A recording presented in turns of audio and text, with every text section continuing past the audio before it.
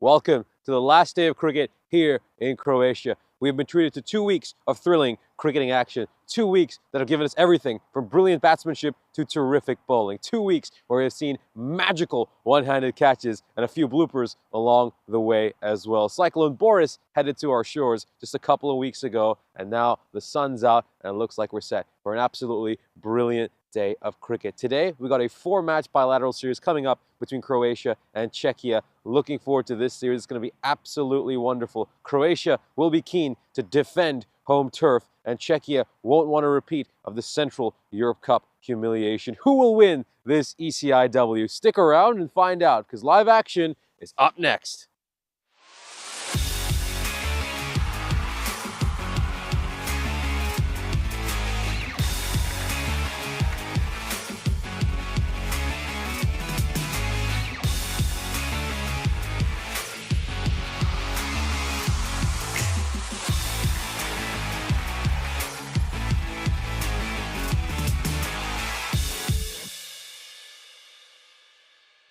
This European Cricket Network event is proudly brought to you by HCL Software and Paramatch.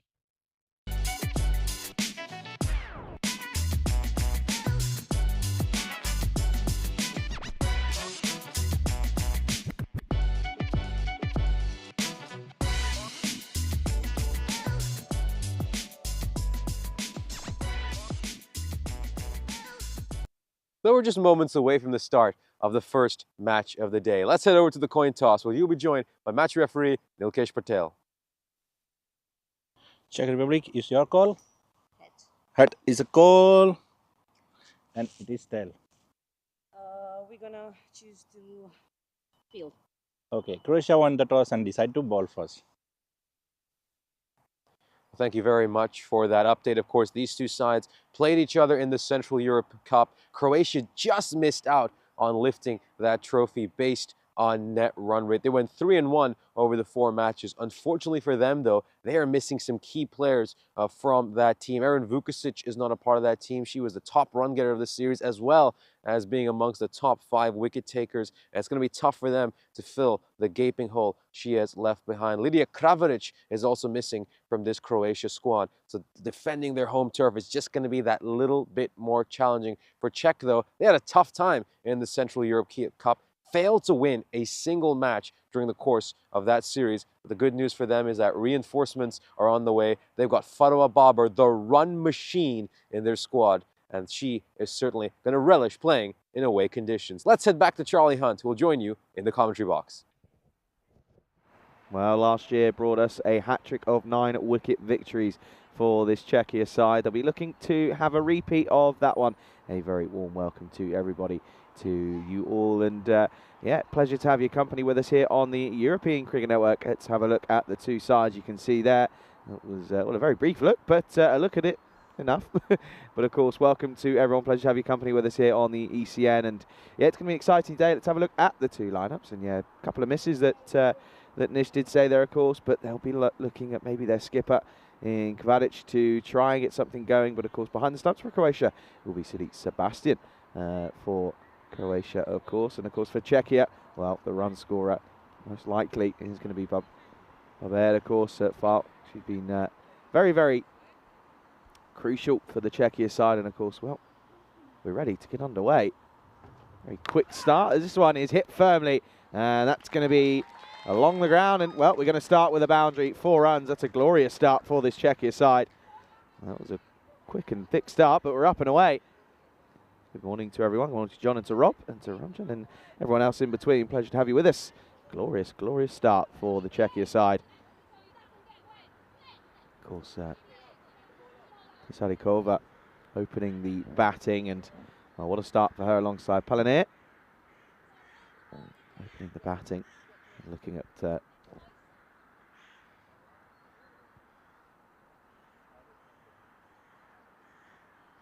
course, but this is going to be a wide as Leko is opening the bowling. Good morning to our officials in Jasmine and to Velko as well out there. We're set for a glorious day of cricket. This one up in the air to the fielder. Actually fielded by D'Souza, who's at long on. You get a single. Brings Palanir on strike for her first delivery. Of course, Czechia will be taking part in the ECI-W that is taking place at the end of December, just before Christmas. We'll be looking forward to seeing how they go about things in the Challenge Division. Well, this is a bit of a looser delivery down the leg side. That'll be an extra. That'll be a wide ball. But of course, here this morning, yeah, it's a glorious temperature of around about, well, it's a bit chilly at the moment, about 11 degrees, but it's looking to get up to about 23. Down the leg side and hit away around the corner. This will certainly be a couple of runs. It's going to be fielded nicely by the fielder in Sanja there. Sanja does very well.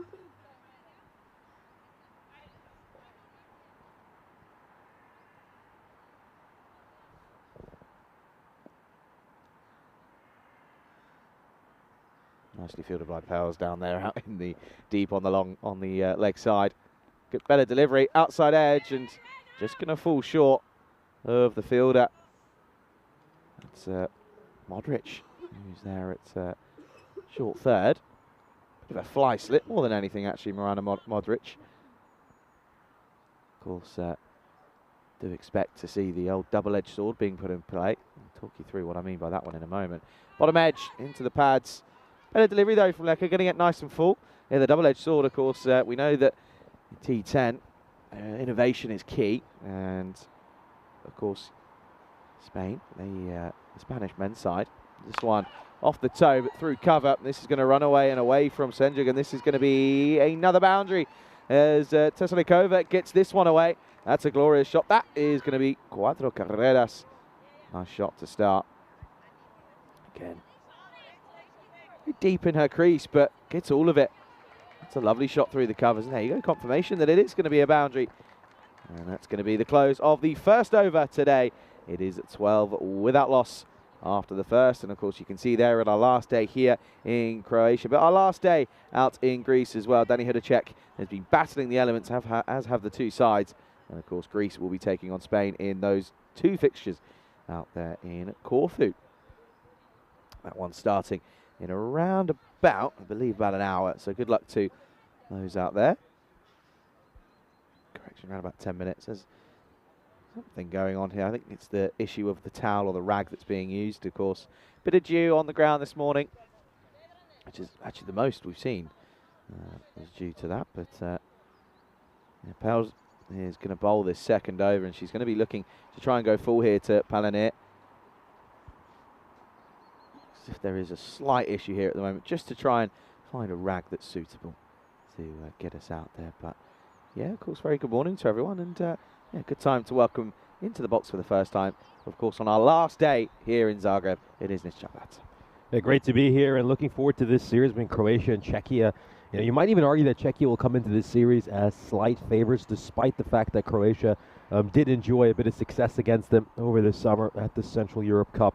Yeah, looking forward to this. It's going to be an exciting series, isn't it? Czechia looking to get this ECI-W trophy on away soil, and well, Croatia would relish to follow up the good work the men did yesterday and defend home turf. Yeah, absolutely. Yeah, credit to them. They were very, very happy with their efforts, Croatia, yesterday, and rightfully so, getting that win on net run rate, which was very impressive. And they often say that net run rate is going to be crucial, and that's exactly what it was. Looks like we found one, which is good to see. Reminds me of England when we we had to go to the local Waitrose to get some towel rags, some tea towels, I think it was. Anyway, well, it's going to be Pavla Senjuk to start this one, and this is hit firmly by Palan. This is going to be one bounce four, I believe it is. That's a glorious shot to start the over. Senjuk just a little bit short and a little bit on the offside there. That's a beautiful shot, really is. Just offered a fraction of width, and she has played this away gloriously. One bounce over the rope, 4 runs. This is just great hitting to start off by this opening partnership of Palanir and Tsarikova. Senjuk needs a response here. First delivery has... first delivery... Oops.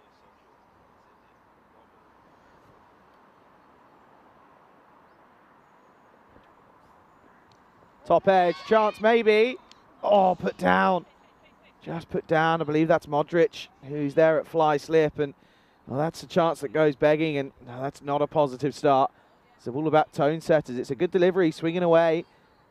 Oh, goes with the crocodile, and it doesn't work. It pops out. That's a drop that goes down. Palané gets a life. They're very unlucky there, Senyuk. She really deserved a wicket for that. Creates a chance, but our teammate is unable to snaffle that.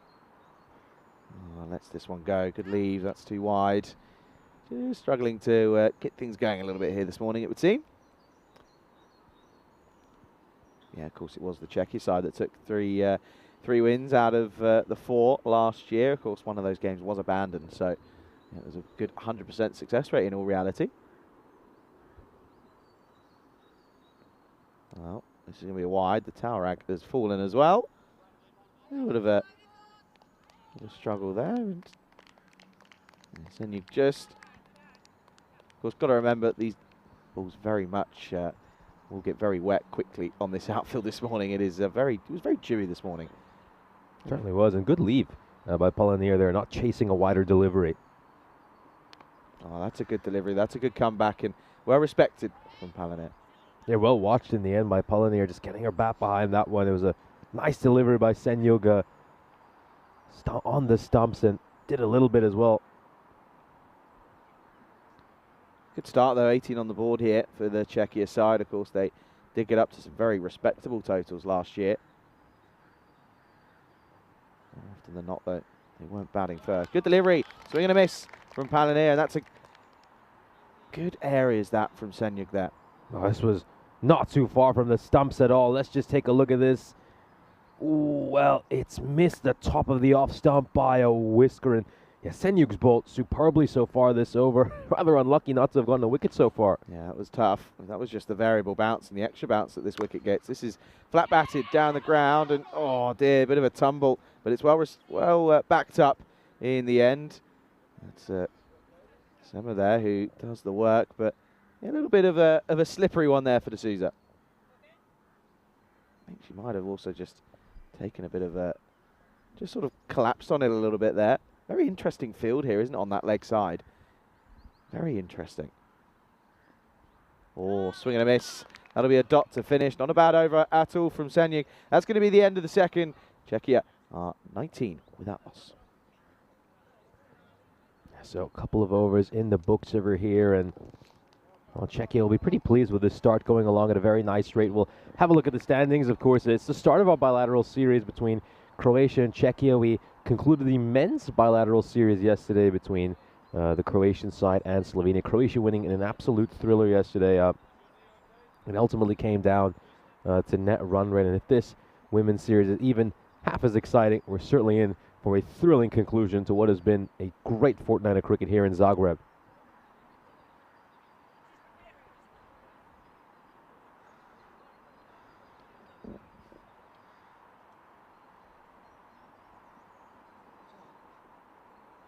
Valic is the next bowler, the skipper, taking the third, and that's going to be a wide to Palané. She's got a very good judgment of these wider deliveries that are coming her way.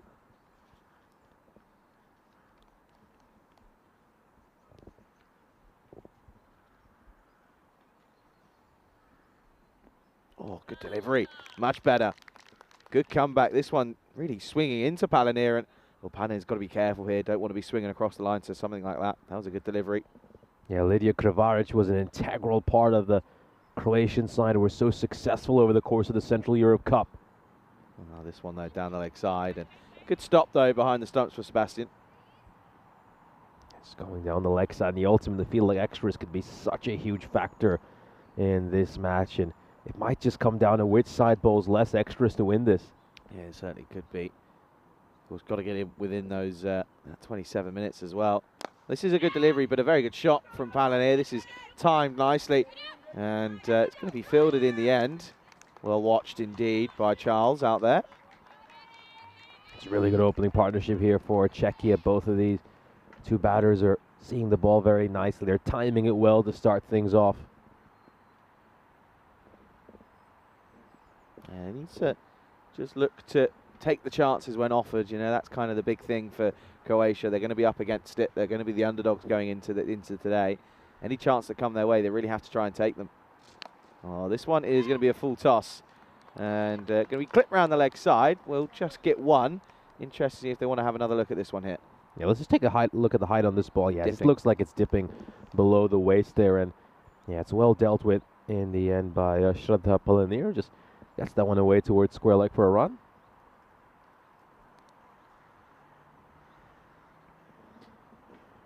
Needs to get it full and straight here. Does Kvadic. It's fuller, but it's not straight. This time a wide on the offside. Teselikova, though, looking to be positive and take it on. You can understand as to why. It's a very leg side dominant field. Have to get a look at it at some point, but yeah, it's a very, very interesting field on the leg side. They've got a sort of silly short mid wicket. Angles in and lays it away. Gets through one. They won't get two, though. That's Charles again doing the work. Yeah, very interesting field. They've got a very short mid wicket. They've got a lot mid on, and then they've got an almost conventional mid wicket as well. It's very interesting, isn't it? It really is a rather innovative field here for Croatia. Yeah, not much noise out there for them from the Croatians. They're not very vocal. They're just quietly going about their business at the moment. Get behind each other, back each other through the game. Oh, this one's got through the keeper, but it's well done by Modric, who's behind, just to offer a bit of support. Yeah, long day ahead here for Croatia, and they're going to have to be vocal, at least in their first match. They're only going to get more tired as this day progresses.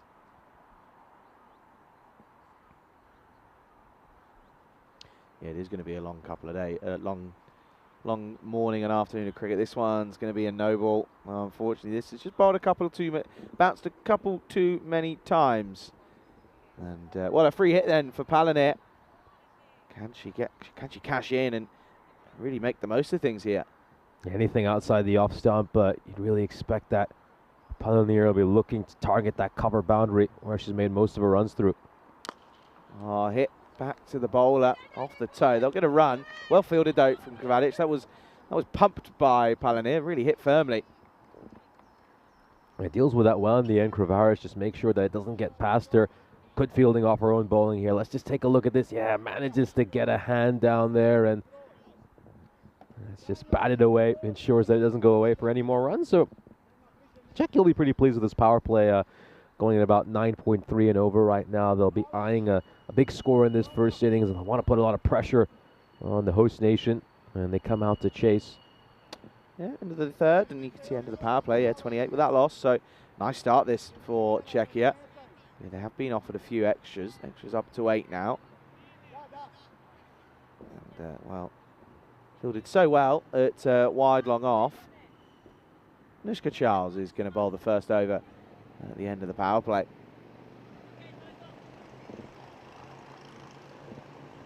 Palanir on strike. Short and played leg side. Hit firmly into the onside. This will be a couple of bounces, 4 runs. As that gets away from the fielder out there in the deep. That's going to be a nice shot, 4 more. Absolutely gorgeous shot. The first runs through mid-wicket. It was just a little short. Just able to get underneath that one. Elevate it over the inner ring. 1 bounce over the rope. 4 runs.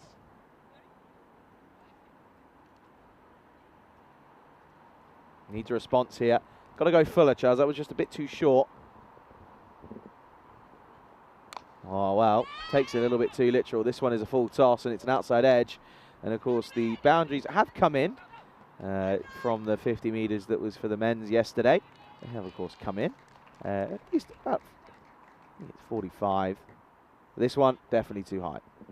Yeah, it's a no ball's been signaled here by the umpire, and you just need to watch these extras, Croatia.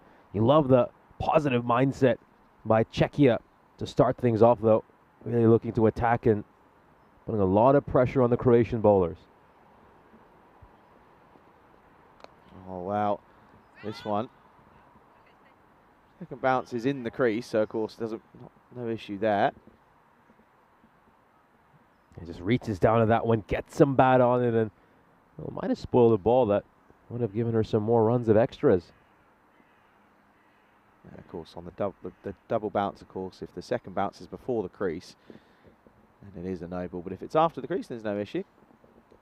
A little top edge, but it's going to run away down into the leg side. Not going to go all the way. It's going to be fielded by Milana Modric. He does very well, and they'll come back for 2. Now, these two are so in sync, aren't they? Palanir and Tsarikova. The communication is brilliant between them when they're running between the wickets. A nice early call here. They set off for the first one hard. That means they can comfortably make it for a second. I think they've got to realise that maybe the towel should probably not go to the bowler, maybe go to the fielder on the short leg side. Keep falling out a little bit frustrating for the batter on strike. This one is going to be a no ball. Maybe you just want to double check this because it kind of veers off to the left relatively quickly, which often indicates that it might have caught some of the pitch. But let's have a look.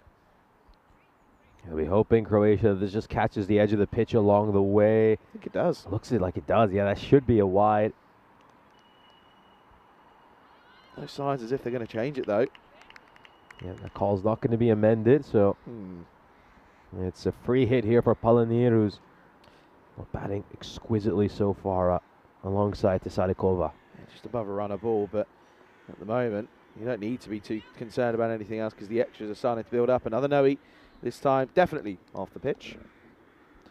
Yeah, of course. Keshi Patel, Nil Kesh, is the TR this morning and today. No Stefan Gooch. He's of course on his way to Kartama. Of course, he'll be playing in just over 24 hours. Is that first game between Estonia and Turkey. Also, good luck to everyone, and of course, good luck to the travel. All the sides that are travelling to Kartama today, and of course, fingers crossed that that's going to be another one here. And Charles just having a little bit of the yips here, and you can just see starting to get to her a little bit. Someone just needs to come up and have a little conversation. And I think that's what Ivana Petrico is going to do here. Yeah, it's going to go give her a little bit of advice. Anushka Charles struggling a little bit. That's now 3 consecutive no balls. Yeah, just got to go have a word with her and make sure her confidence stays up. Here we go then. Can she get it on the right spot here? Now this is a lot better. Of course, well, it's a free hit, so that's not going to matter. And well, now it has to get back here. I don't think they're going to take a run. This is, of course, not going to be out because it's the free hit that, of course, carried on. Yeah, it's brilliant, isn't it? It's absolutely a brilliant take, but unfortunately it's not going to matter, is it, since it's a free hit. Let's take a look at this. Just looking to go over point. I mean, they could have had a run here in all honesty, couldn't they? I mean, you could just see that she was able to make it all the way to the other end there, Shraddha Palanir, but Tsarikova wasn't keen to grab a run. No, that's just due to the no ball, and of course, infringement, and that's why it ends up being a dot ball and a valuable dot ball for Croatia.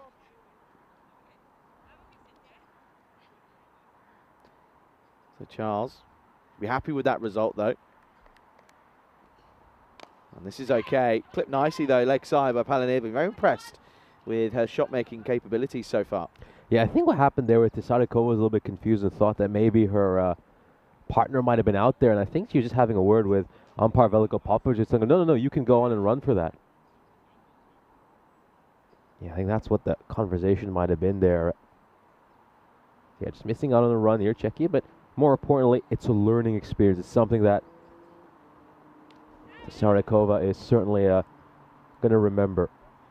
As Charles just seems to have caught the edge of that wide line on this delivery. Let's have a look at this one more time. Yeah, you can just see, I mean, you know, if we had that tennis Hawkeye, I think we just find that the inside part of the ball catches the outside of the line there. Czechia, 41 for no loss at the end of 4, going along very nicely here as we're approaching the halfway stage of the innings. Yeah, of course, you can see there going nicely at just above 10s, which is a good sort of position to be in, really. You kind of look at where they're going to be, and I think that's going to be realistically around about the par score, maybe about anywhere between 70 and sort of upper echelons of 90, I think, is where we're going to be looking at, in all honesty. Looks as if this is going to be a new bowler, and this is hit down the ground. What a glorious shot that is. That's for all day. And, well, Palanir, just said it a moment ago, her shot-making capabilities are very, very impressive, and that's a perfect example of it there. Oh, great flat bat stroke straight down the ground, rocks back and hits it away, past mid-on. That's going to race away for a boundary, and yeah, that just puts so much pressure here on Sima Kukusku, who's now, well, she's behind the 8 ball now, isn't she? Boundary off the first delivery she bowls.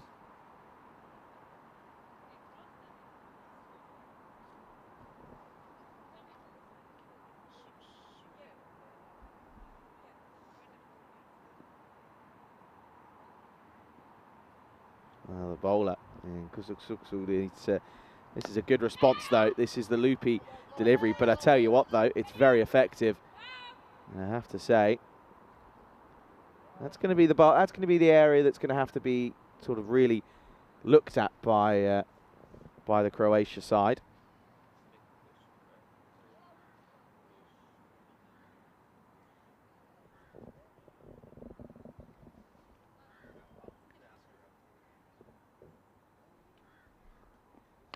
Again, though, this time not as full.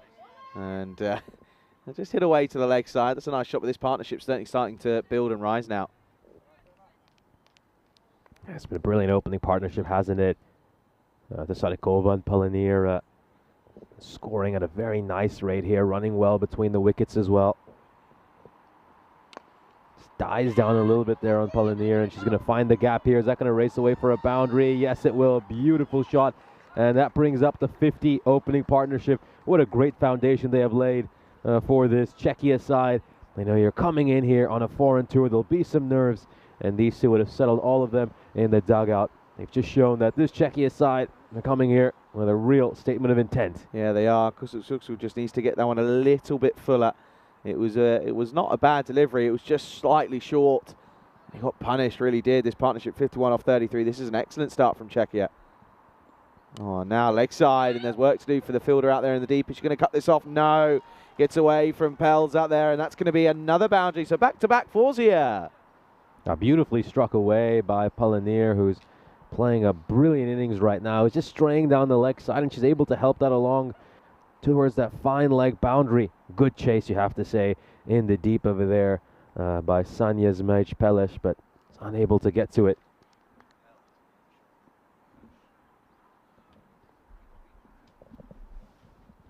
Oh, well, this is it.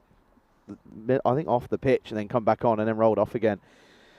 Going to be another no ball and another free hit this over. Well, it's running the risk of going very expensive. This one, you can see there, comes off and then comes back on. Here we go. Oh, free hit. And it's going to be another one. As Kusuk just losing a bit of rhythm.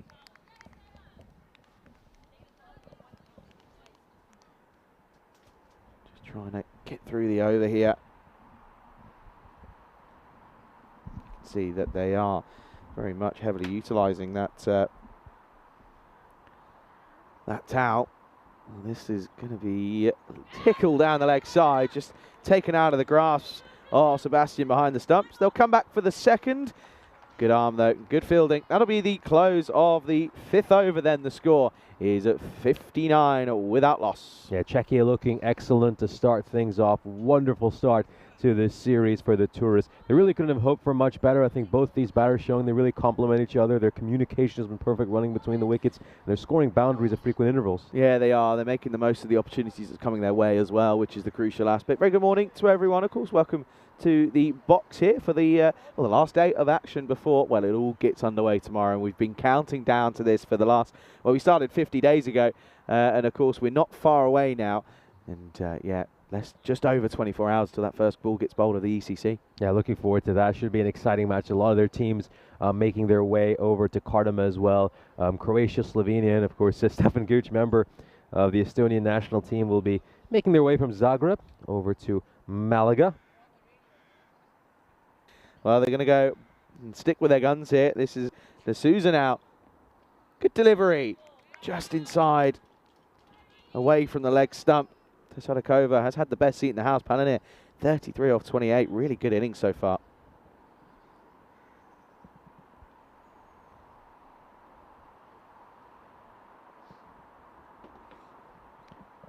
Good areas, but too short almost. Hit firmly. Oh, takes a bit of a bobble. That's going to get away from the fielder out on the leg side. That's going to be another boundary, and Tesadikova gets one going.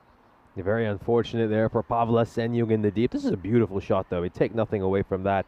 Wonderfully struck by Katerina Tesadikova. Pulls that away firmly. It's always going to be tough there for Senyug. She tried her best, but just gets past her in the end. But you can see, though, Tesadikova really bats deep in a crease, and, you know, it makes everything sort of that's potentially full on this crease, of course, on this wicket, is going to bounce up. So it just becomes a little bit easier for her. She's very tall as well. So that certainly helps because the old long lever's out. Getting involved in the action with that boundary. Oh, this is hit firmly down the ground. This is going to be a couple bounces and trickles over the rope. Sits back to Sadikova exactly as I was just saying and gets all of it over the top. Flat batted down the ground, 4 runs. Straight back over the bowler's head. What a terrific stroke. She's given a fraction of length and nice and deep in her crease. And it's going to run away for another boundary. Of course, looking to make the most of that chance now that she's been given. Oh, this one again. This stays a little bit lower, and more often than not, this sort of bowling would pop off. But yeah, that one just stayed a little bit low, but well fielded, and a good little comeback from the fielder out there in the onside. Brings Pioneer back on strike, who's currently on 33.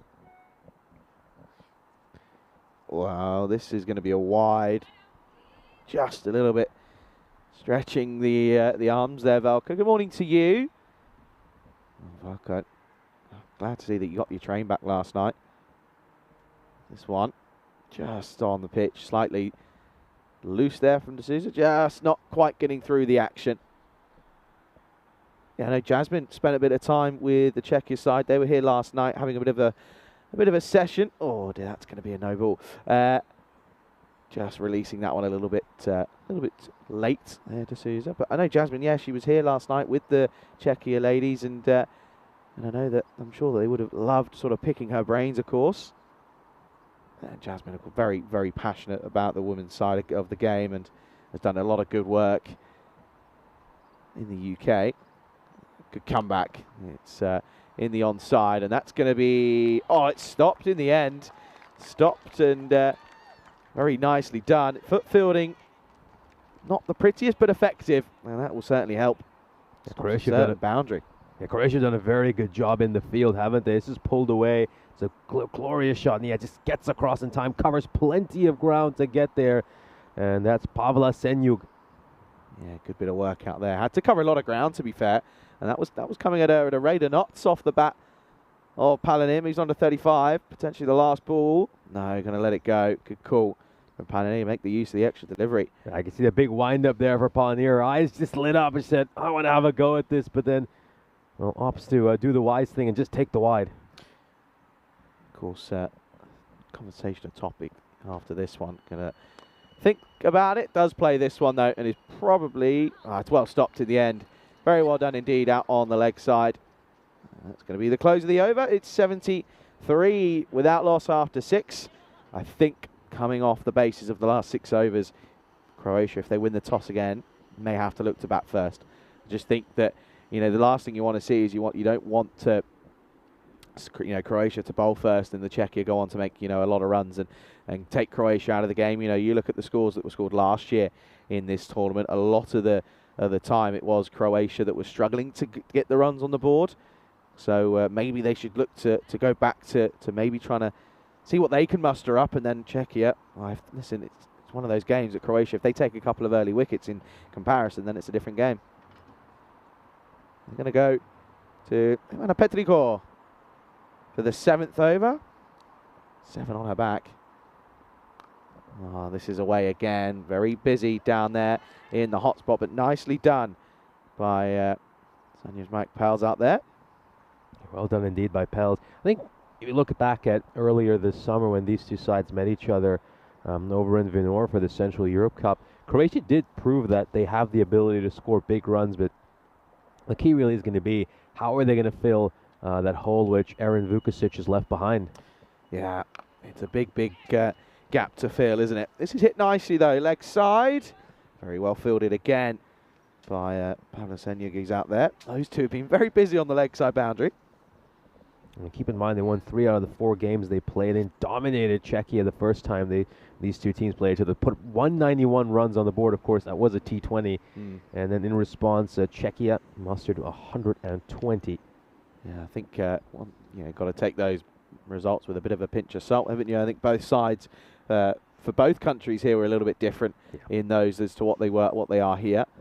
Of course, that's just availability, and you've got to remember that all these participating players would have had to take time off work to get here and be here. That's going to be a no ball. Just Couple of too many. Yeah, I did mention that during the introduction, that it's just so hard to look at some of these past results just because of how different the squads are in each of these series. It's going to be a tough one to call. Could go either way. It's going to be a wide. The extras column now just starting to build up a little bit. Yeah, when I covered that Valletta Cup just a few weeks ago, that was the difference between the sort of bottom two sides in the likes of Serbia and Malta, and then going on to, you look at Greece and the Isle of Man, who were the eventual winners of that. And of course the MCC, the difference was the extras column. And I think that's what we're going to see here. It's going to be a no ball on the onside. Of course, got to remember though that a lot of these players would have been involved in that first ever ECI-W that we had here not too long ago. Absolutely, and one of the founding members of Jinx Zagreb is currently bowling in Ivana Petrico. First ever women's cricket club in Croatia. Yeah. Of course, they were involved in, well, the first ever ECI-W and the first ever gold ball in an ECI-W. On the sweep, and swept nicely from Palanir. Oh, a bit of a tumble, but well corrected and, well, eventually well fielded in the end. Paz had a little bit of work to do there. Did a very, very, very good job. It really is an amazing story how Jinx Zagreb was formed. She, of course, did it alongside her teammate Pavla Senyug, who's currently out fielding at deep square leg. Got to thank Vedran for that. I mean, Vedran really convinced these two girls to go out there and try the sport. Wide that. Yeah, they were both just initially rather skeptical. I mean, cricket, should we give this a try? And then Ivana points out that the first time she ever middled a ball, it was the sweetest sound and one of the best feelings she ever had. And she just fell in love with the game immediately. Cricket purist. That's exactly what she is. And yeah, I've got to say that I'm skeptical of when I go out on the pitch every time. You never know. I think everybody is. That's a better delivery. And Palanir, well, misses out on one that probably she would have liked to have got away.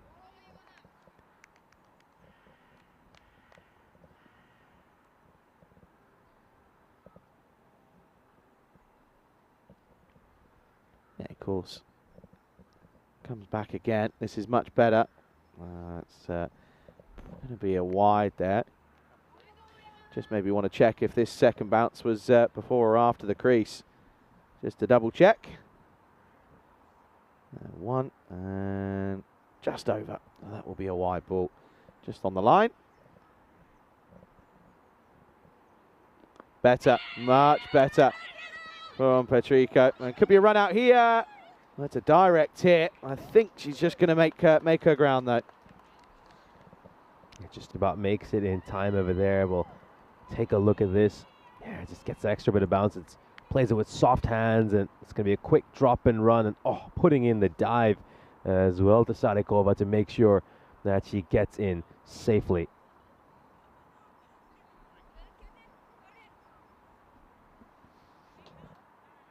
Yeah, and we'll just get everything back and set and ready to go. But good running, good call from Palanir. She clearly knew that she wants to face as much as possible. So she knew that get a single means that Sadikova can, well, she's got the license to give it a good old whack here and give it a go.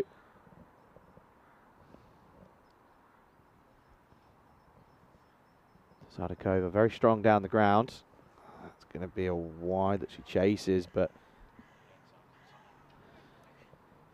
yeah, Petrico just unfortunately just not following through. This one, I'd argue, might be a no-eat. Because it bounces in front. They're going to move on. Better. Fuller. That's where it has to be. That's the golden delivery that that Petrico is going to be looking for. End of the 7th. Czechia still running away with it though at the moment. They're 85 without loss. Yeah, they got to find a way to get wickets here, don't they, Croatia? We'll take a look at the groups for the upcoming ECC.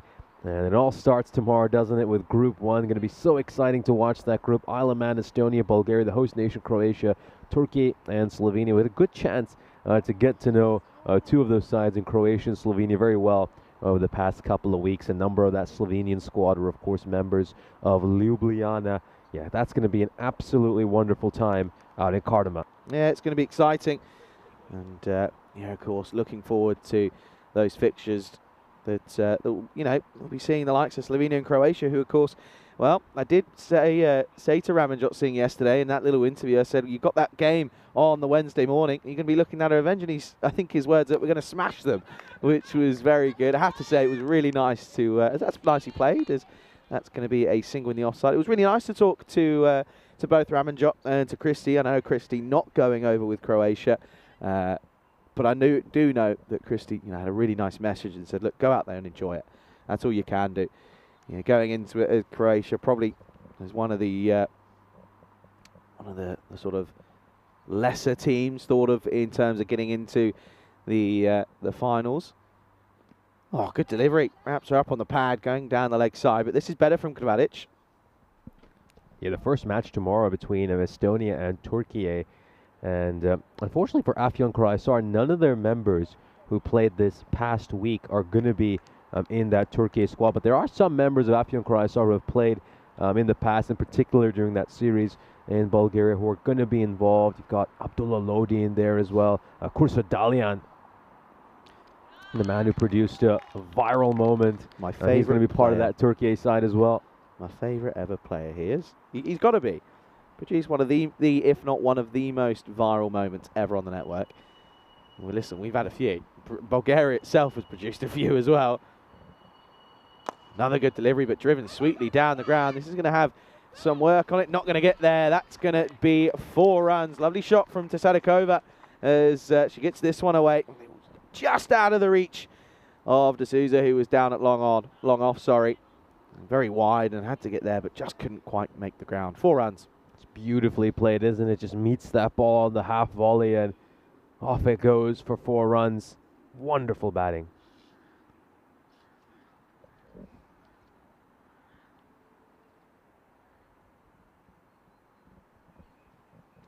Oh, what a delivery. What a peach of a ball that is from the skipper. Not far away from the off stump at all. But yeah, of course, yeah, the challenge division that we've spoken about at length, of course. The winner and the runners-up, of course, of each group will advance to the playoffs. And the interesting thing to talk about that as well, this one hit firmly, leg side, another boundary. This is a glorious bit of hitting now from Tsadikova. And that's a nice way to move out of the over. That's a really, really firm shot. Just in the hitting zone, isn't it? And that's going to be the end of the over. At the end of 8, the score 94 without loss. Yeah, interesting thing to remind yourselves is, of course, that the winners of the group of Group 1 and Group 2 going into playoffs do carry 2 points through. So they, of course, go into that playoff group with a massive advantage. As the runners-up, they take no points. So that's going to be crucial to remember that. Of course, the playoff finalists will both be promoted to the Premier Division of the ECC in 2025. Yeah, a lot to play for, isn't there? 2 promotions, just 1 relegation this year from the Premier Division, and it's expected that in coming years they'll probably go to 2 and 2, where 2 go down, 2 go up. Yeah, looking forward to it. I mean, there's so much at stake over in the ECC Challenger Division, and some great games tomorrow. Croatian men will be in action the second match of the day tomorrow, going up against Bulgaria. I think 2 very evenly matched teams. That should be a fun game. Good delivery. Really good delivery from Senyik, nice and full. Just pushes Palanir back though, good delivery. Yeah, just as you mentioned that Turkey aside, yeah, there are some names there that absolutely that we do recognise. Of course, the like of Ali Turkman will be back on the screen, and well, Gökhan Alta and Abdullah Lodi, of course, as you said, runs galore for him in Bulgaria, so he'll be a key wicket for those when they play against him. This one up in the air, and this could go all the way. In fact, it does. That's a glorious shot from Palanir. Maximo down the ground. That is a wonderful strike from Palanir. What an incredible way to bring up your 100. That's the shot of the day. Let's take a look at this. Flat batted, straight down the ground, over the rope, goes for 6 runs, and we see a century opening stand here for Czechia. They couldn't have hoped for a better start. Yeah, and 47 of those have come off the bat of Palanir. And, well, she'll be thinking of a half century now. She's within touching distance, but, yeah, just on that side. Romanarth will be back in the side, which will be good for them. And, yeah, as you mentioned, Dalian, some big names. But then, of course, you look at the Estonia team that's travelling over there. Oh, this is up in the air. Could be a chance again. And this time it is going to be taken. And there you go. That's a wonderful catch. What a comeback that is as Croatia pick up their first wicket. And it's the big fish of Palanir who's going to have to go. But she goes for a very well-made 47 in her first outing today. But what a catch that is for Modric. Yeah, wonderfully taken there by Morana Modric. And just about manages to snaffle that. Her heart would have leapt for a split second. Important wicket to get. Real shame, isn't it? I mean, she was so close to getting that half century, wasn't she? Shraddha Palanir batted beautifully, struck 6 boundaries over the course of her innings. We'll take a look at this wicket again, and yeah, well snaffled there by Morana Modric. And Pavla Senju, one of the co-founders of Jinx Zagreb, will grab the first wicket of this series for Croatia. Yeah, very good delivery. Good comeback after getting pumped for 6. Very good comeback indeed. Abad is the new batter then, and could have been gone for a golden there. It wasn't far away for Petrico at short mid-wicket there.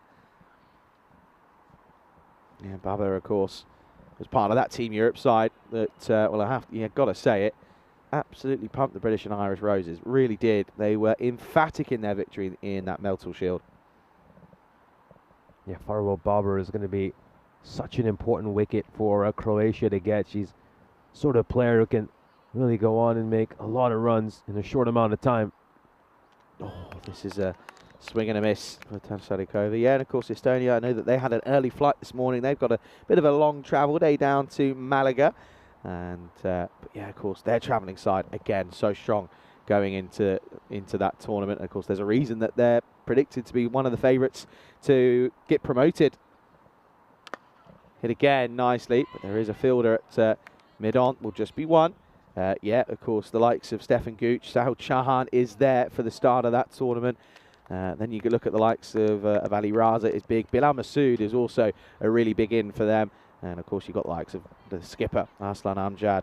And David Robson as well, by the way, who I've got to say has, I've got to say a bit of credit to him, as that's the end of the over. It's 103 for 1 at the end of 9. Robbo, has shifted some weight apparently and is looking trim going into the ECC. So credit to him. I know he's worked really hard on shifting a bit of weight, and I want to say absolutely well done to you.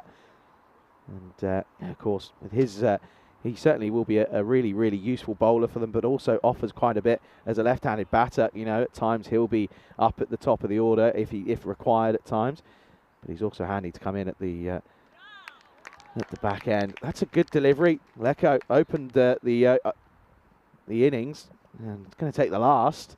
Starts off with a dot.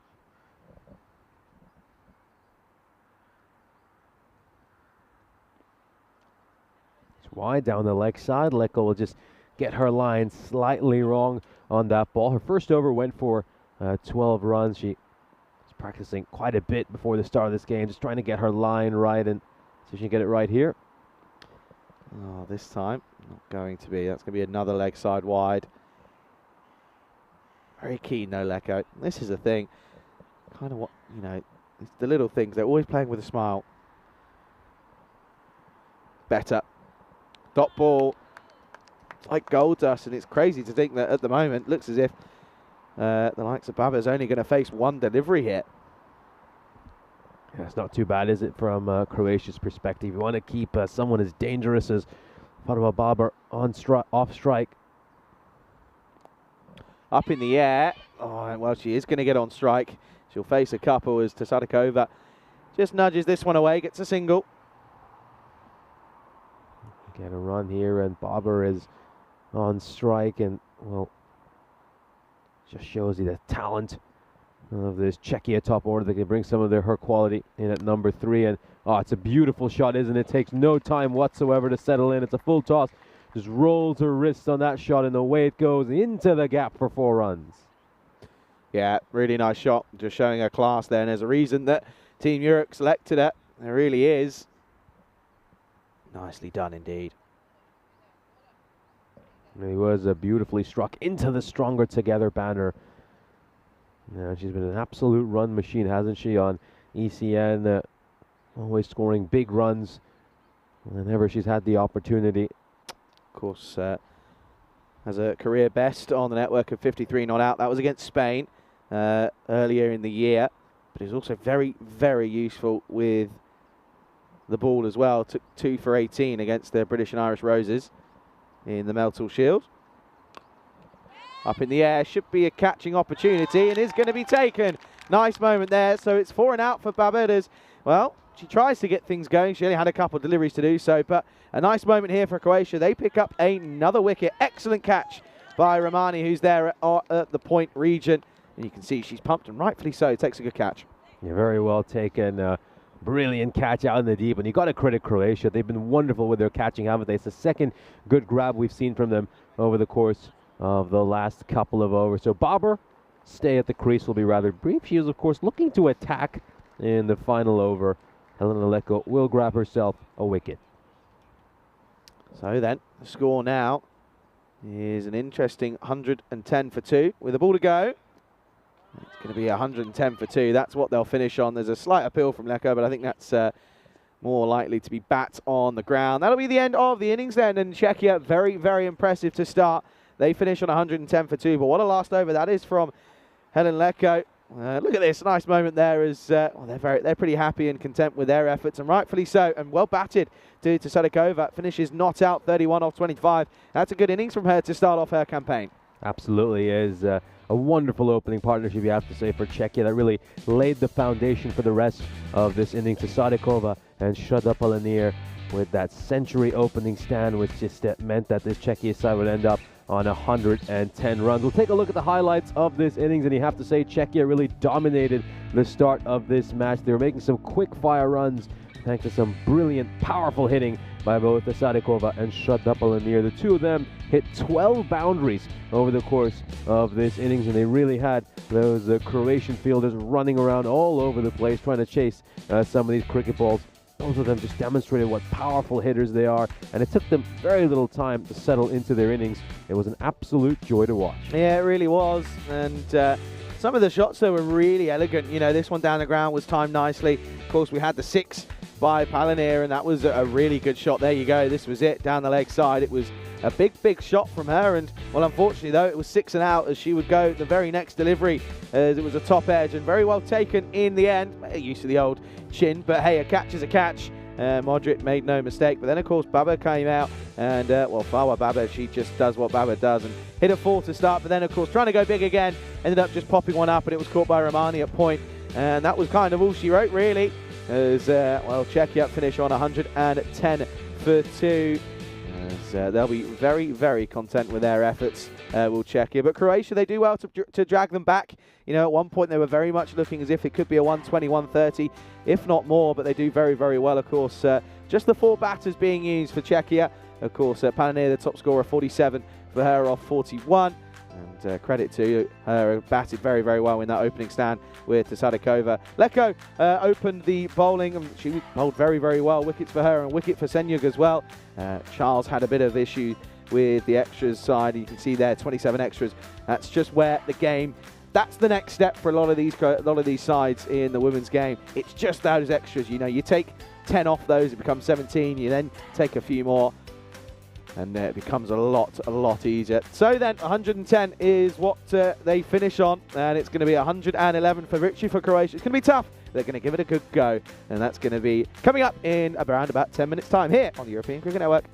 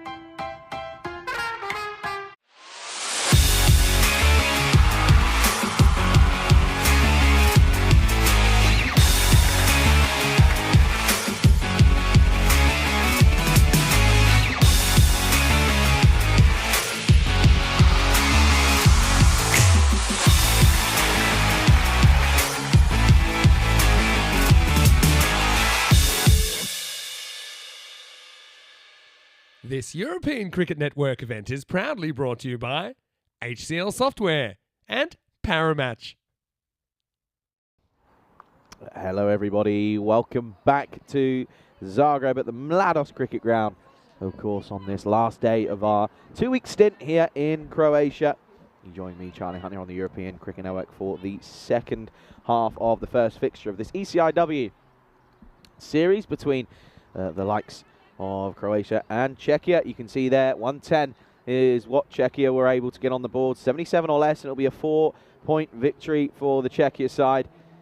That's realistically what we're going to be looking at here. A bit more of a conventional field being set right in front of us at the moment. But yeah, you can see 77 or less is what the Czechia side will be looking to restrict this Croatia side.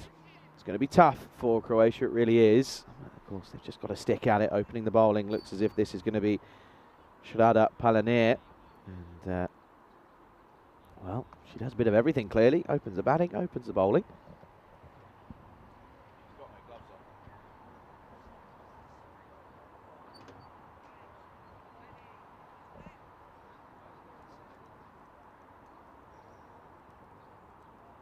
Well, we're going to get going here as we're ready to go.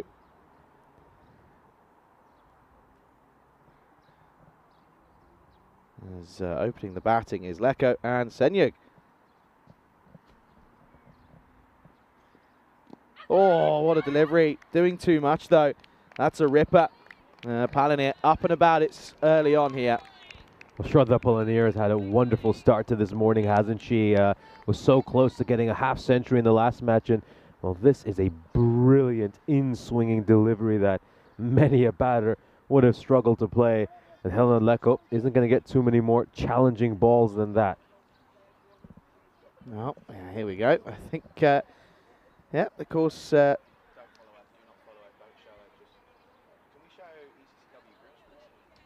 Just a little break here, just for a second. Maybe gives us a little chance to look at where, of course, this Czechia side will be in the ECI-W. Of course, that one coming up at the end of the year in December. But, of course, we'll have a look at it here. There you go. Jersey, Germany, Austria, Spain, and Czechia in that Challenger division. That's going to be tough. Some tough matchups for Czechia going into that. It really will be. I mean, they're going up against some real quality sides, but I think based on what we have seen from them this morning, they do look like they boast a fair bit of talent. In particular, Shrada Palanir playing for the first time on ECN. Oh, too wide from Pane. Good pace, though, from a really good pace. She really looks like a gem of a talent, doesn't she, for Czechia cricket. 24 years of age. We saw her bat beautifully, and what a wonderful, wonderful bit of bowling to start things off.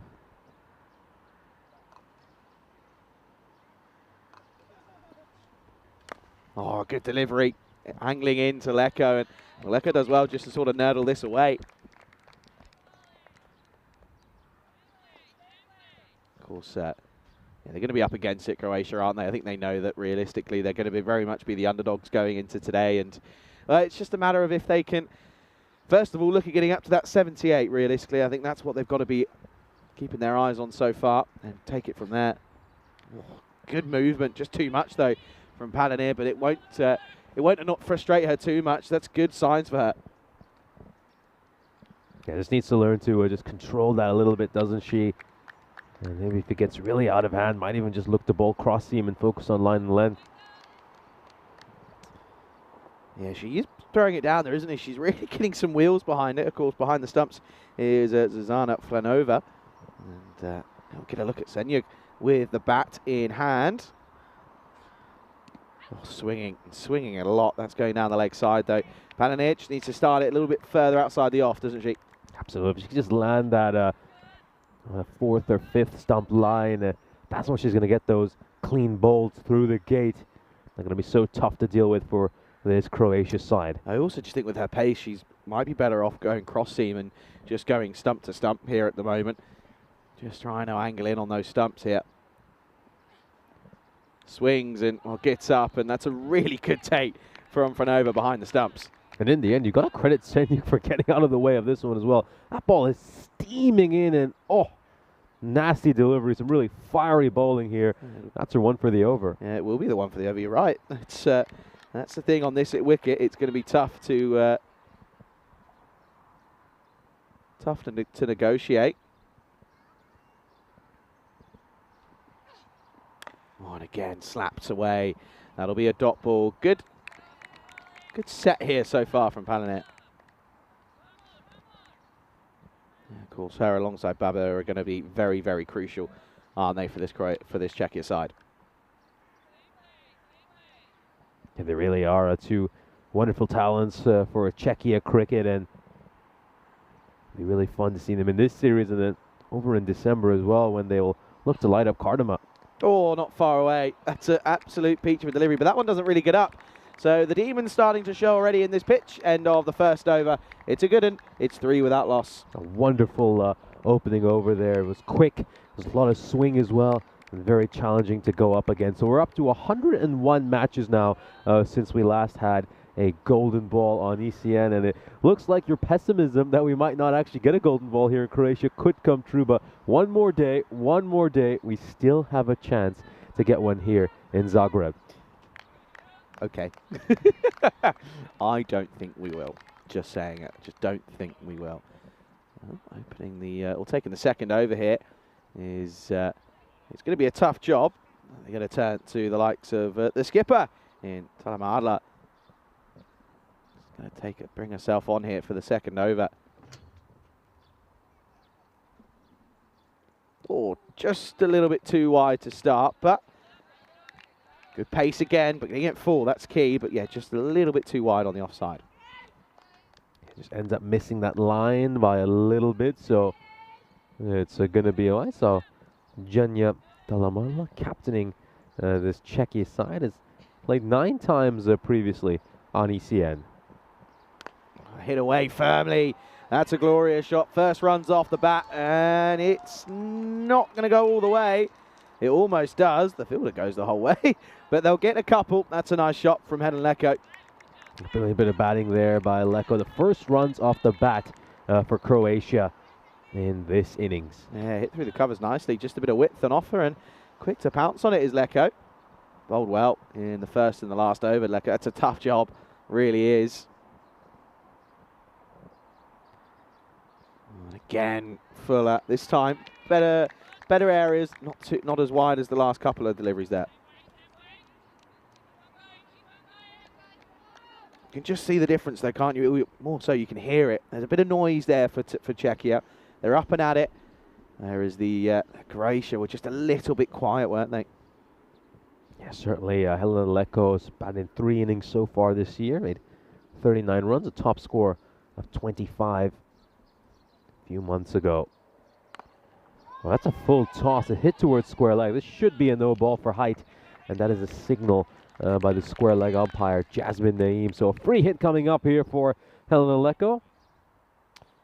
Yeah, of course. It's a big build-up, though, in the women's sport, women's game, isn't it? With the ICC T20 World Cup coming up. Out, of course, not long to go until that one gets underway. Of course, the first game in that one will be the Bangladesh taking on Scotland on the 3rd of October in Sharjah. Cannot wait. It's going to be a great tournament. We'll certainly be keeping a close eye on it, of course. And yeah, good luck to all those teams involved out there. It should be a fine spectacle and great to watch the growth of women's cricket. And to the leg side. No run there, though. As if Baba just runs past that one. Yeah, the captain, Saujanya Talamadla, playing in her 9th match on the network, and she has a career economy rate of 5.4 and has managed to pick up 3 wickets over the course of her career. Oh, good delivery, out-swinging delivery, really nice from Tamala, and she's looking to try and set Leko up here. Get her going away from her body, and then maybe angle one in here. Bowling beautifully, aren't they? This opening pair of Shadda Palanir and the captain Talamadla.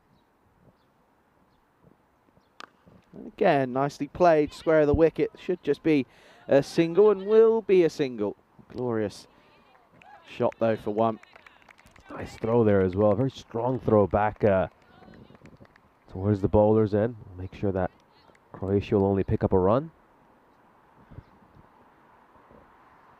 Good morning to everybody in the chat. Pleasure to have you with us here. Thanks for sticking around with us on this Sunday morning. Easy like Sunday morning. That's a wide though. Good morning to Tim, to John, to Kev, to Khan, to Mohammed, and to John, of course. To Lance as well. To Skeleton. Good to have you all with us here. And to Bob, of course. Can't forget Bob.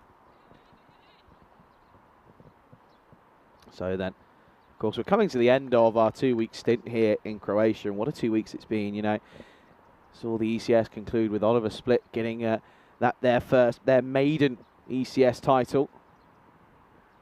Stays low, but does well to dig this one out. They're going to think of a single. They will get an easy one in the end. Bit of a misfield by the fielder there in Kushagard, and that's going to be the end of the second over then.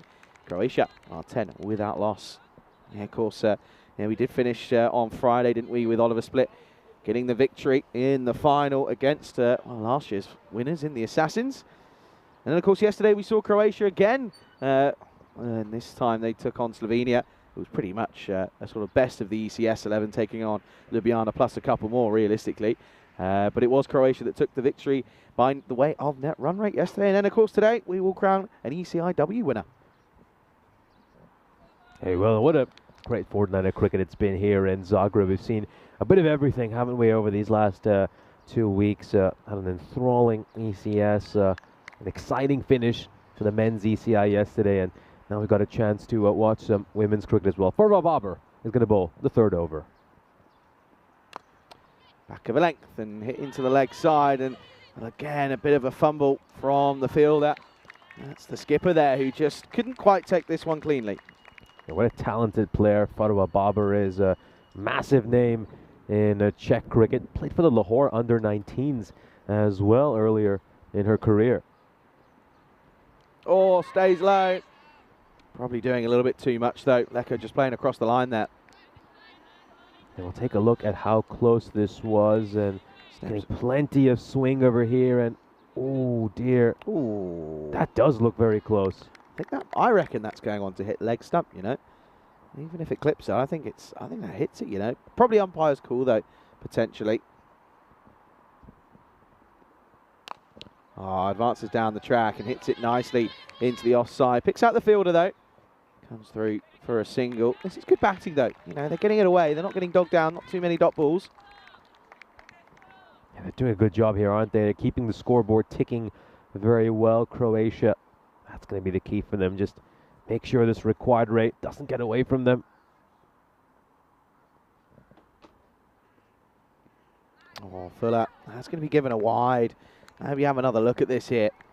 Is this a bit harsh on the bowler potentially? Let's have a look. Of course, the line belongs to the bowler. Oh, it's tough. In real time, it's tough, but I think on the replay, you can argue it just touches it. I think it is worth keeping in mind the umpires got the best perspective standing right behind the stumps. We are looking at it from a camera that's a good 55 meters away from where the stumps are.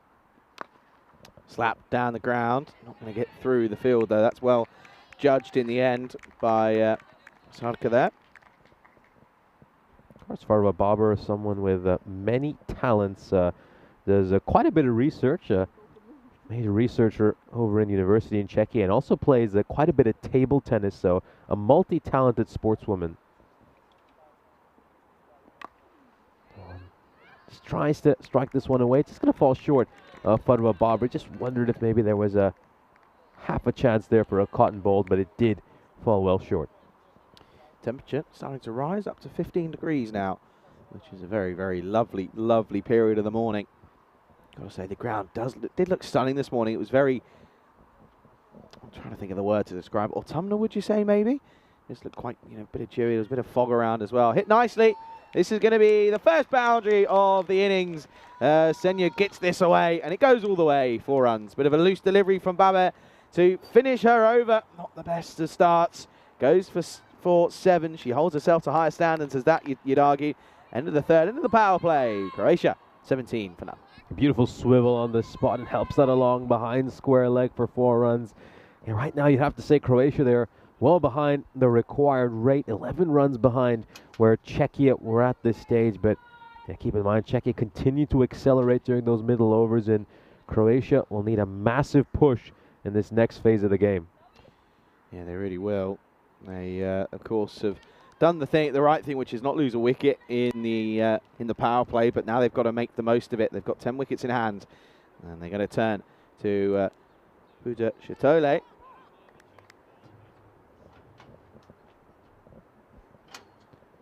Take this 4th over. Going to start with a wide down the leg side. Bit of a loosener.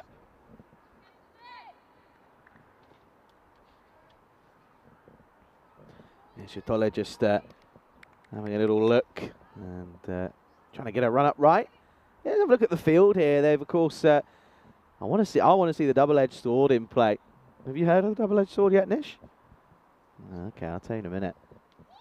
Are you referring to the Southern Cross field by any chance? Southern Cross, yeah, obviously. Do you know what the double-edged sword is? How does it differ from the Southern Cross field? Well, the double-edged sword is completely different than the Southern Cross.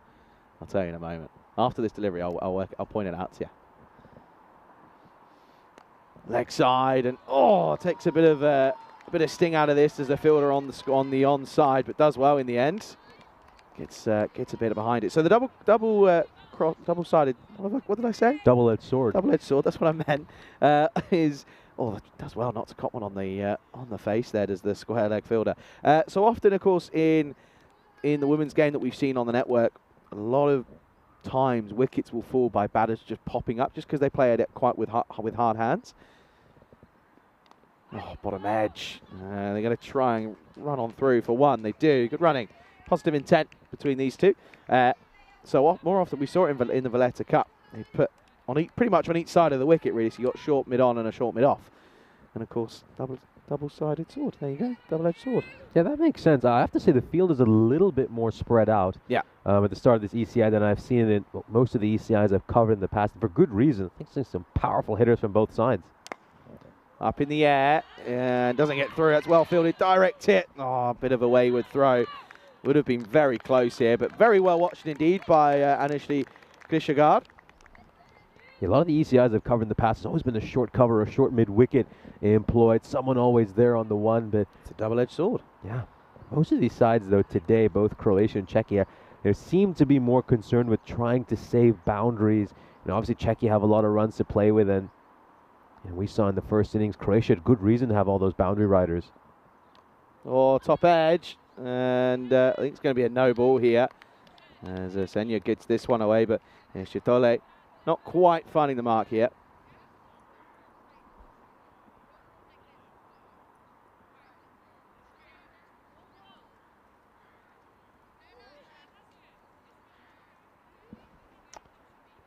Leko still looking to try and get something going here. Free hit. And cashes in, hit firmly. Has to backpedal a little bit here, does Anishli. Good throw, much better throw, better than the last that she attempted. Very good indeed. As the over, it's a bit of an interesting one, but it only goes for a couple. And well, not sure if it is over just yet. I think it is. It is the end of the over, I think. No, maybe. It's all a bit too much going on at the moment here. Yeah, so we'll just have a look at whether there's still a ball left in this over. Keep in mind there was a wide and a no ball as well. So, well, is there a ball left in this over? Was it a 5-ball over? Should Shatole go back and bowl the final ball? Shatole is there. She's ready to go. Yep. Not far away. I just want to double check this just to have a look. We are going to go upstairs here. Let's have a look here. It does come out. Does she get the bat down in time though? Well, let's just hope that the fielder there isn't in the way. Let's go back a little bit. Let's have a look here. Well, this could be close actually. In fact, it's going to be gone. It's going to be given. And there you go. First wicket falls. It's going to be a stumping And a very good bit of work for Zuzana Flanova behind the stumps. That's an excellent bit of work for her, as that's going to be the end of Helen Leko. She'll go. Croatia, they find themselves 23-1 at the end of 4. As the first wicket falls here, Helena Leko spent quite a bit of time out in the crease, but she's going to have to depart here, having made 6 runs. We'll just take a look at that run rate for Croatia. And currently, they're going underneath that blue line, which means that, well, they're not even going at the rate which they need to pick up a single point out of this game. So Czechia find themselves in a commanding position. Yeah, looks as if the new batter is the skipper, Lydia Kravaric.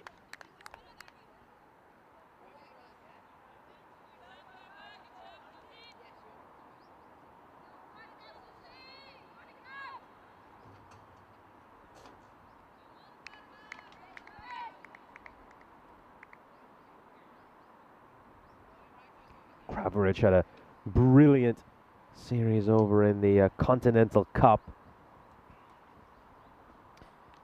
Oh, this is Fawa Baba who's come back, and that's a good start.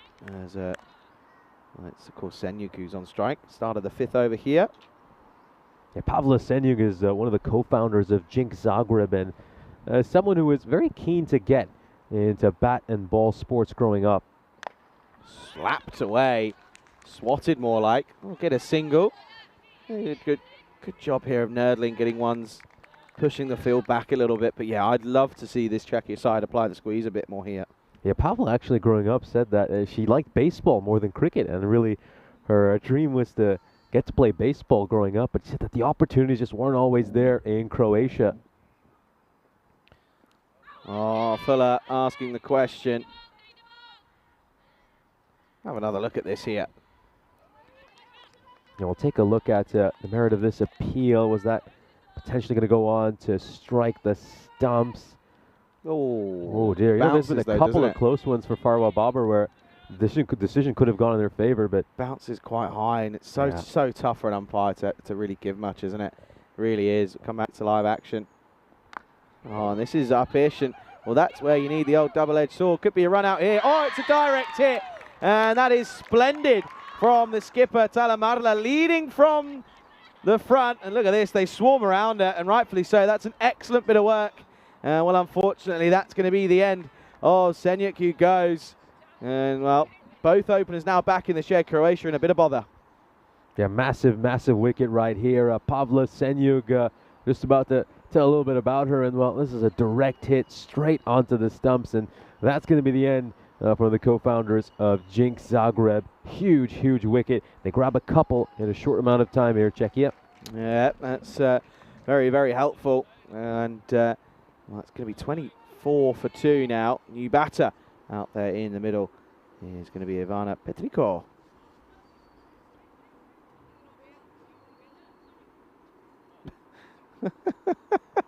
Velko clearly a little bit sleepy this morning. Hey, listen, I've got to give them credit, the umpires.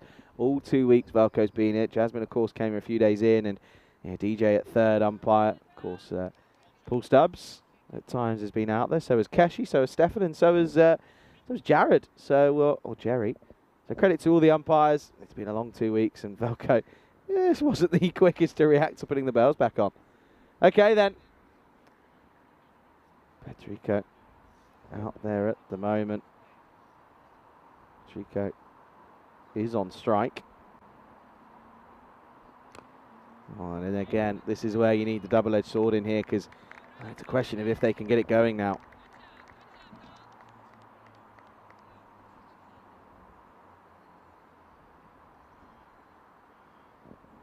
It's a huge partnership, really is. They're going to have to find a way to reconstruct after losing both their openers.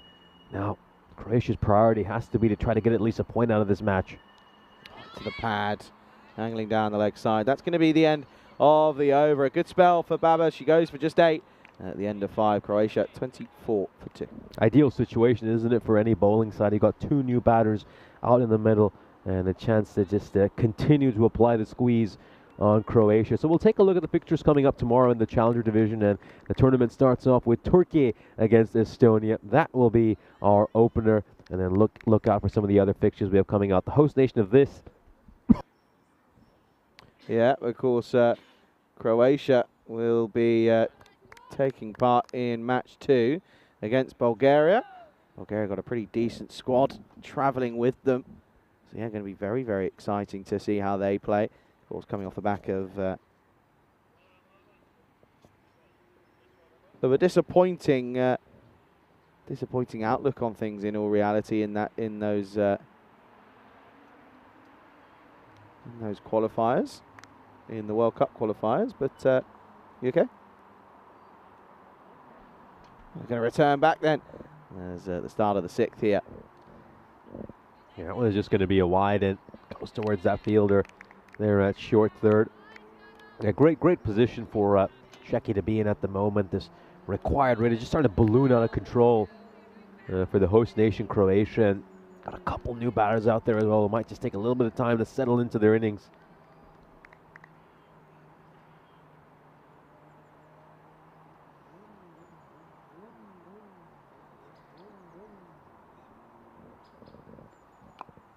Oh, just chase of the wider one here, Kravaric.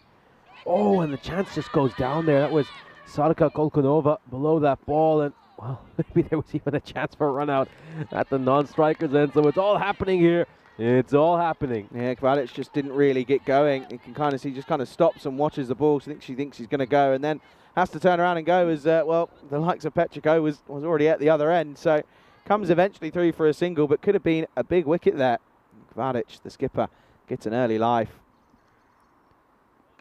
No ball called. This is hit away. Well, there still can be a run out on a no ball though. Oh no, it's a bit of a fumble from Fanova. Oh dear, that's a front foot no ball it seems. Let's just take a look at this. Nice throw there by Kolkunova. Decides to go underarm, just a little bit wayward in all honesty, and well, Zuzana Fanova just a bit too wide for her to get to that. Yeah, it looks as if it was on the front foot, so a free hit to come here then. Big moment. Swatted away. Be a dot ball. Good delivery from Shirsagard.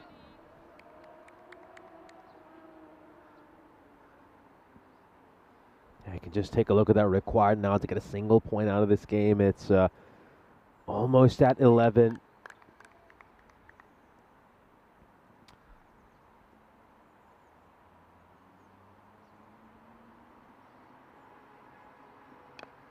Some bat on ball here. They're going to push hard for a run, and once again it's going towards Sadka Kolkunova, who's been very busy in the field. She'll probably feel like a bit of a magnet for the ball this over.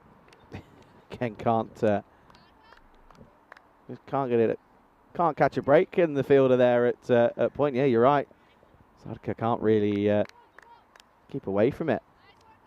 This brings Lydia Kravaric on strike, and yeah, she had a brilliant Continental Cup, Central Europe Continental Cup, where she managed to make 91 runs over 4 innings. That's going to be a wide. Extra's just slowly creeping in now. She was the 3rd highest run getter during that tri-series. Had a top score of 57 and a strike rate of 114. Yeah, of course, mentioned that Bulgaria side. They've got a good side going over to the ECC. The likes of Chris Lakov, Derek Vinu. Leg side. Should just be a single, straight to square leg, will just be one. Yeah, of course, and then they've got, good to see that Sufyan is back in the side. They've also got the 2 youngsters, Joshua Dowling and Oscar Duff, will be taking part, and they've got Wally Khan, who will be taking place in that one. Anj Mishra as well, another youngster who is going to be involved for his first time. So looking forward to seeing how he goes. Well, this is up in the air, could be a chance. It is going to be a chance. As Klishagard takes a wicket there, deserved a wicket, had a couple of opportunities, but that's going to be a disappointing soft dismissal for Petrico. She goes, it's 3 down now. Another wicket here for Czechia, and they just continue their terrific start to this match. Dominated in the first innings, and well, they're picking up wickets regularly here. Just looking to work that one away towards the leg side there, and it's taken very well. Good catch, and Czechia grabbed their 3rd. Yeah, going to that Bulgaria squad, I mean, it's great to see all the talented players they're going to be taking alongside them. You mentioned Joshua Dowling and Oscar Duff. What an experience it will be for them. I mean, they're still in their teens. They're going to be playing at Cardama, in the festival of Cardamania. Get the great experience playing under the lights at some point as well, in front of massive TV audiences. So you just hope that they really relish the opportunity, go out there and play fearlessly, and don't let the opportunity overwhelm them. Yeah, well, I mean, you think they're young, as this is going to be a wide, and they're going to get a couple here. Chase on for Anna Komenkova. Does well. There's, Anch Mishra. Guess what year he was born in? Go on. Guess. 2006? 2009. It's crazy. 2009. 15 years of age, if my maths serves me right. Just turned as well, by the way, in August. Good luck to him, though. Wish him well. It's big moments for him, and looking forward to seeing, if he gets a game, how he's going to go. That's going to be a wide down the leg side. Got some good players in that squad, Bulgaria. It's nice to see Ali Rasul will also be traveling alongside them. A brilliant bowler. That's going to be so important, Izzy. I think so often in T10 cricket, especially at the international level, the difference between sides can just be having those one or two quality bowlers. You get a couple of quiet overs in, and that can just derail an entire innings. Hit away firmly. Straight to the fielder, though.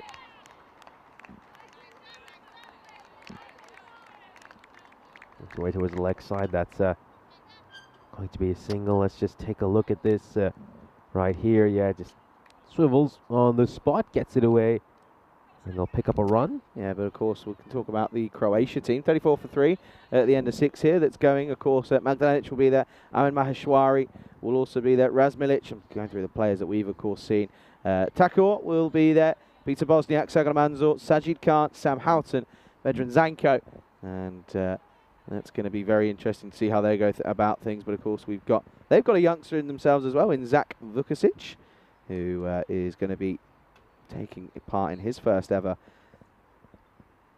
event. He's a good all-rounder. Is Zach Vukasic.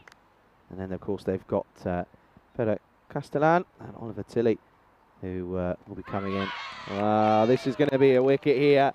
That's going to be a very, very interesting way to go. Kvadic is going to have to depart while things just now starting to fall apart for Croatia. Wonderful ball there by Kolkonova. It's on the stumps. Krivadic, this ends up playing all around that. For a player of her quality, she will hope she'd played a better shot. We'll take another look at this wicket. Now, it's a top bit of bowling, isn't it? Goes on to crash onto the stumps. And terrific. You really got to feel good here for Kolkonova. She obviously had a few issues earlier in the field, but gets her just reward over here. Grabs the wicket off her very first ball. Yeah, just goes through the legs, doesn't it? And she's just trying to paddle it away, to be fair. Just misses out on it, a little bit late on it. That's going to be a wicket to go then. And yeah, you're right, first wicket in the tournament for Kolkonova. And the score now, 34 for 4. Next batter out there is Kukusuksku, and that's going to be a dot to start. That quest for a point now starting to look a bit tricky, isn't it? 44 off 22. Need to go at 12s.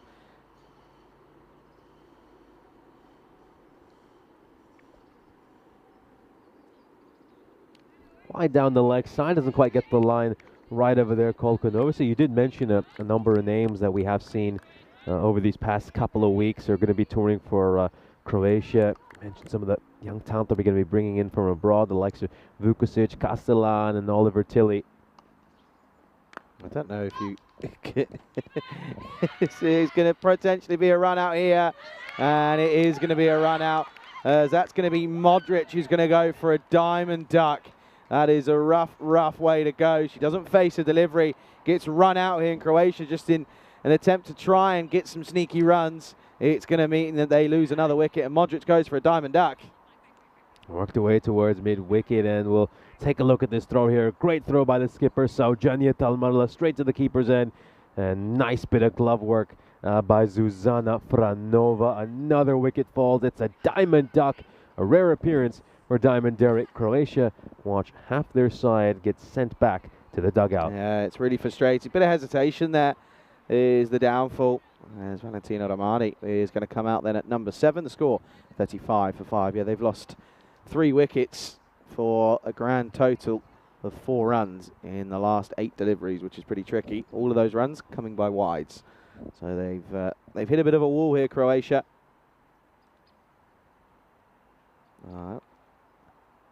It's going to be a wide down the leg side, and again, a little bit tricky for Franova to have to deal with.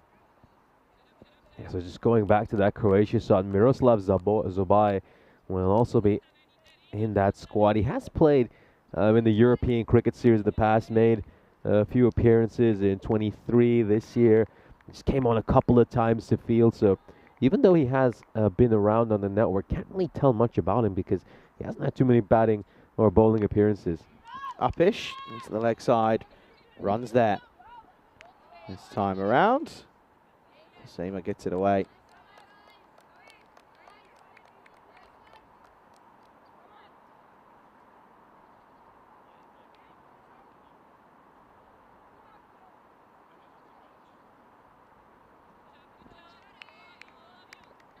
.40 runs, you have 20 deliveries now for Croatia to get a point out of this game. The host nation will have to start striking boundaries in regular intervals.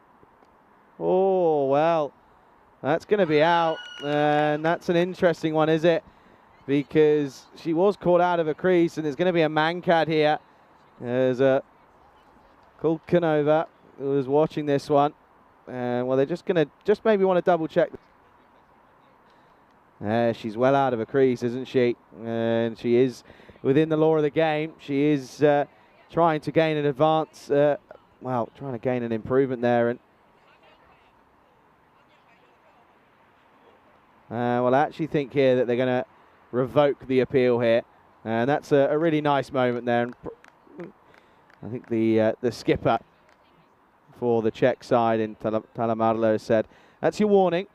Just be careful. But yeah, it looks as if Talamala there has called her back, and so they're going to revoke the appeal there.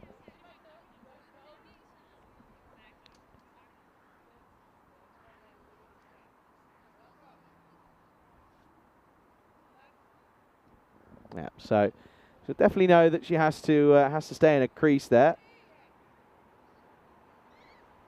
But I mean, fair enough to Sarka there.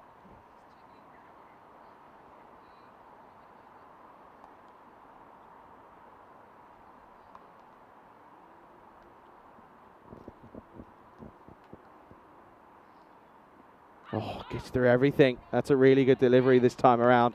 Very good indeed. Good stint here at the moment.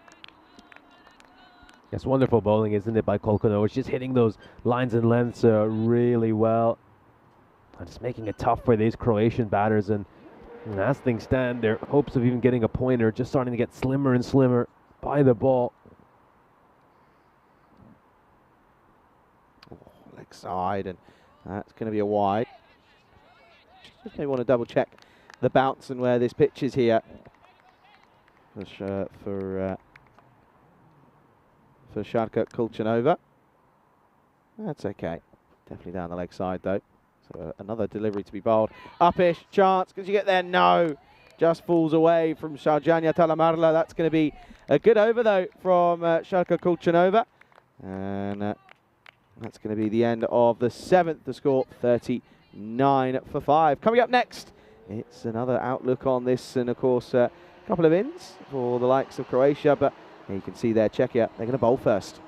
Yeah, going to be interesting to see how Czechia fare. They're going to look to chase the second time around. It'll be interesting to see if they just shuffle that batting lineup a little bit. Sadikova and Palanir are absolutely amazing opening the batting. 101 run opening stand for them.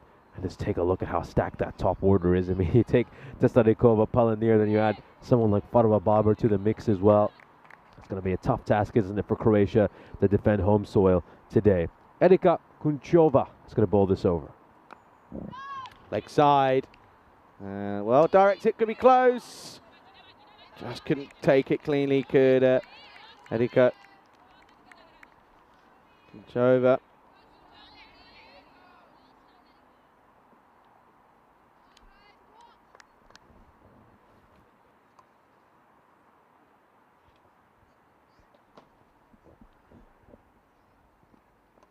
Good areas again. Romani just pushing away. Oh, yes, no, maybe.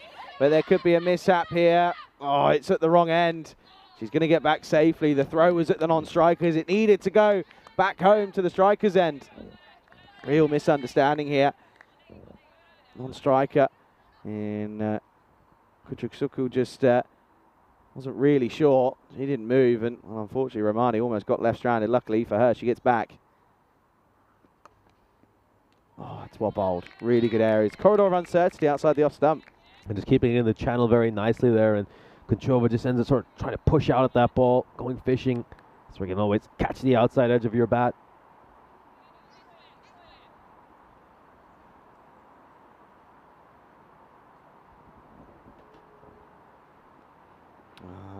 Chasing a wider ball.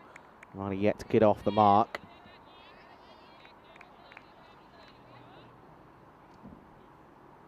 Take a look at this again. Yeah, you can see that's well clear of that wide line. So it's going to be an extra. It looks like it's going to be tough here for Croatia. It's going to be an uphill climb to grab a single point out of this match. Oh, got it. That's a peach. That's an absolute peach from Edika Konchova there. That's a really good delivery. It was full, top of off, and Romani's going to go for a 5-ball duck. What a terrific ball, a gem of a delivery. We'll take a look at it one more time. It's perfect bowling, isn't it? Looking to hit the top of the off stump. It just goes in between that gap between bat and pad, clips the top of the stumps along the way. She'll get a wicket here, well deserved. Czechia are just running through the host nation. Yeah, they really are. Really rambling through this middle to lower order. 41 for 6 now, Croatia. And of course, the fact that Czechia are going to bowl first in the next game really does sort of show their intent. They want to come here and they want to take wickets, and they want to nurdle it off and get it away with four points on the board. That's what they're looking for. New batter is Anushka Charles. She starts with a dot. It is a big day of women's cricket today on ECN. We've got this wonderful series between Croatia and Czechia here, and then down south in Corfu, Greece have just set a target of 88 for Spain in match 4 of the T20I series. Leg side wide. Just trying to get out of the over here. It's been a really good one. Just gone for the 3 runs now with a wicket. Just a single at the start and a couple of wides have crept in. Been tidy stuff though from Konchova.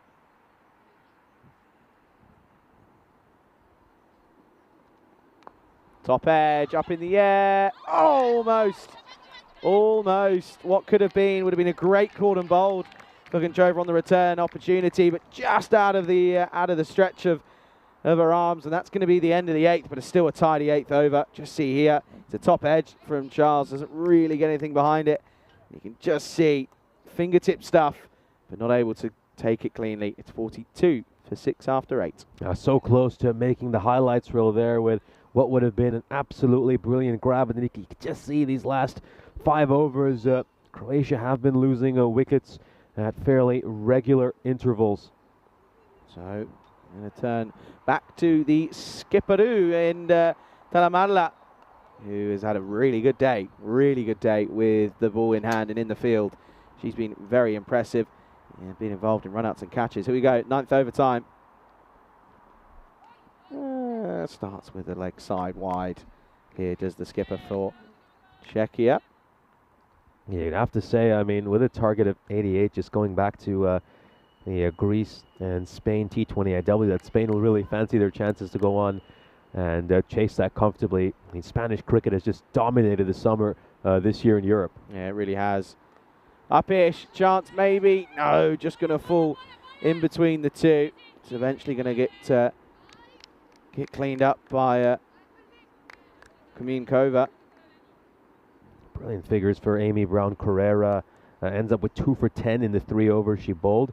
Just a fantastic all-round bowling performance for Spain in that first innings. For Greece, the captain, Ioanna Giropoulou, top scoring with 22 of 28. But unfortunately for Ioanna, she just didn't have much support from the rest of her team.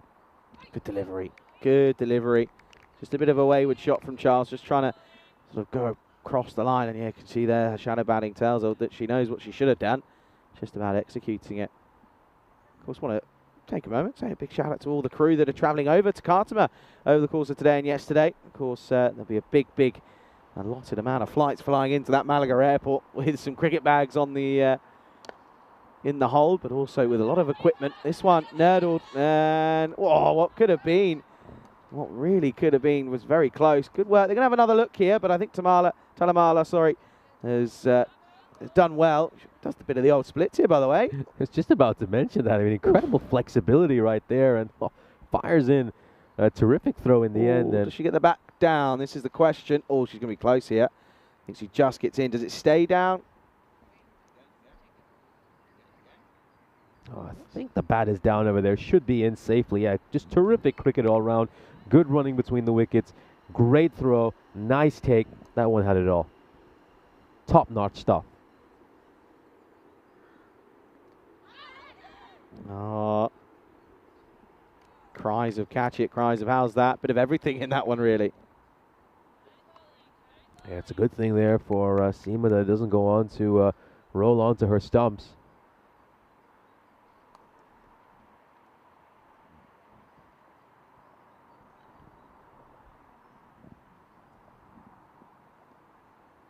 Stays low.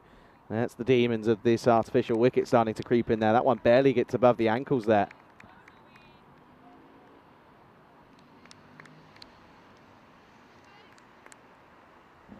Talamala, though, is, you've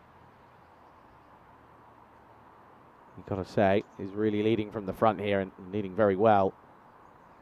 Final delivery of a spell. She's not going to pick up a wicket. This could be a run out, though. Oh, again, we're going to have a look, go upstairs. Jasmine having a bit of a giggle out there. And, well, let's see. What my question is the ball in hand? Because it looks as if it spills out at the, well, in live action. Let's have a look. Played away into the leg side. Let's have a look. Oh, this could be close. I'm not sure there's anything beyond the line there. Let's just take a look at this one more time. And, oh, yeah, she's a goner. She is going to be a goner. That's a wicket. And a credit to Czechia. They have been brilliant in the field over the course of this innings. Their throwing has been wonderful as well. And credit to the captain for a brilliant take. That's going to be a run out. Croatia will lose another wicket here. And it looks like they're going to fall well short of picking up a point in this match. Czechia look like they're going to start off this campaign with a bonus point victory. Yeah, you can see there that's going to be the end of Sema Kukukusku, who is going to have to go. And it's a real shame. They were kind of testing each other, those two out there in the middle, weren't they, Charles and Sema? They were giving opportunities for run-outs, but yeah, good work. And another wicket falls, so the score is going to be 45 for 7. That's going to be the end of the 9th over. And looks as if they're going to go back to their hit bowler in Shraddha Palanir for the last.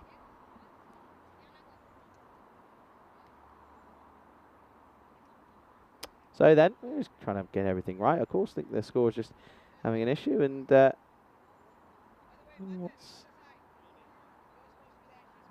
there we go. Batter's just at the wrong ends. There we are. Oh, it's a very weird, interesting way of Velko trying to show that. Wasn't it the old, doing the old sprinkler? Anywho, of course, that's Jamaica Pels who's come out then.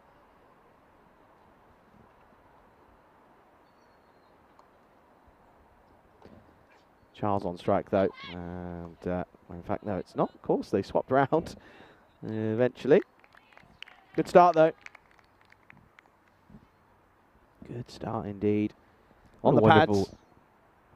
What a wonderful way to, of course, start off the campaign for Czechia.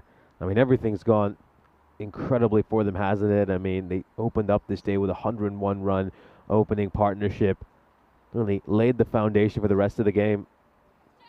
And we're just slipping past the keeper there. And a great dive. Fantastic sliding effort to get there and save what looked like was certainly going to go away. For a boundary of byes. Czechia have just been on it in the field, haven't they? Have hardly missed a beat. Let's just take a look at this wonderful sliding effort to come across and cut that one out. It just epitomizes the way Czechia have played today. And everything's gone great for them. They're batting, they're bowling, they're fielding. And Croatia really have to play catch-up now for the rest of the day. It is always going to be tough. They think they knew that. Oh, well bowled into the pad, asking the question. Given, the finger goes up. That's going to be an LBW wicket, Charles. The pad gets blown off, and that's going to be the end of her stay at the wicket. That's a real shame.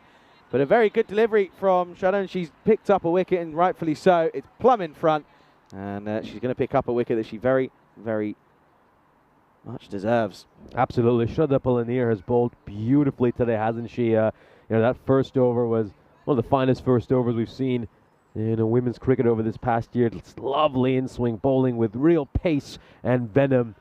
She finally gets the just reward in this last over of the innings. Just take a look at that delivery once again, going on to crash onto the stumps. Lovely shape on that ball as well. Charles will depart, having scored just 1 run.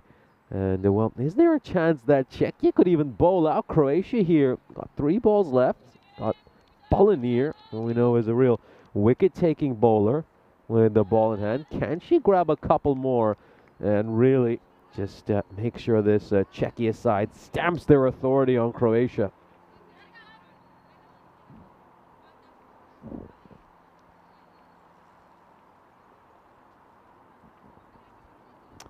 So then, with Sebastian in at 10. Palanier new to this Czechia side, and I have to say she's been very, very influential, hasn't she? Bowled well in the first and the last over. And, well, of course, Sebastian. Just think here Palanier might just be a little bit too good for this this lower order of Croatia, it seems. Yeah, Palanier is just a terrific bowler, isn't she?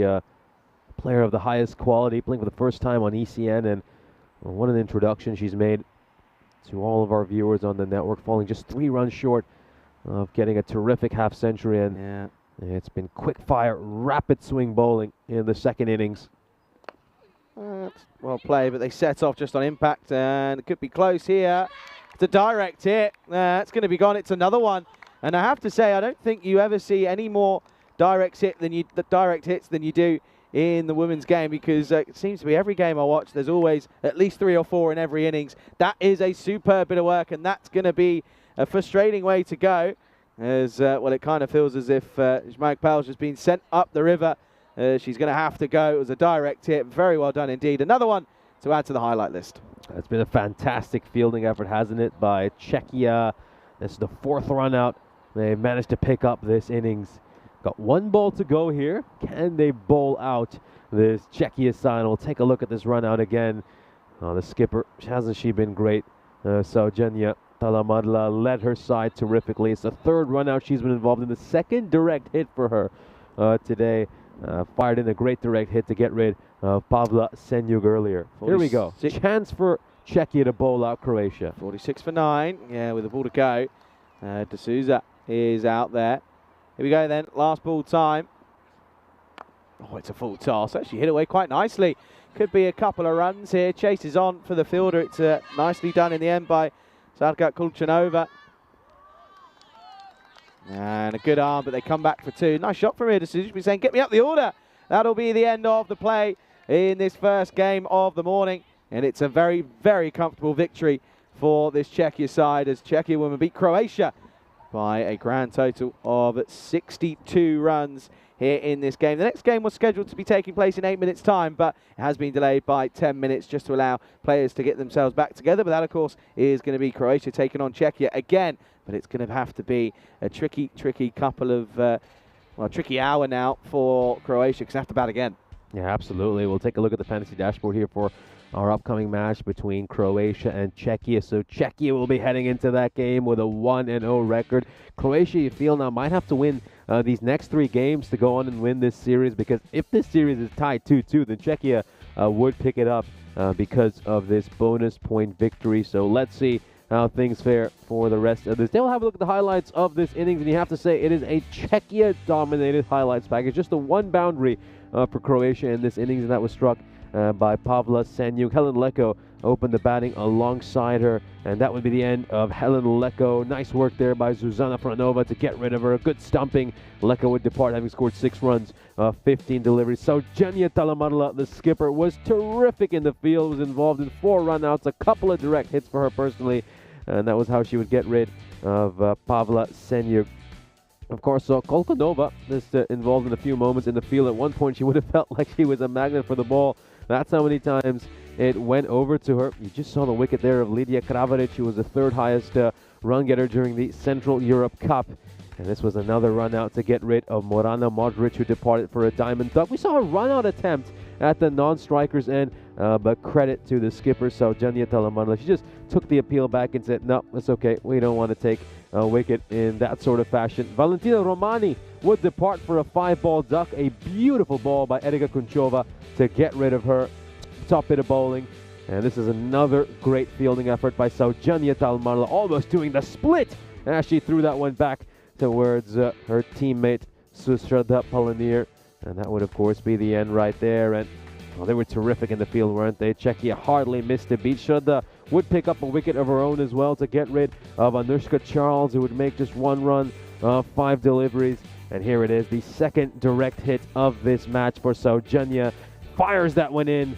And you got to say, Sanja Zmaj-Peles was nowhere near the crease. Croatia would get defeated. They would get humbled on home soil. The Czechia women take this one by 62 runs. Yeah, absolutely. And you'll have a look at the scorecard, and it's tricky times, in all honesty.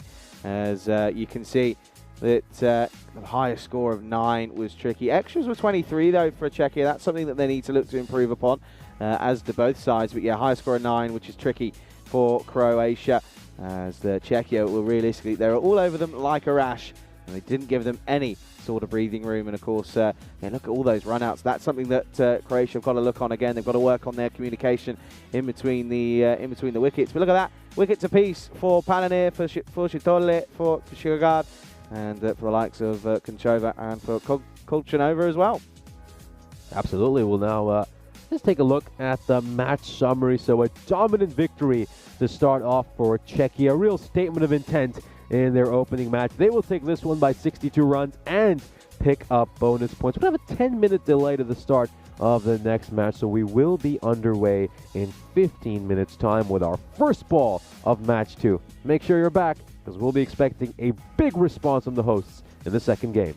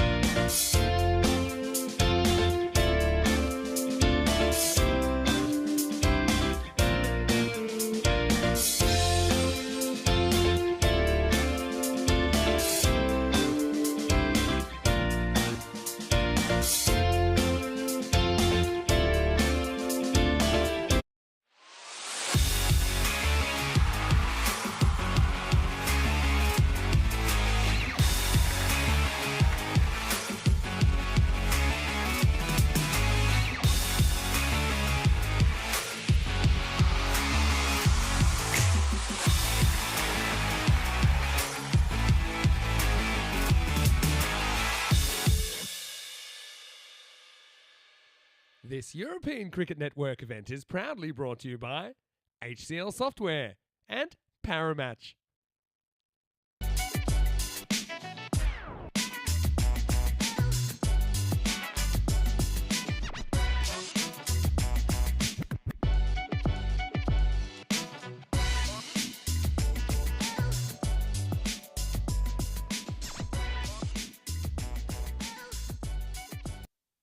Croatia and Czechia are about to do battle for the second time today. Let's head out to the middle where you'll be joined by match referee Nilkesh Patel, who's alongside both the captains. Croatia, is your call? Tails.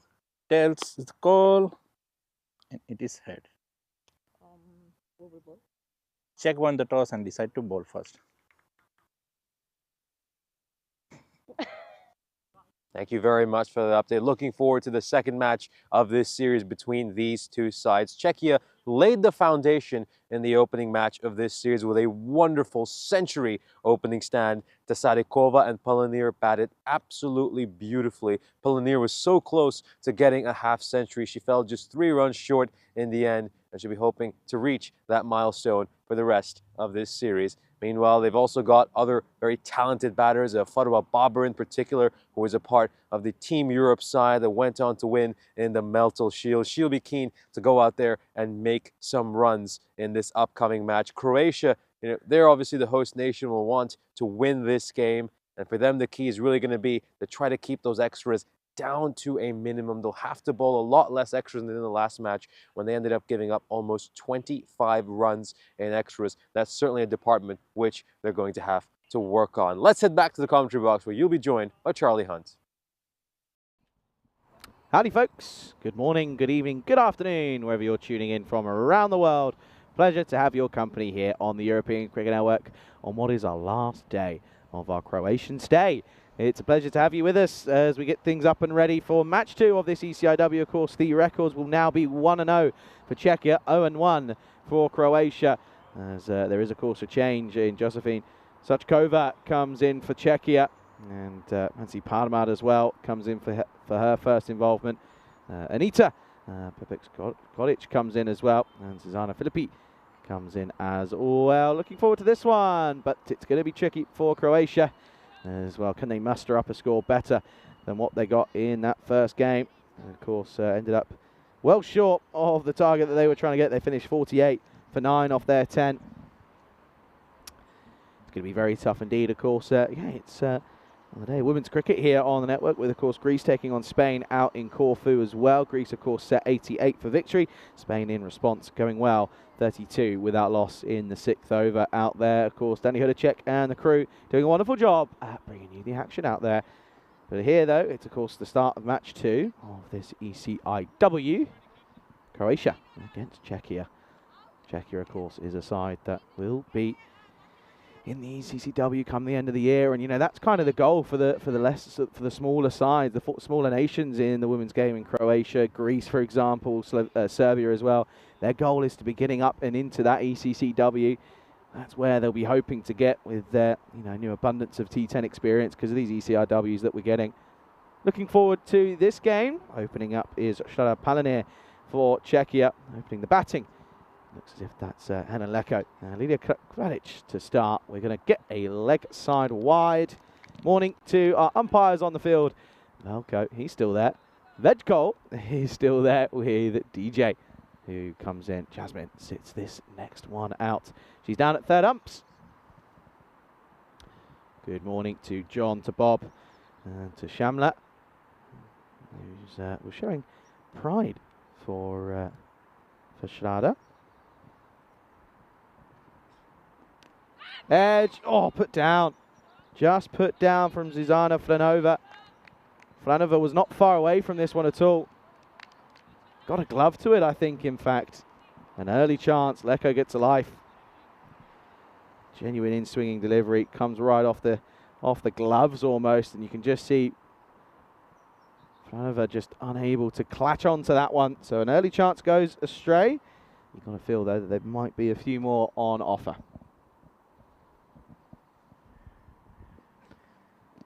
Full Yorker, doing too much though. It's a great delivery. Really, really is a great delivery, that one. And you can just, as you can see, you can hear Czechia nice and loud out there. They're getting vocal. They know that they just have to do their basics here, and Croatia will be in trouble. Do the basics, let the rest do look after itself. And again, swinging in, but equally a good shot. Could be a close one at the non-strikers again. There was run-outs galore in that last game for Croatia. And early signs of just being a bit jumpy. But again, that's the sort of thing that comes with match experience, isn't it? The running between the wickets, and you can only get better with time. Morning to Maria as well in the chat. There's Velko. Just. Oh, Velko, what a character. Gotta love him, really. Thumbs up. There you go. See? Lets us know he's okay.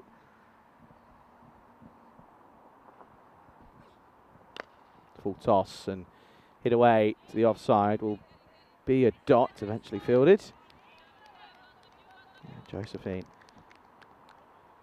Suchkova coming in for Czechia in this game.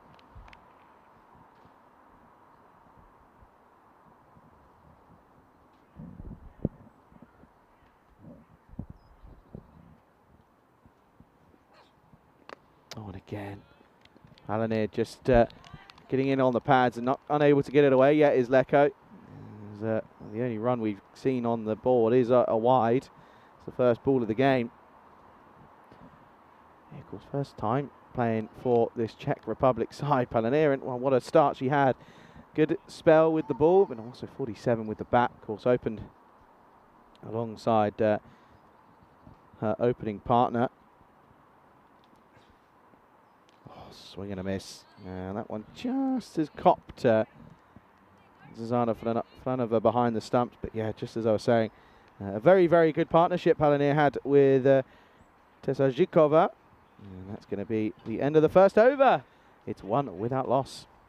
Good time to welcome good friend. And I have to say, it's been a pleasure to be alongside him for the whole 2 weeks here. He's often come and sort of been in between different series and here and there, but good to have had him for a whole 2 weeks. It is, of course, Nishay Bats.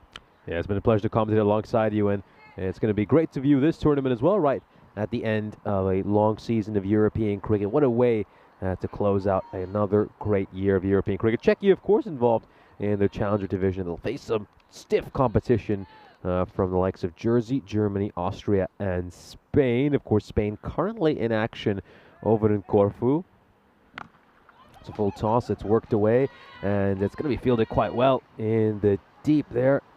And they will just pick up a run. First runs off the bat for Croatia. Love that, by the way. Good morning to Shamla, who's in the chat, who is actually the likes of Shara Palanir's mother. And I have to say, I'm sure you'll be very happy and proud of your daughter, who's had a great start to her international cricketing career.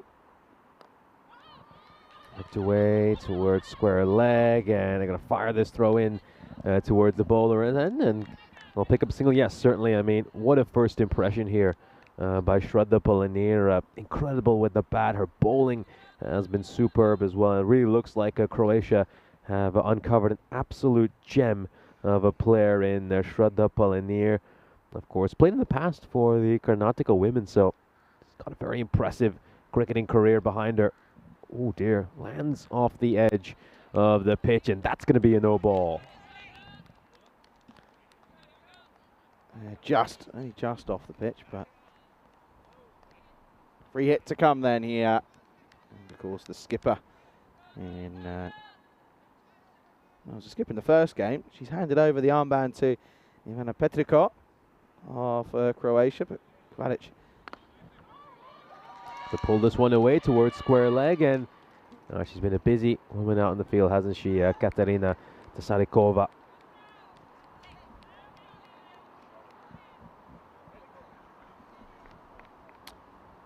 Talamala again, the skipper, so good at leading from the front. Really has done a very, very good job this morning.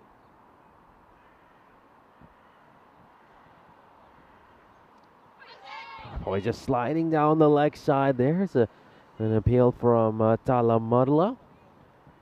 Yeah, just angling down the leg side. This wasn't it. Started off on leg stump, and impact was well outside. That leg stump was going to go on to miss, but a good delivery, nice and full, and asking the right questions.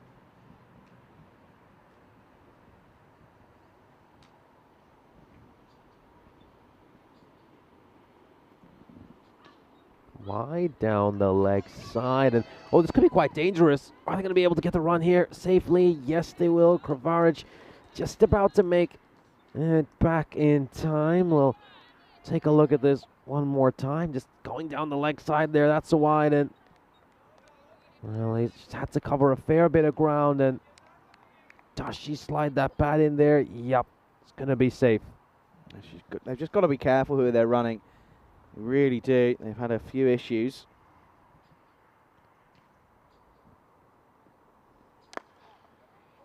Just over the bowler's head, gets past the fielder at mid-on as well, and maybe a chance here for Croatia to poach for a second, but they're going to stick with one run.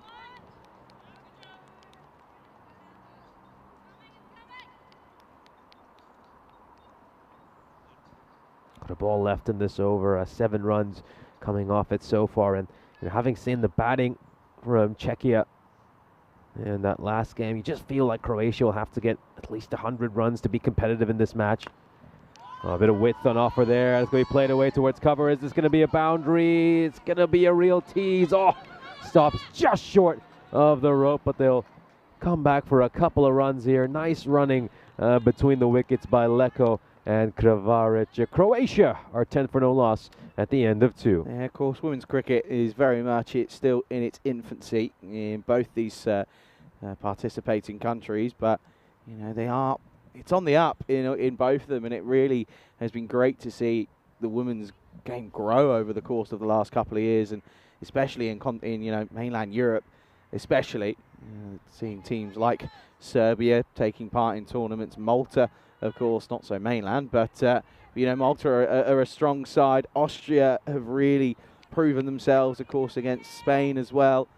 Just shows you that that the game is really on the up, and has been for a good long time now.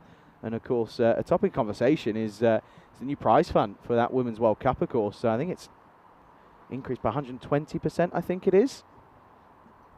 Yeah, certainly. I mean, of course, women's cricket's still in its infancy here in Croatia, but I think the great success story of women's cricket in particular in Europe is that, it's something that's really attractive a lot of native European players to get into it, compared to the men's game where there might be a lot of players still from sort of traditional cricketing backgrounds who are getting into the game. Struck away towards square leg, and it's just a slight fumble, and that will ensure that they'll be able to make it back safely for a run.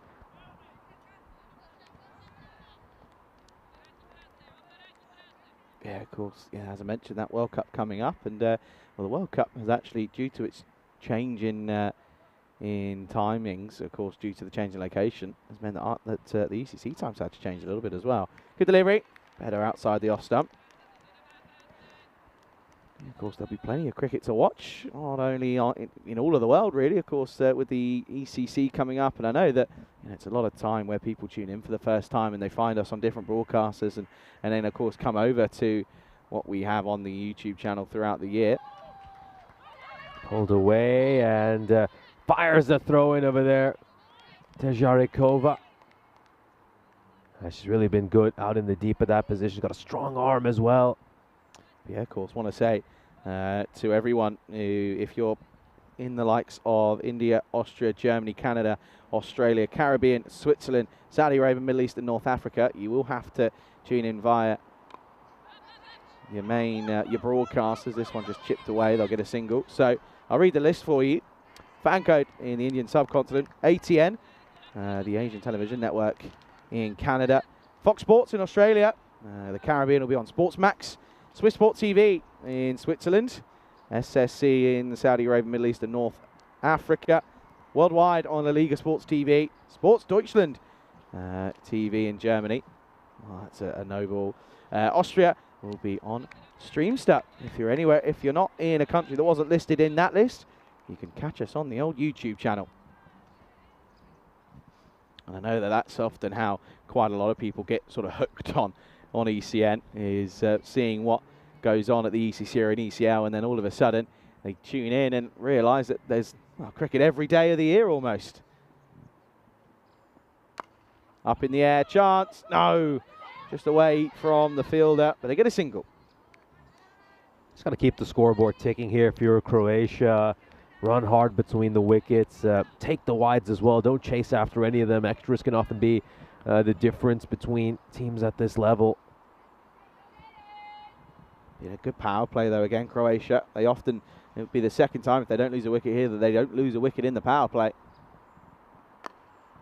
Worked away towards the leg side, and the throw's going to be fired in here towards the bowlers, and then, well, you've always got your heart in mouth when Saujanya Talamanla picks up the ball, because we saw her get a couple of direct hits in the last match. Croatia off to a very similar start to the one we saw in the opening game of the day. They make about 17 runs off these first 3 overs. We'll take a look at the run rate for them, going at just a shade under a run of ball at the moment.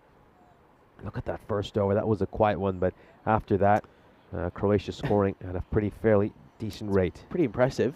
Croatia in both power plays when batting have finished at 17 for none. It was the exact same in the first game and the exact same here in this game. So, well, sticking to what they know, they're going to hope for a better 7 overs though than they'd had in the last game. They really did struggle. They had a bit of a a major collapse, didn't they? Losing 9 wickets for just what was eventually 30-odd runs.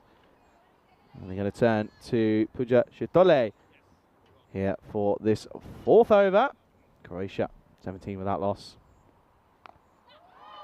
Wide down the leg side, and that's going to was asking to be hit, and it will be hit. Away it goes for 4 runs. The first boundary of this innings. Nice strike there by Krivaric. Falls to the tree of truth, and the tree will tell you that was not the ball to bowl. Too short, too wide on the leg side, and gets pumped, and absolutely deserved it, really. Good shot. Krivaric, of course, she's proven this summer that she's a very talented batter. Of course, she was the 3rd highest run getter during the Central Europe Cup, behind just Vukusic, the very talented Aaron Vukusic, who is not part of the Croatian squad for this game, and Tereza Kolunčova.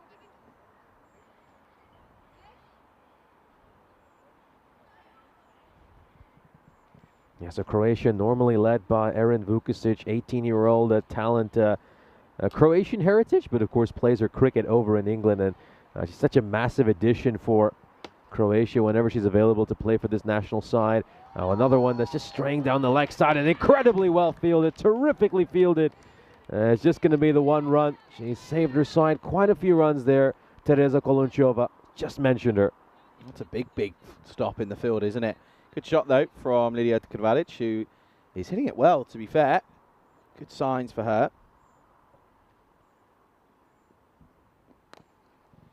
Worked her way towards square leg, and she's dealt with this one really well, hasn't she there, Teresa Zhikova? Yeah, does well, does really well. Yeah, I'm going to put it out there. We do apologise if we struggle with some pronunciations. Of course, we are trying our best in some of them, but of course we do try and get round and find out.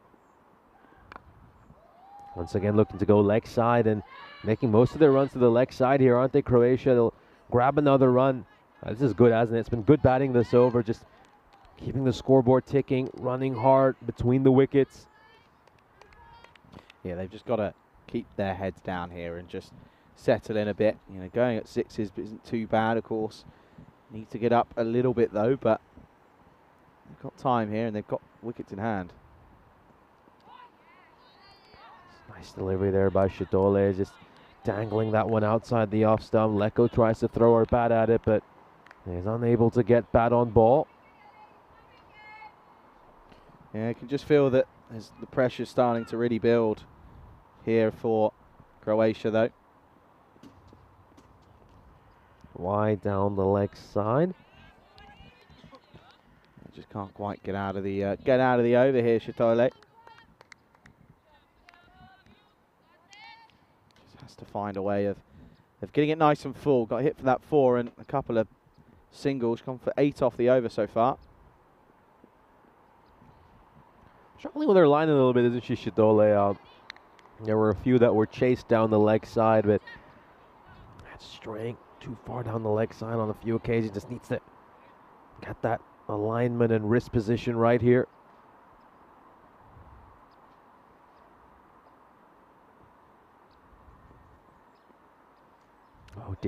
Oh dear, 3rd consecutive wide push down the leg side. Here we go then. Let's see if Shitole can get this one right. Got a bit of the yips here, isn't she? The old power of the chat, maybe. Can she get out of it? She's just trying to get a rhythm back here. That's why she's constantly going back through her run-up. Can she work her way out of the over? It's not been a terrible one, just the wides have crept in.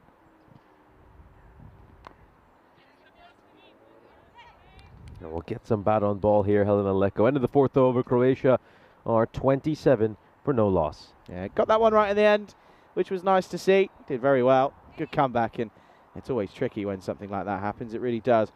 As, of course, we can see there going at just below 7s, which isn't too bad at the moment. As, got Sushandrana joining us in the chat, of course.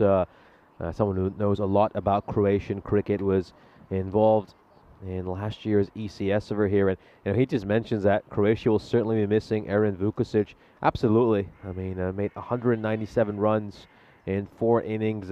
Was only dismissed a couple of times over the course of this innings. Top score of 85, strike rate of 122. Such a talented batter, isn't she?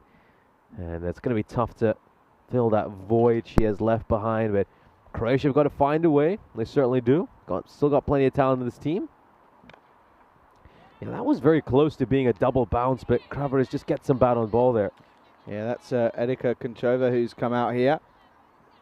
Starts with a dot ball, of course. Edika Konchova coming off a good performance in the last match, really bowled superbly in the opening match of the day. He's played away very nicely towards the leg side, and she really has been a magnet for the ball, hasn't she, Katerina Tesashikova? Put your gun fielders in the hot spots. That's exactly what you do. Yeah, she's been in the hot seat so far. She's been very heavily involved, of course. Yeah, with them playing as leg-sided as they are, would you be tempted to move another field from the offside to the leg side? Potentially.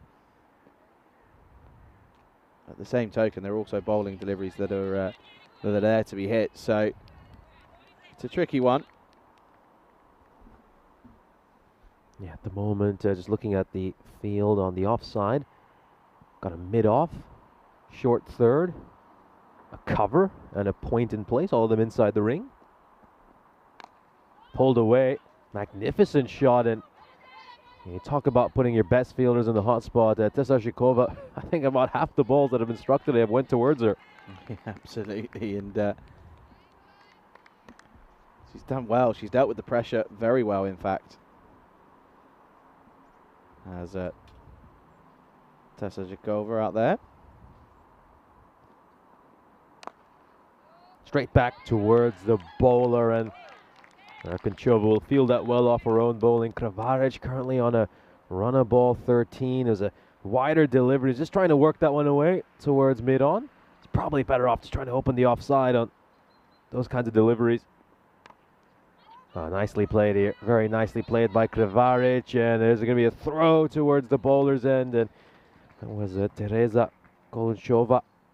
Yeah, much improved effort from this Croatian batting unit, isn't it, so far? These two have just stuck their heads down. There's been quite a lot of extras that have been gifted as well, to be fair.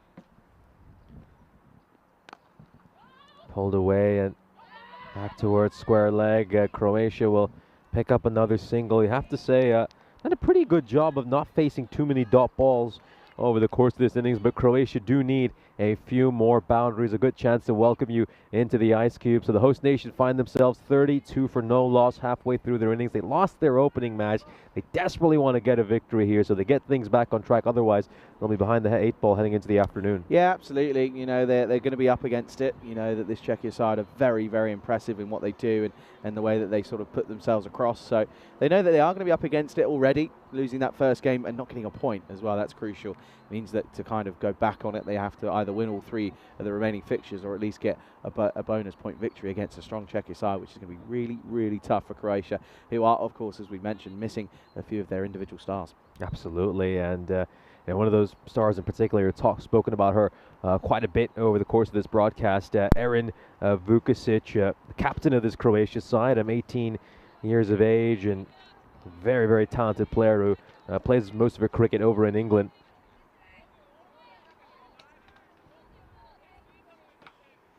A very good morning to everyone joining us in the chat today. Big day of women's cricket on ECN.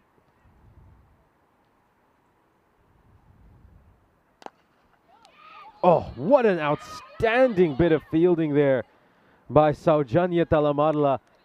And that's not the first great display we've seen from her today. She's been involved in a number of runouts, and she saved her side some runs here. This was struck really firmly. Just take a look at this right out of the middle of the bat. It was absolutely crunched. And Talamadla gets a hand to it and somehow ensures it's a dot ball. Well, just take a look at this side on here. I think Kravaric should be safe, but we'll confirm.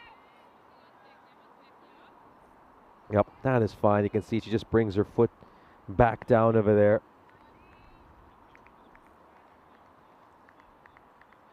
You like this comment here by Sushant Rana saying Lydia has a touch of tennis in some of the shots she plays, and if she stays in the crease, then she can really hit a few big ones. Of course, Sushant saying that he knows one of these girls very well. Yeah, a number of them, keep in mind, they're fairly new to cricket. They have different sporting backgrounds, would have played some of the more traditional European sports growing up in their childhood, so they might just want to carry some of those skills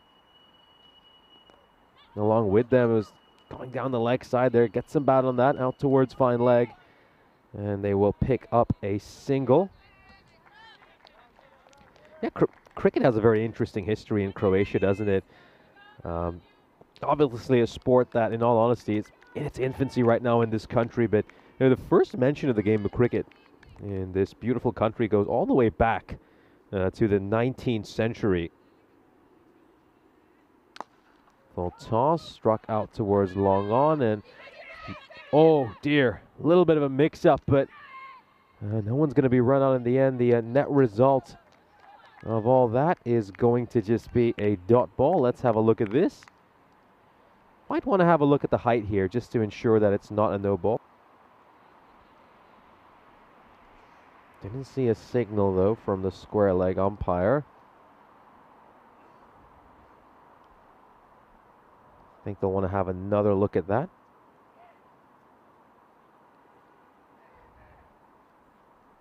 Let's just take a look at this right here. Is there a chance that was a no ball? Right, so there is a possibility it's a no ball. And I think now, after that, they just want to go forward and also see if there was a chance for a run out.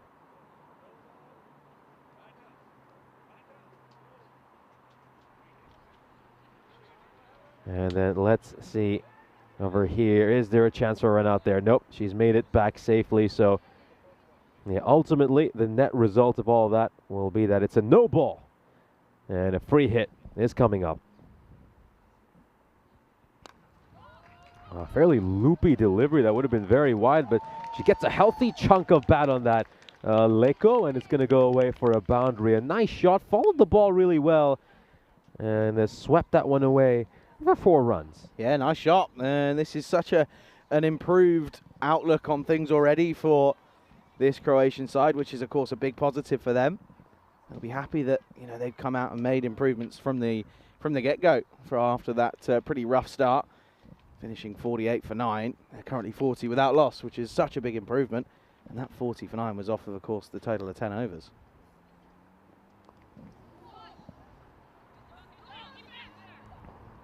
Been on in the field, haven't they? Czechia really have been. I'll just take a look at this once again. It's going down the leg side over there, and it's coming off the thigh. Zuzana Franova has to get back up. And once again, the batter is grounded her bat and just going to be safe over there. So, yeah, Czechia absolutely wonderful in that direct hit department, haven't they? Really been firing in some great throws. They've been superb. They've been on it in the field, and they're not, there's no rest for the wicket, and they're not letting this Croatia side breathe when they hit it out to the into anywhere on whether it be offside or onside. They're really not letting them breathe. They're sticking it to them and doing a good job of it.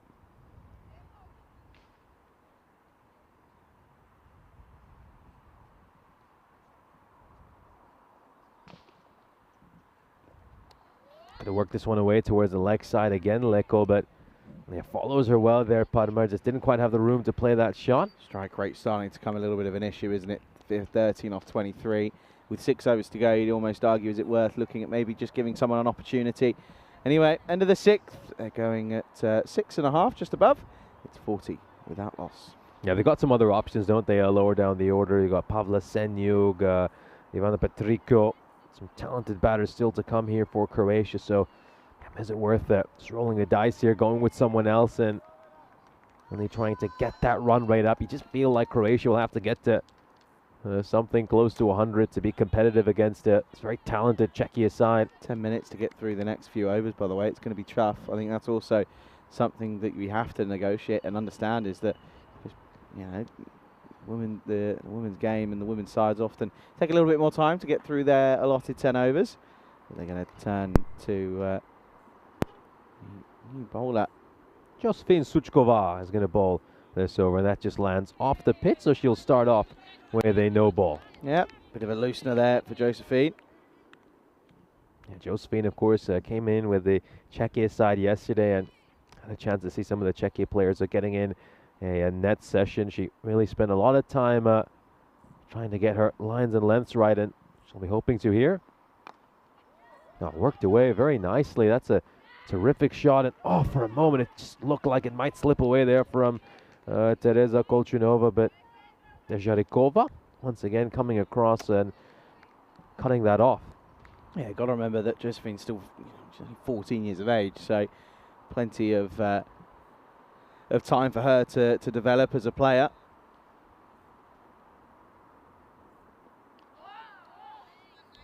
Just keeping that one outside the off stump. Leko is unable to get bat on ball. Of course, played last year in this same ECI series. Played against Spain as well, and in the Czech Republic on home soil, and yeah, bowled well, 1 for 18. Pulled away and back towards Tejanikova, who's been so busy in the field, and they will grab another run. Probably feeling, can we change out?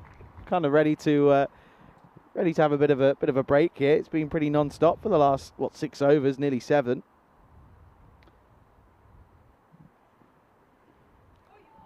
Looking to work this one away towards the leg side. Croatia really needs to look to open up the offside a bit here, play some shots through cover and point. They're just trying to hit everything towards the leg side at the moment. A bit one-dimensional, isn't it? That's just the issue. Josephine just trying to shake off the nerves. Yeah, Katerina Teshizikova out there. Picked cricket up through a work colleague. Oh, towards mid-wicket, and well, you certainly don't want to test the captain's arm, do you? So Janya Talamadla has already shown us how accurate she is with her throws. Yeah, as I was saying, yeah, Teshizikova was picked up the game through a work colleague, and well, the rest is history. Just lands off the pitch there. That's going to be a no ball. The second no ball by Suchkova this over. Just got to try and get through these overs now. I think they're probably going to look at an issue with time here unless they can pick up a couple of wickets. But that's the difference, isn't it? You know, they haven't picked up a single wicket yet, and they're really struggling time-wise, it would seem. You know, taking a couple of minutes to get through. She's just having a bit of a moment here, I think, just trying to recompose herself is the youngster.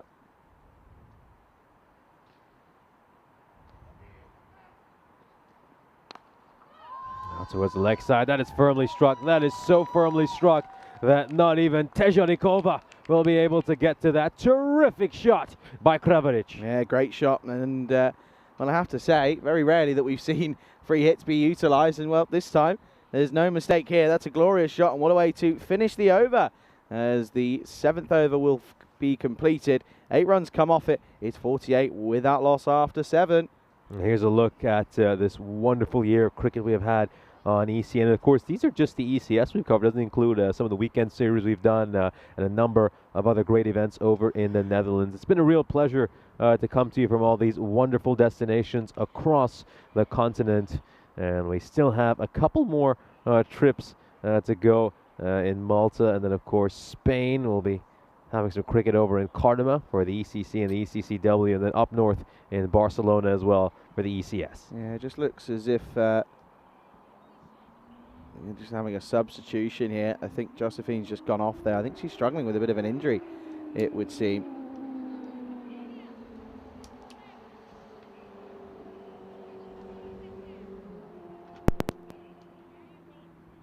Okay, it's going to be Fatwa Baber coming into bowl.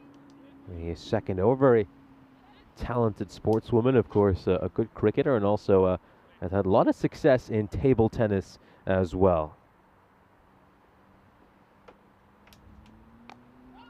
Just to pull this one away towards square leg, and that's going to be a single. You know, I was mentioning this earlier in the innings, but there's a number of players, of course, in both these sides who, picked up cricket quite late. They might have been in their 20s or their 30s, maybe through, a colleague who was from a traditional cricket-playing nation. And one of the points I made was that, for some of them, you can just see that, they're going to be taking talents that they learned from other maybe traditional European sports and looking to translate them to cricket. Yeah, massively. And there is, the sort of hand-eye coordination aspect of a lot of different sports can easily, be brought to different ones, and I think that's what we're seeing here, for sure. I think Sushant Rana made this point in the chat, but someone like Lydia Krivaric, I believe she has a bit of a tennis background, so that will certainly help her in cricket. Yeah, it's the hand-eye and coordination again. Just get some bat on ball over there, but not enough to score any runs. Don't know if this might have kissed the wickets here. Looks as if it wasn't far away. This is, of course, Babu's bowling well, bowling good areas. Had a decent time again in the Meltle Shield. Did Babu, of course.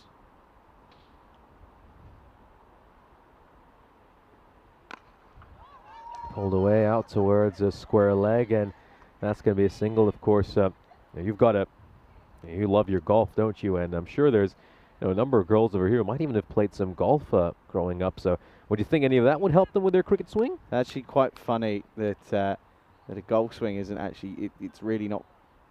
It translates somewhat, but it's a very loose translation. There's often the golf swing doesn't help you because you just sort of look one-dimensional. But there are elements of it, of course. It's the one thing that I keep saying is the hand-eye coordination.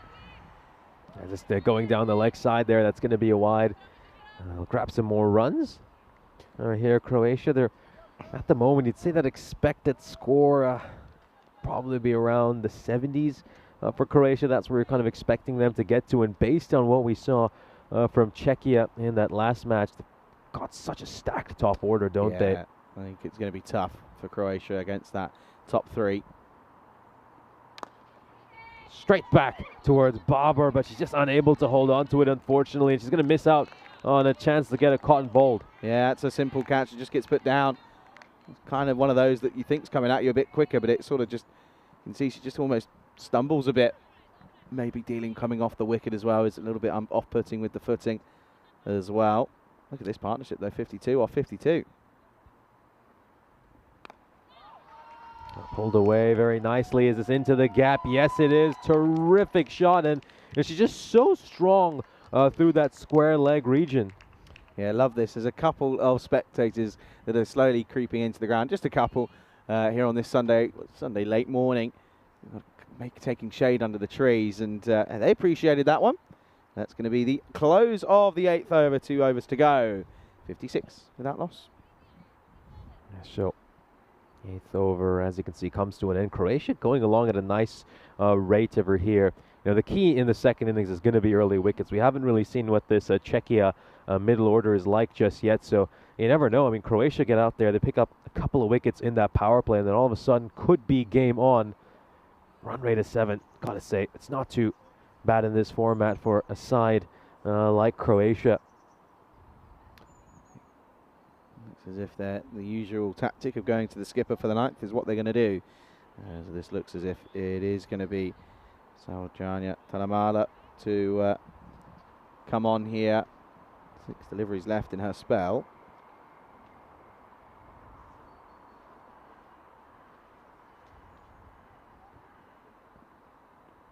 On the leg side, that's going to be a wide to start things off here for the skipper. Yeah, just a bit of a loosener. Of course, the extras again, the column really is a little bit too much. Yeah, for this Czechia side, they would expect a little bit more from themselves. Currently at the 17 mark, which actually isn't too bad in comparison, but still not quite where it should be. Just outside the off stump there. Gets a little bit of seam movement away over there, Talamadla, and it gets past the bat.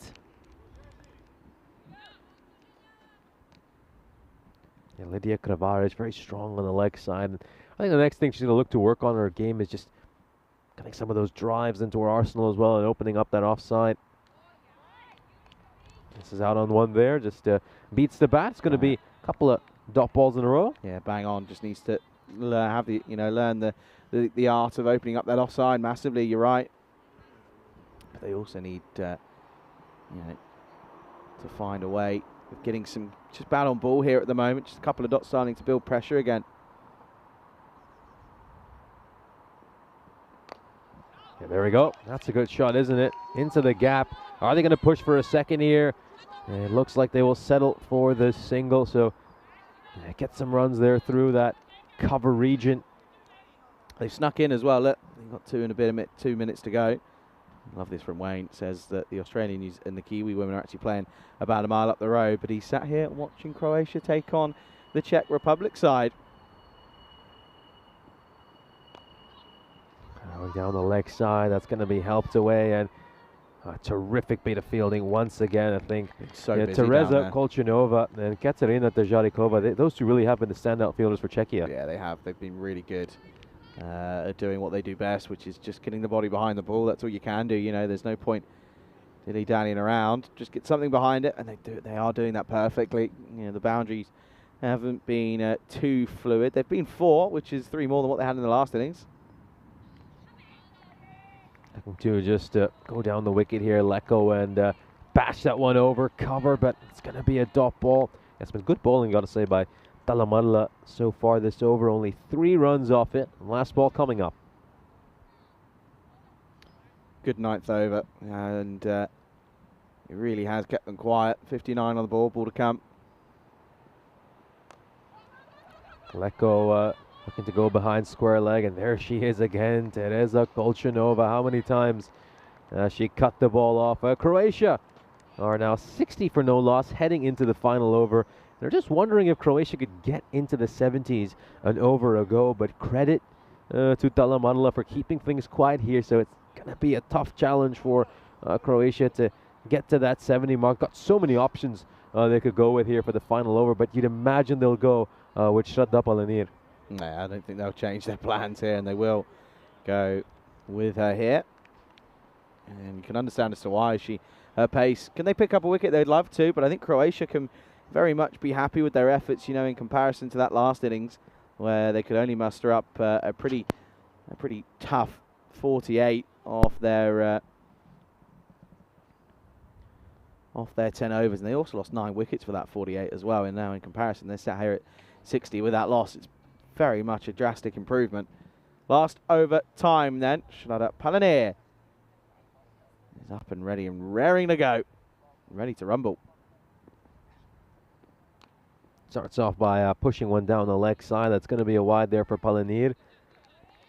Yeah, so I think extras are going to be huge in this over. If Palanir just bowls 3 or 4 wides, that gives this Croatia side a little bit of hope of maybe getting to 70. Might be a big ask, wouldn't it, to try and get up to 70. I think you know, going off the basis of what we've had so far, you know, their most expensive was that 10 in the 4th over. Couple of wides. He looks to get this one away towards fine leg, and I'll pick up a single here.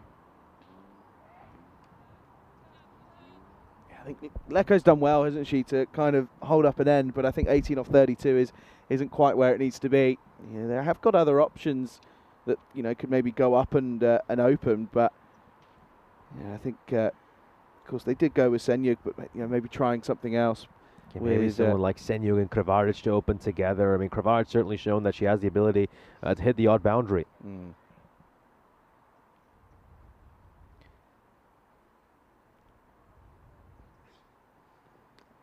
Oh, well, just misjudges the line there, and that's going to be a legal delivery. That's a good quick ball, that was. That was a lot quicker.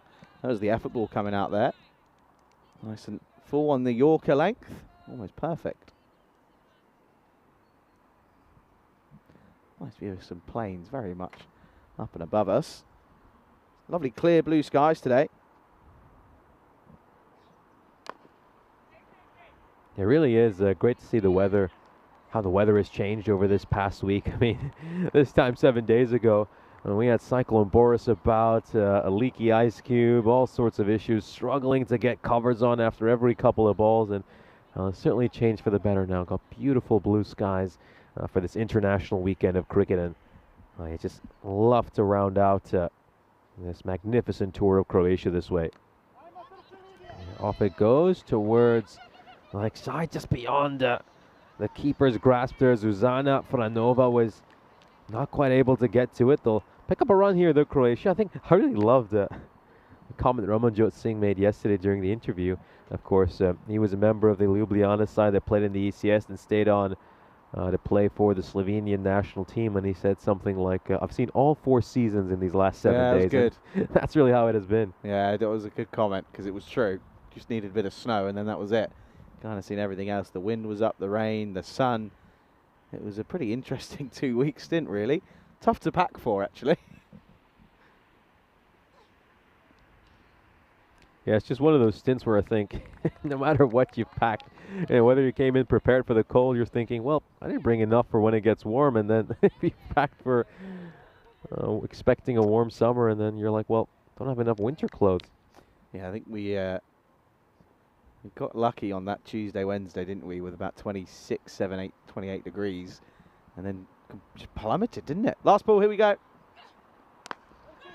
Pushed away towards the offside, and it's a great throw, really is. I mean, they've been incredible with their direct hits, haven't they, Czechia? She had one stump to aim at. I think that's Farwa Baber who has fired that throw in. One stump to aim at, gets the direct throw in. And let's take a look at this. Is she in trouble with a direct hit here? Oh, the bat's been slid in time. And it should be okay. Yep, absolutely fine. So will be a good finish. They won't get up to the 70, but hey, listen, they don't lose a wicket, which is a massive improvement in comparison, considering they ended up 48 for 9 in the last 10 overs that they batted. Croatia finished their 10, 64 for none after 10 overs. So Czechia are going to have quite a bit of work to do. It's not going to be a simple chase, you feel. A couple of early wickets could very well be crucial. I think Croatia, they're going to have to field very well going into this next 10. They really will. Let's see how Czechia do if they lose members of their top order early. I think we haven't quite seen that middle order tested just yet, so they are a bit of an unknown quantity. We'll have a look at the highlights of this innings, and you got to really give these Czechia bowlers and also fielders a lot of credit for the way they bowled and fielded over the 10 overs. In particular, to Katerina Tažarikova, she did a terrific job out at square leg. Kunchova as well was terrific. She cut out plenty of boundaries. And the skipper, Saujanya Talamarla, I mean, how good is she at that sort of short mid-wicket position? She's fired in some great throws. Nothing gets past her. There was a brilliant effort by her, which you should see at one point in this highlights reel, where something that looked like it was certainly going to go away for a run. She managed to get a hand to it and saved her side at least a couple of runs. Yeah, absolutely.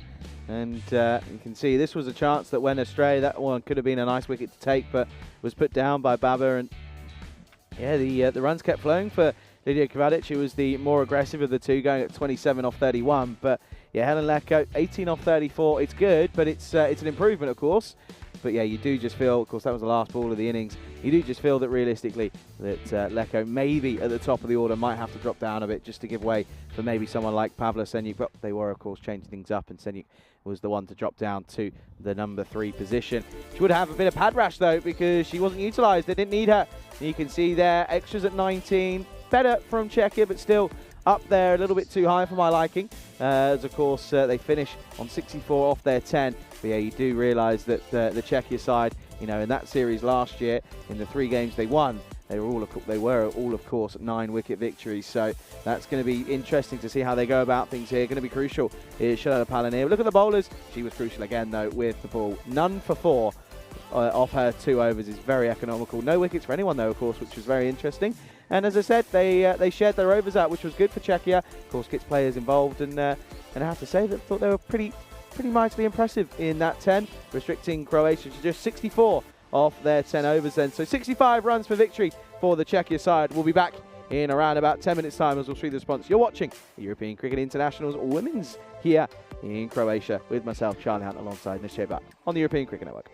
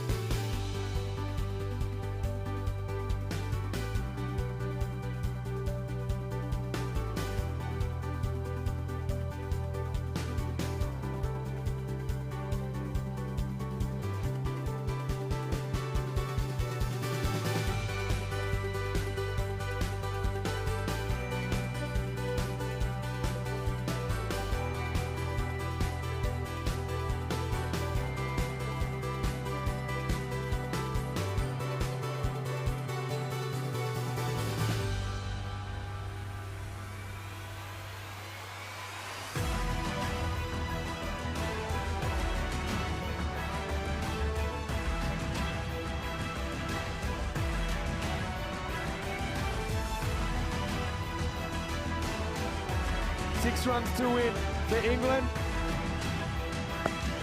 And they'll do it!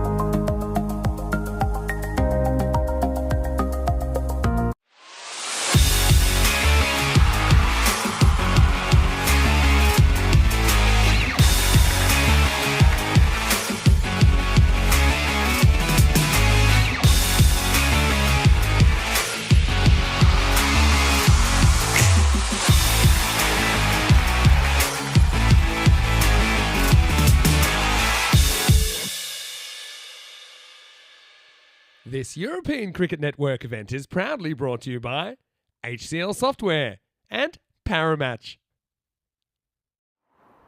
Welcome back to Zagreb. We are set for the start of the second innings. Czechia looking to make it 2 wins in 2 to start off this ECI series. We'll take a look at the bonus point equation for this upcoming match. And of course, keep in mind, Czechia managed to take all 4 points in the opening match of this series. It was a convincing, thumping victory against this Croatian team. And they are going to shuffle their batting lineup a little bit for this upcoming innings. They're not going to send Shraddha to open the batting. Shraddha Palanir just been sent down the order. I think they just want to give a number of different players a chance to bat here. It looks like they're going to still stick with Katerina Tejarikova. And alongside her, they're just waiting to have the identity of the batter. Yes, it's going to be Teresa Kolchunova.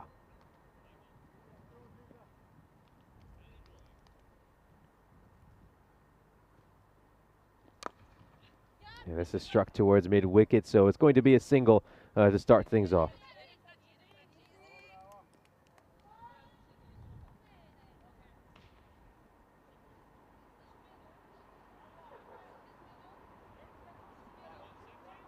So they will start off by picking a single off the first ball. Czechia are underway in this match.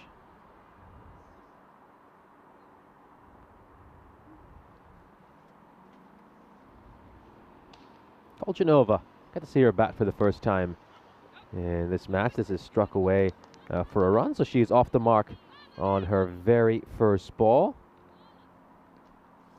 Yeah, so as you can see, the Czechia needs to go at just above a run a ball to win this game, and well, with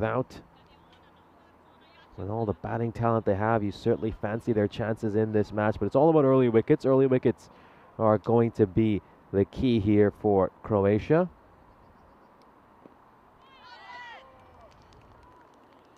Just seems away there a little bit. Helena Leko tends to bowl the first over for this Croatia side.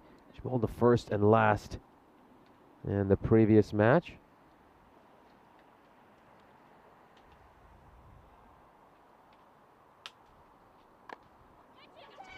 Up in the air, chance to take a catch. It would always have been a tough opportunity there, and Sebastian really covered a lot of ground to get to it, but unfortunately she does get her fingertips to it, but it will land safely. We'll take another look at this. It was right up there. It just comes off the top edge of the bat. And oh, Sebastian just not quite able to snaffle that. Oh, that was so close to the stumps right there. Leko is very unlucky not have managed to get a wicket. Let's take another look at this right here. Just gets that extra bit of bounce off the surface, doesn't it? It was so close to those bails. Oh, could very easily have just struck the top of the stumps. We come to the end of the first over. Great start here for Croatia. They concede only a couple of runs to start things off. And Tejarikova, coming off a brilliant quick-fire 30-odd, is just going to struggle a little bit to start off her innings here. So it's been 102 matches since we last had a golden ball on ECN. That was back in Austria, and well, I was rather optimistic. I hoped that we would break this streak at some point here in Zagreb. We got 1 day left. Will we get a golden ball in our 3 remaining games in this series? A man who's joining me is shaking his head because he doesn't think we will. Nope. Hello, everybody. Of course, Charlie Hunt joining me in the commentary box. And alongside me, of course, Nishchay Button will be taking you through today's play. So it's a big task here for Czechia. You'd put them as favorites in the second innings, especially having seen their batting display in the last match. But an improved bowling performance in Croatia here, especially if they get early wickets. And this could be a very different game. Yeah, I think the key thing for them is A, extras, and B, catches. If they get opportunities, take them. That's going to be the key aspect for them. Now, I was on water duty in the break when I got that water. You saw me walking, didn't you? Nice, lovely. Interesting move to put Kolchunova at the top here. Of course, dropping Shraddha Palanir down. Swing and a miss over there. They're getting a lot of dot balls in here, and credit to Croatia. I mean, don't want to jinx them or anything, but haven't seen an extra just yet from them. Yeah, that's the 7th dot ball in a row now. That's starting to build up a bit.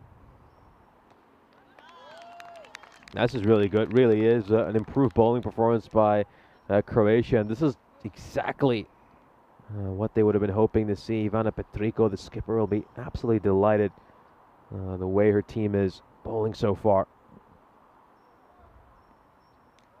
Lovely bowling, really is. Just a terrific line here for Senyung. A good length as well, bowling this nice and full and getting that extra bit of bounce as well. I think we were talking about this a little bit yesterday during the men's matches, but you know, the girls do bowl a little bit slower, a fair bit slower than the men, and because of that, on this surface where it just seems like the slower balls take off a bit, we are seeing them get an extra bit of bounce. Well, that's a maiden.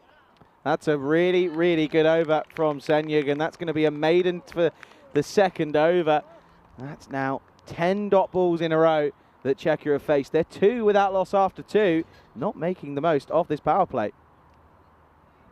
Yeah, Pablo Senyug with a terrific bowling effort there.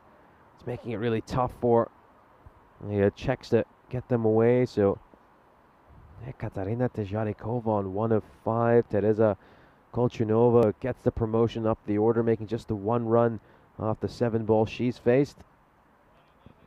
Yeah, of course, now going to turn to Lida Kovacic. You can see there that Czechia took all 4 points in the first game this morning. Croatia looking to get points on the board. Now towards mid-on, and looks to get down here. Nilmana Maria de Souza. Just going to ensure that it doesn't get past her. Yep. The likes of Catalina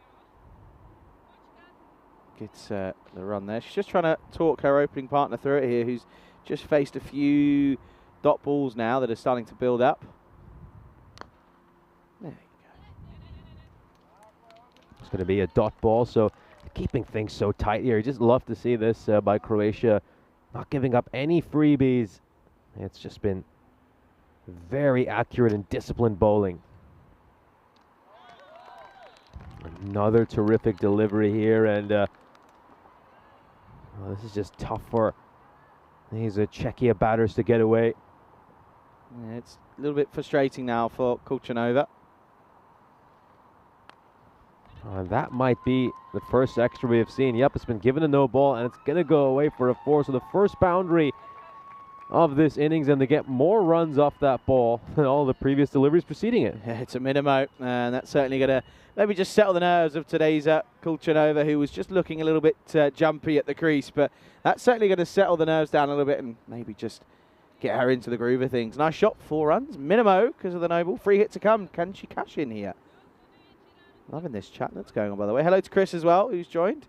Pleasure to see you in the chat. Good morning to you. That's going to be a no ball, so it's still a free hit here. Kravaric just landing that one off the pitch. Do you know what I actually think should happen? I think this is a weird one. I'm going to tell you. I think if you bowl 2 no balls in a row, it should be 2 free hits to follow. Oh, interesting take. So it's a weird one.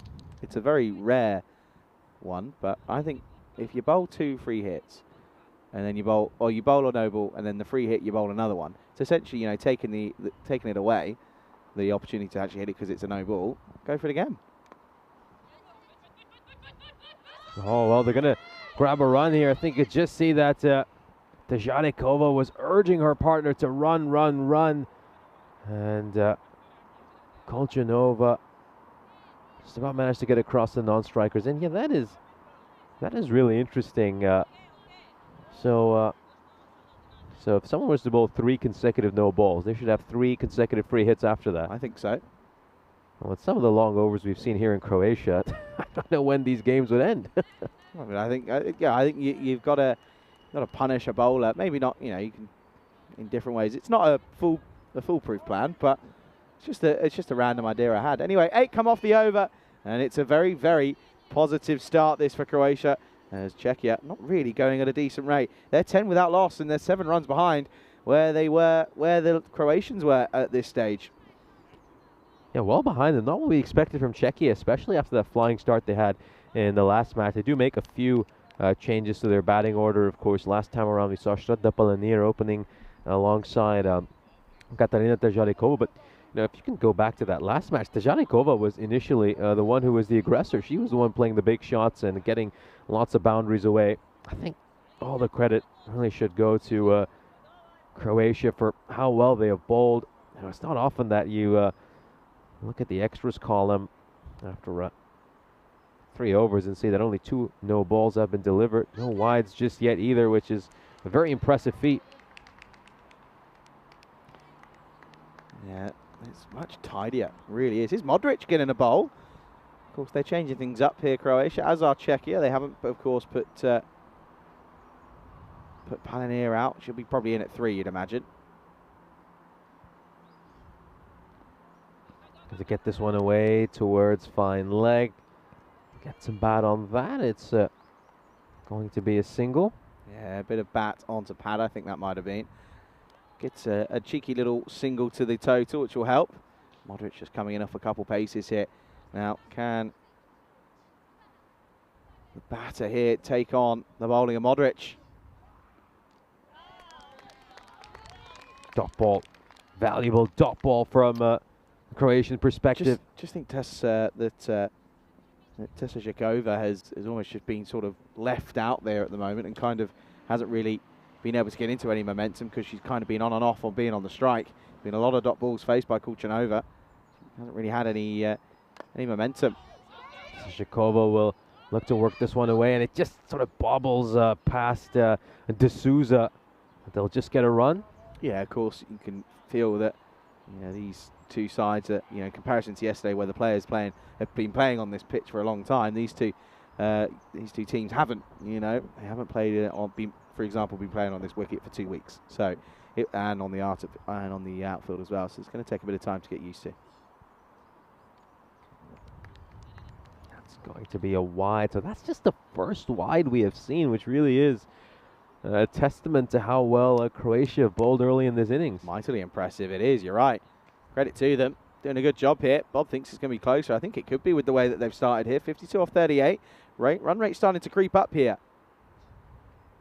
Oh dear. Well, that's a pretty poor delivery. The third no ball. It's a massive beamer, and in the end, credit to Kulchanova for dealing with this as well as she did. It's almost head height, and she manages to get her hands up quite quickly here and just to deal with that. Isn't it?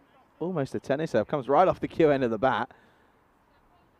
Tennis serves, the smash in tennis or paddle. You played paddle before? Yeah. Actually, Vinny introduced me to paddle. Oh, paddle's great. Oh, it's a wicket. That's going to be a wicket, but of course it's a no ball for free hit, and just need to get a little bit calm over here. They got a bit excited, and everyone seemed to forget it was a free hit, including me. There we go. I was going to say, I don't think you can get away with that one, Sunshine. Good delivery, though. Good delivery. Just swiped across the line. Just lost her shape there, unfortunately. Yeah, I think paddle statistically is the quickest growing sport at the moment. I wouldn't be surprised. It's a really fun game. It's class. I love it. It's amazing. And keep in mind, there are ECN rules to paddle as well, which differ from the normal rules. Sorry? There are ECN rules to paddle as well. We've got our own ECN rules. So have we? Yeah, when you go on a crew paddle night, ECN rules differ from the regular rules. I'm not even sure I do know the regulars. I probably only know what the ECN are the ECN rules? End of the over, by the way, 16 for no loss after 4. So, because of course the last time I played paddle was back in November when we covered the series in Malta. And I believe under ECN rules, by the way, just to cut back to the action for a minute, sorry to stop the discussion, we've just seen a retirement. So Fadwa Babar is going to be brought on here, and I think it might be Kulchanova's getting retired here. Yeah, it's kind of understandable. She just struggled to get things going there. So that's a good tactical move there. And yeah, they have gone with Fawa, so still no Shraddha Palanir, which will be an interesting call. But yeah, you can understand that they were going to go with that retirement there. So go on. I think you can, when it comes off the wall, under ECN rules, you can take it off the bounce. Yeah, that's not right. And there's another rule as well. I mean, I know Vinny might be listening to our broadcast. He certainly can go into this. But the other rule is that, starts off with a massive wide over here, Seema. The other rule is that you can only earn a point off your own serve. Huh? Yes. These are ECN rules. What do you mean you can only earn a point off your own serve? What? Free hit. Struck away, goes over mid-on, and that's going to go into the gap. 4 runs. Beautiful shot there by Tejarikova. Huh? Yeah. What do you mean you can only get a point off your So, own serve? if you're not serving, you Yeah. have to. If you win the point, you get the serve back, and then only on a point where you're serving, that's one where you can actually increase your score. I don't get it. You've lost me. I probably described it really poorly. I will accept Wait, that. so So imagine this if might be you're 14-day Charlie starting to... What? So imagine you're playing badminton, right? Yeah. You can only earn a point when you're serving. So if you win a point as someone who's not serving, struck towards mid-on, and they're going to grab a quick single over here. You can only get the serve back. So if you were serving to me, and let's say, I don't know, you did a fault or something. Okay, yeah. I'm not going to earn a point for that. I just get the serve That's back. rubbish. That's a rubbish rule. Those are No. ECN rules, ECN paddle rules. That's rubbish. How long is the game going to be then? Oh, our games went on I was for a while. going to say. That's ridiculous. I love paddle though.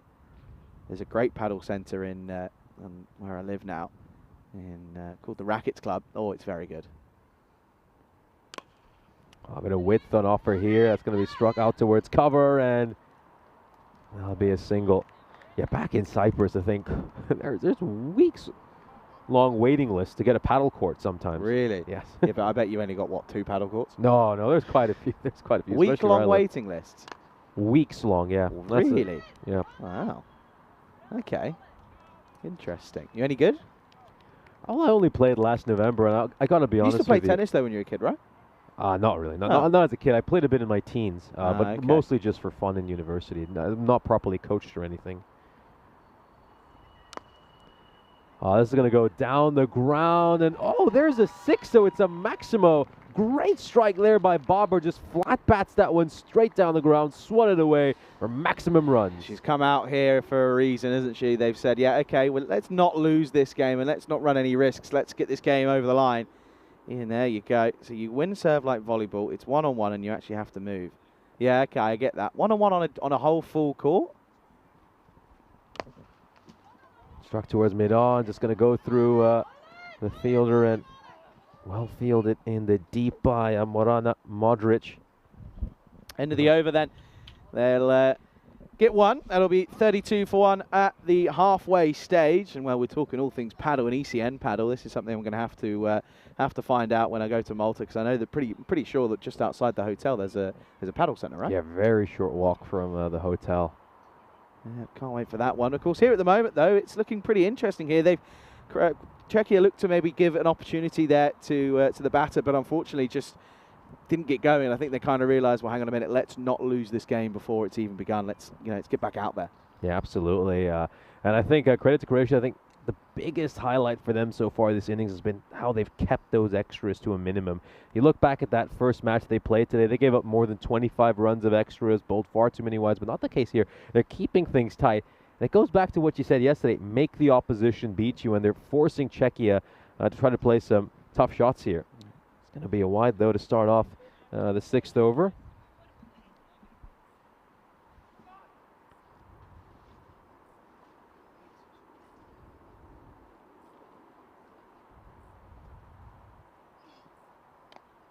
Full toss, and it's going to just go away. It's going to be a big chase here for Lydia Kravaric, and he's managed to cut that one off quite well, and that will be a single.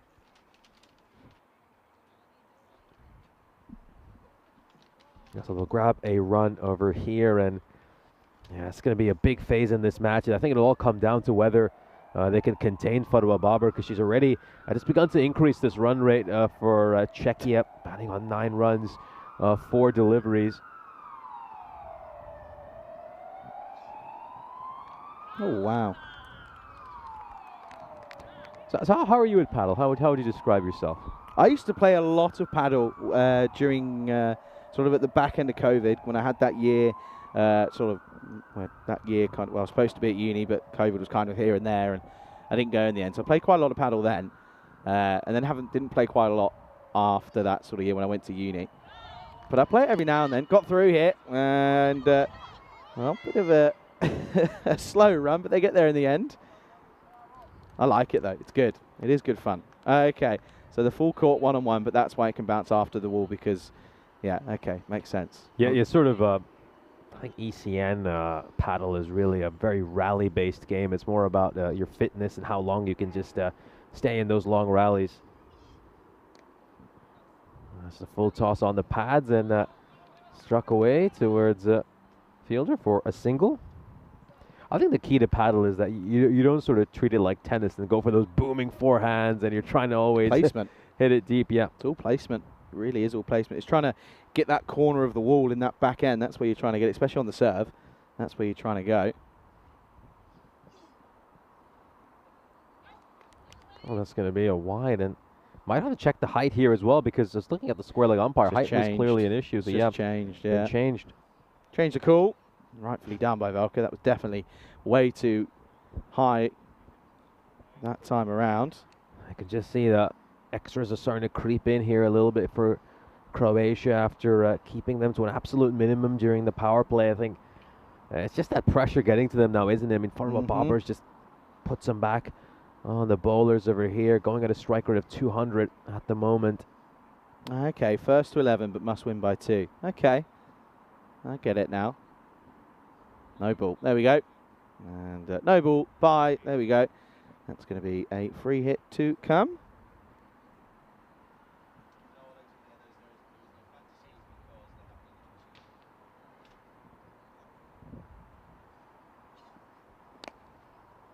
Struck towards the leg side. Oh, well, she covered a lot of ground there, didn't she, Pavla Senyuk, to look to get towards that, but it's just sneaked underneath her and gone away for 4 runs. Yeah, it's frustrating. That's a tough one to take. Tough pill to swallow because another boundary just means that it's becoming that little bit easier now for this Czechia side to get this win here. Of course, 23 off 25 to win. No ball. Should be a no-eat. Yeah, might just have landed off the pitch there. Check. Yeah, he wants to check this one out, but I think this is a no ball. Just going off what I saw with my eyes alone. I think this is going to be a no ball. Let's have a look. Love it when I'm right. Yeah, just Love off the pitch there. No ball. Free hit to come then. Baba on strike. Oh, she'd love to cash in here, wouldn't she? Get a boundary. Changes the game. Changes the outlook. Maybe trying to get the bonus point. Looks to go big over here. That might have enough to go all the way. Yes, it does. Goes away for another Maximo. Second one off the innings for Bobber. And what a massive turnaround we have witnessed over these last 3 overs. I mean, Farwa Bobber has turned this game around on its head. Choosing to retire, Konchova in the end turns out to be the right move. 33 runs off these last 3 overs. Yeah, this is a really, really good acceleration. And it's exactly what the doctor ordered. Because, well, it's now 16 needed to win, but of course 16 off this over would get them the bonus point. And well, if they take all 4 points in this one, I find it really hard to see Croatia coming back from this. Even if they do get 2 victories in the afternoon, I can't see them getting all 4 pointers. So it's going to be tough for Croatia to come back this afternoon, of course. We do have that little break, the extended lunch break, of course. Well, it's mostly for the players to get a bit of lunch in. Here we go then. Gets past the bowler, and it's going to be a big chase here. And oh, unfortunately, it's going to get away from Anushka Charles. She covered a lot of ground, but unfortunately, just slightly overran that ball. Yeah, just went over it, and that's going to be 4. And well, now they're definitely in with a chance here. Oh, Czechia, what a great start that is. Really positive. Yeah, so just another 12 runs needed now for Czechia to wrap this one up. Hit towards mid-on. They're going to run hard for a single here as well. And it's incredible. Even Terzharikova's batting has really changed these last couple of overs. She feels a lot more confident with her stroke play now that she's got Bobber as her strike partner. It just shows you how one player finding their timing could just be infectious for the entire team. Yeah, it's all about a confidence thing and sort of, setting the tone. 11 off 4 for a bonus point. Well, make that 10 off 4 with a free hit to come. They're really, at the moment, looks as if Croatia might throw away a point here. Yeah, just landing this one off the pitch, and yeah, that is a definite no ball. I think Vinny must be settling into his adopted home for the next couple of weeks, of course, out in Cartama. It's another wide down the leg side here, and now keep in mind those first 3 overs we didn't see a single wide. They were very disciplined to start things off, Croatia, but they just started to lose their rhythm a little bit, these bowlers, as the innings has progressed. And now Czechia even have a slight chance to pick up bonus points again.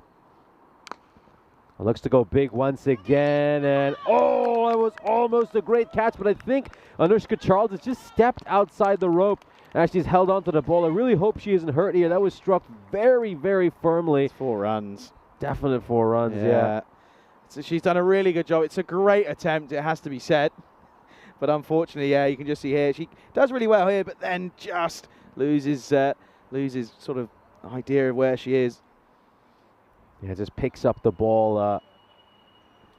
Now she was outside the rope. So Czechia closing in on a chance to get a bonus point.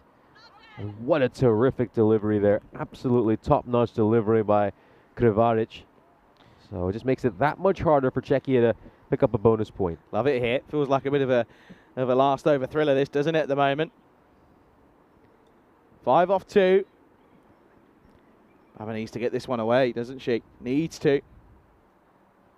Up against the skipper from the last game. Struck away towards the offside. That's going to be a single. So 4 runs needed off the last ball here to pick up a bonus point. Spoiled a wide though, yeah. And that's really frustrating. And you see she's annoyed with herself. Here we go then. 4 off this, or Croatia will scrape a point.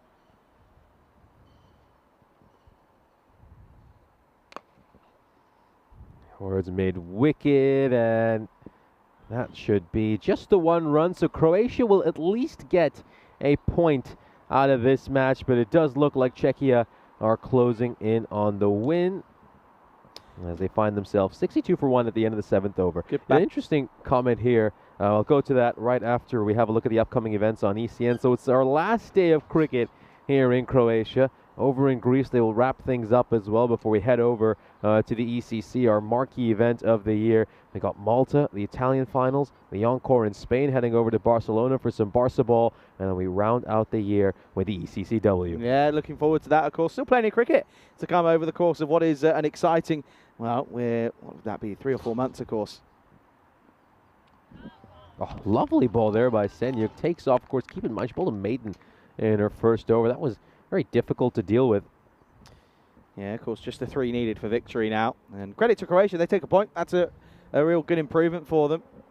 They've improved in all areas, though, to be honest. It's just just wasn't enough runs. Struck hard, but right back towards the bowler. Interesting comment here by Vinny that paddles kind of like squash without as much danger of losing an eye. I actually know somebody who ended up with plenty of stitches on their head while playing paddle. Yeah, paddle can be rough. Ah, there's a wicket. There's a wicket. Tejanikova will depart. And you got to say, Senyuk deserves that for how well she's bowled. And it's a moment where she's going to cherish. An absolutely delightful wicket over there. Gets rid of Tejanikova.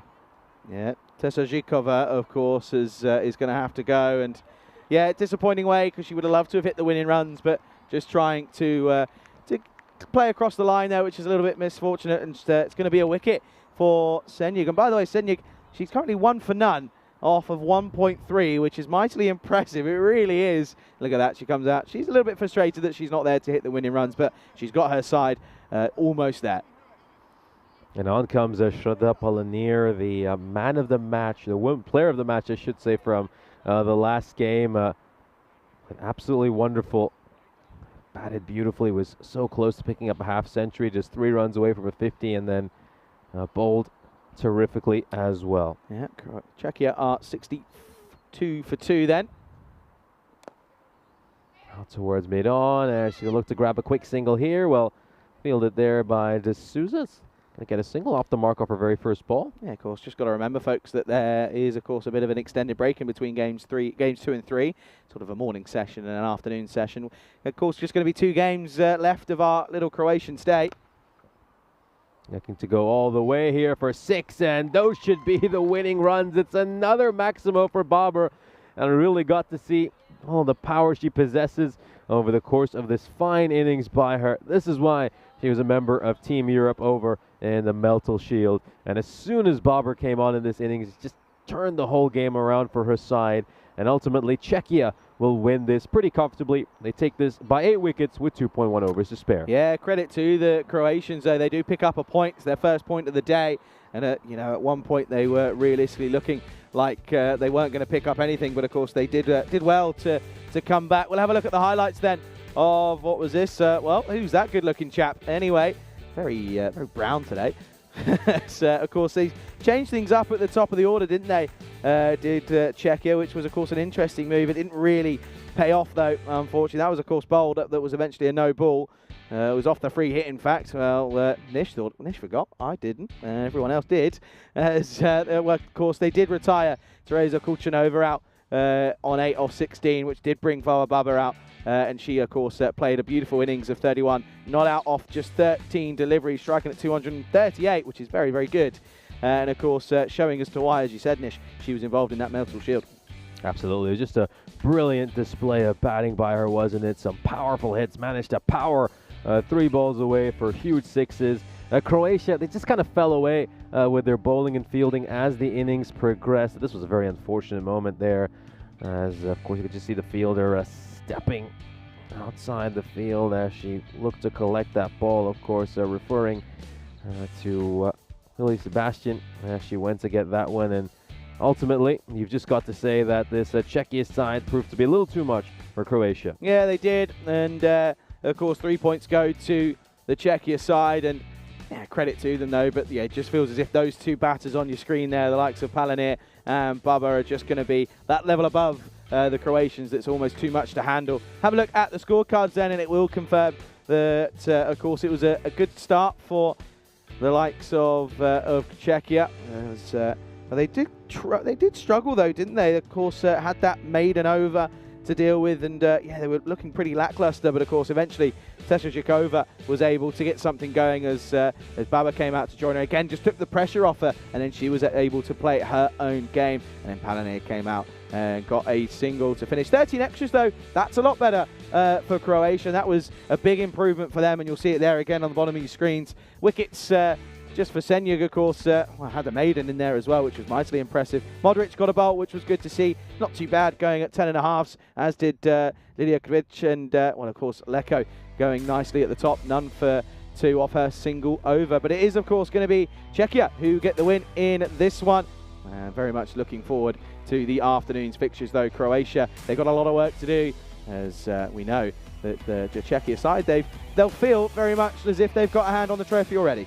Yeah, Czechia take a 2-0 commanding lead in this series. Croatia have to win both of their games this afternoon. We'll have to hope one of them is a bonus point victory. So we'll have a 1-hour break, and we'll be right back on your screens for match 3, as the players, of course, will stop for lunch.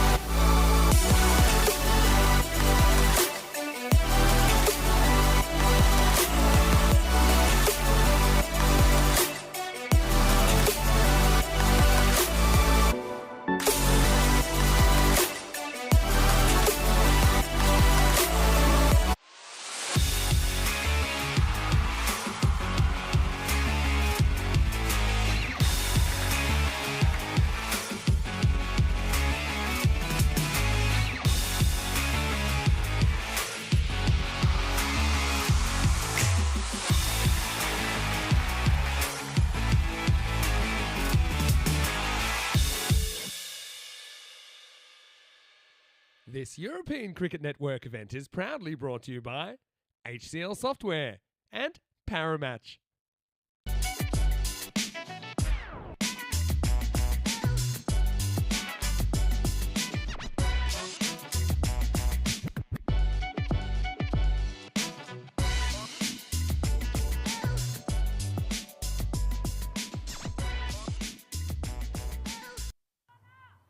Howdy folks, welcome back after a bit of a lunch break then here on the final day of action from Zagreb at the Mladost Cricket Ground. It is of course game 3 of this ECI-W series between Czechia and the host Croatia. It is of course going to be a tricky next 2 games. Croatia in 2 must-win games now if they're going to have any chance of getting their hands on that beautiful local lifestyle trophy. Let's go over to the middle then. Stefan Gooch is here. He's got the 2 captains for the coin toss. Czechia the call. Heads. Heads is the call. It is heads. Bowling? Good luck. Thank you. All the best. Good luck. Thank you. Czechia have won the toss and they'll be bowling. Well, there you go then. News from the toss is that the Czechia women's side are going to bowl first in this 3rd game. It's a very good toss result again for Czechia. Of course, they did do very well in that last game. They restricted Croatia to a score in the 60s. Of course, there were positives. There was actually quite a lot of positives for Croatia to take out of that 2nd fixture. Of course, first of all was the extras column was a lot less than what it was in that 1st game. I think it went down from something like 20 odd to being very, very low in the single figures. And then, of course, for the batting, well, in the 1st game, they could only muster 48 for 9 off their 10. They didn't even lose a wicket in the 2nd innings. Of course, the rate that they were scoring was a bit of an issue. They didn't have enough runs on the board. But again, as I said, there was improvements, and that's all you can ask for from a developing side that is the Croatian side. Of course, Czechia also developing in themselves as well. And yeah, of course, they've got really, really strong batting lineups as well, have Czechia. So they're going to back themselves in to chase whatever this Croatian side can put on the board. Well, Nish, let's go over to you, who's standing by in the box. Nish, news from the toss then here in match number 3 of this ECI-W. Czechia, they're going to bowl first. Well, thank you very much for the updates. Time for match number 3. Both these teams had a chance to have a lunch break and we're ready to get play underway. We'll take a look at this beautiful city of Zagreb. We're in the capital city of Croatia. It's our final day of what has been a terrific Croatian cricketing adventure. There's a look at the 2 sides involved in this year's ECI-W. Czechia hosting, or I should say Croatia hosting Czechia. It's been a good tour so far for this Czechia side. They're up 2-0, and with a victory here, they will grab an unassailable lead. And then Croatia will be playing for pride in the final match of the day. So here's a look at the fantasy dashboard for our upcoming game. Helena Leko, Pavla Senjuk right up there at the top of the Croatia batting lineup, and of course the 2 of them, they spend a lot of time out in the middle. Helena Leko has faced a lot of deliveries, probably hasn't always been able to go at the rate her side needs her to. Meanwhile, for Czechia, well, Shraddha Palanir with 121 points to her name. Wasn't she amazing in the first match of the day? Won the Player of the Match award, and then Farwa Baber winning her side the game in the 2nd match with a terrific batting performance. So Czechia are in a commanding position at the moment, winning the first game with a bonus point victory, taking an emphatic win in the 2nd match, just about missing out on getting bonus points in that game as well. So Croatia really up against it here. They're going to need at least 1 bonus point win in one of these 2 remaining matches. And of course, they also got to hope that everything pans out in their favor in terms of net run rates. So they've got to win, and they've got to win big.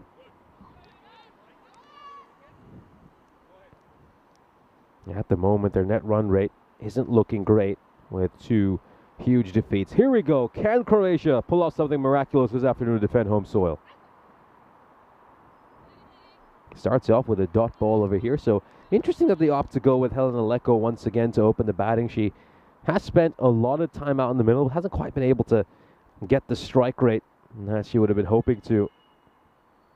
And the other one, Kravaric, is a strong boundary hitter for Croatia, particularly good at working it away towards square leg. It's a great puller of the ball. Nice bowling there by Palaniru. Gets plenty of in-swing. She's not bowling with the same pace and ferocity she was in the opening match of the day when she really took the bull by the horns and made things very tough for Croatia. It's going to move another fielder across from the leg side. Farwa Babar has gone from mid-wicket inside the ring to a short cover position. They don't want to give Leko a chance to just push for a single on the offside. Oh, nice delivery there, but I think that's just struck Leko, and it's a little bit concerning. She does seem to be hurt here. Where has that hit her? And it's good to see that Shraddha's immediately gone to check on her here. Oh, yeah, just catches the shoulder along the way, and that doesn't look great. Just going to have a few match officials go on to check on her. And might need some magic spray as well. Just see it's hit the top of that left shoulder, and there we go. 12th man for Croatia, I should say 12th player for Croatia in Sima. Is they coming on with some magic spray?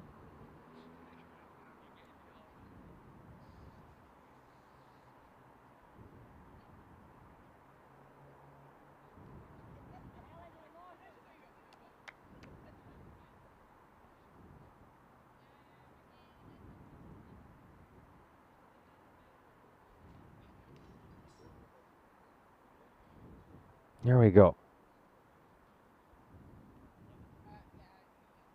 Should be ready to resume, and yeah, looks like Leko didn't actually need any magic spray in the end, and she's feeling a lot better here, hopefully, and ready to resume play.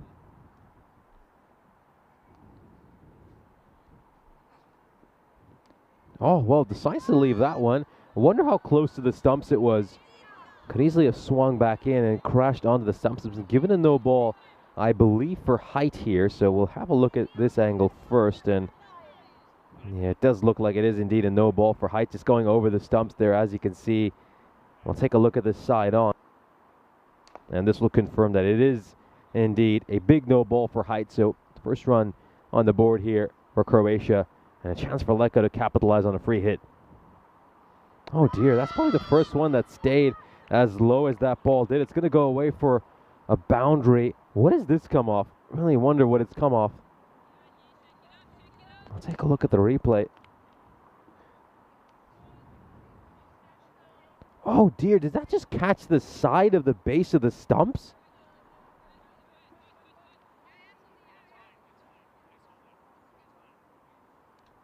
Let's take another look at this. Oh my goodness, yes it has. Just catches the side of the rubber base. I originally thought that, but then thought, no way, that's not possible. And it looks like it's actually just caught the side of that rubber base. So, yeah, a rather unique way for Croatia to get some runs on the board. Yeah, I haven't seen that before.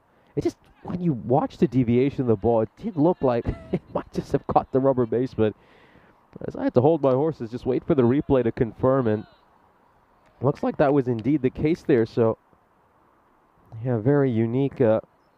Always see something you've never seen before on ECN, don't you? Very good afternoon to Dave, who's joining us in the chat, as well as Helix and Johnny Heesha. Hope you guys are all having a wonderful day. Sure, Dave is excited about the Grand Prix over in Singapore. I know you're a huge F1 fan.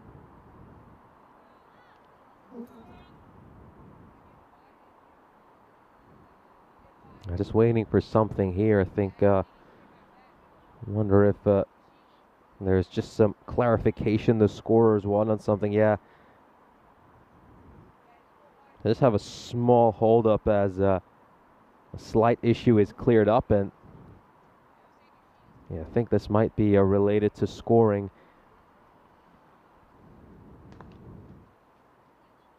It looks like we might be able to get underway here, so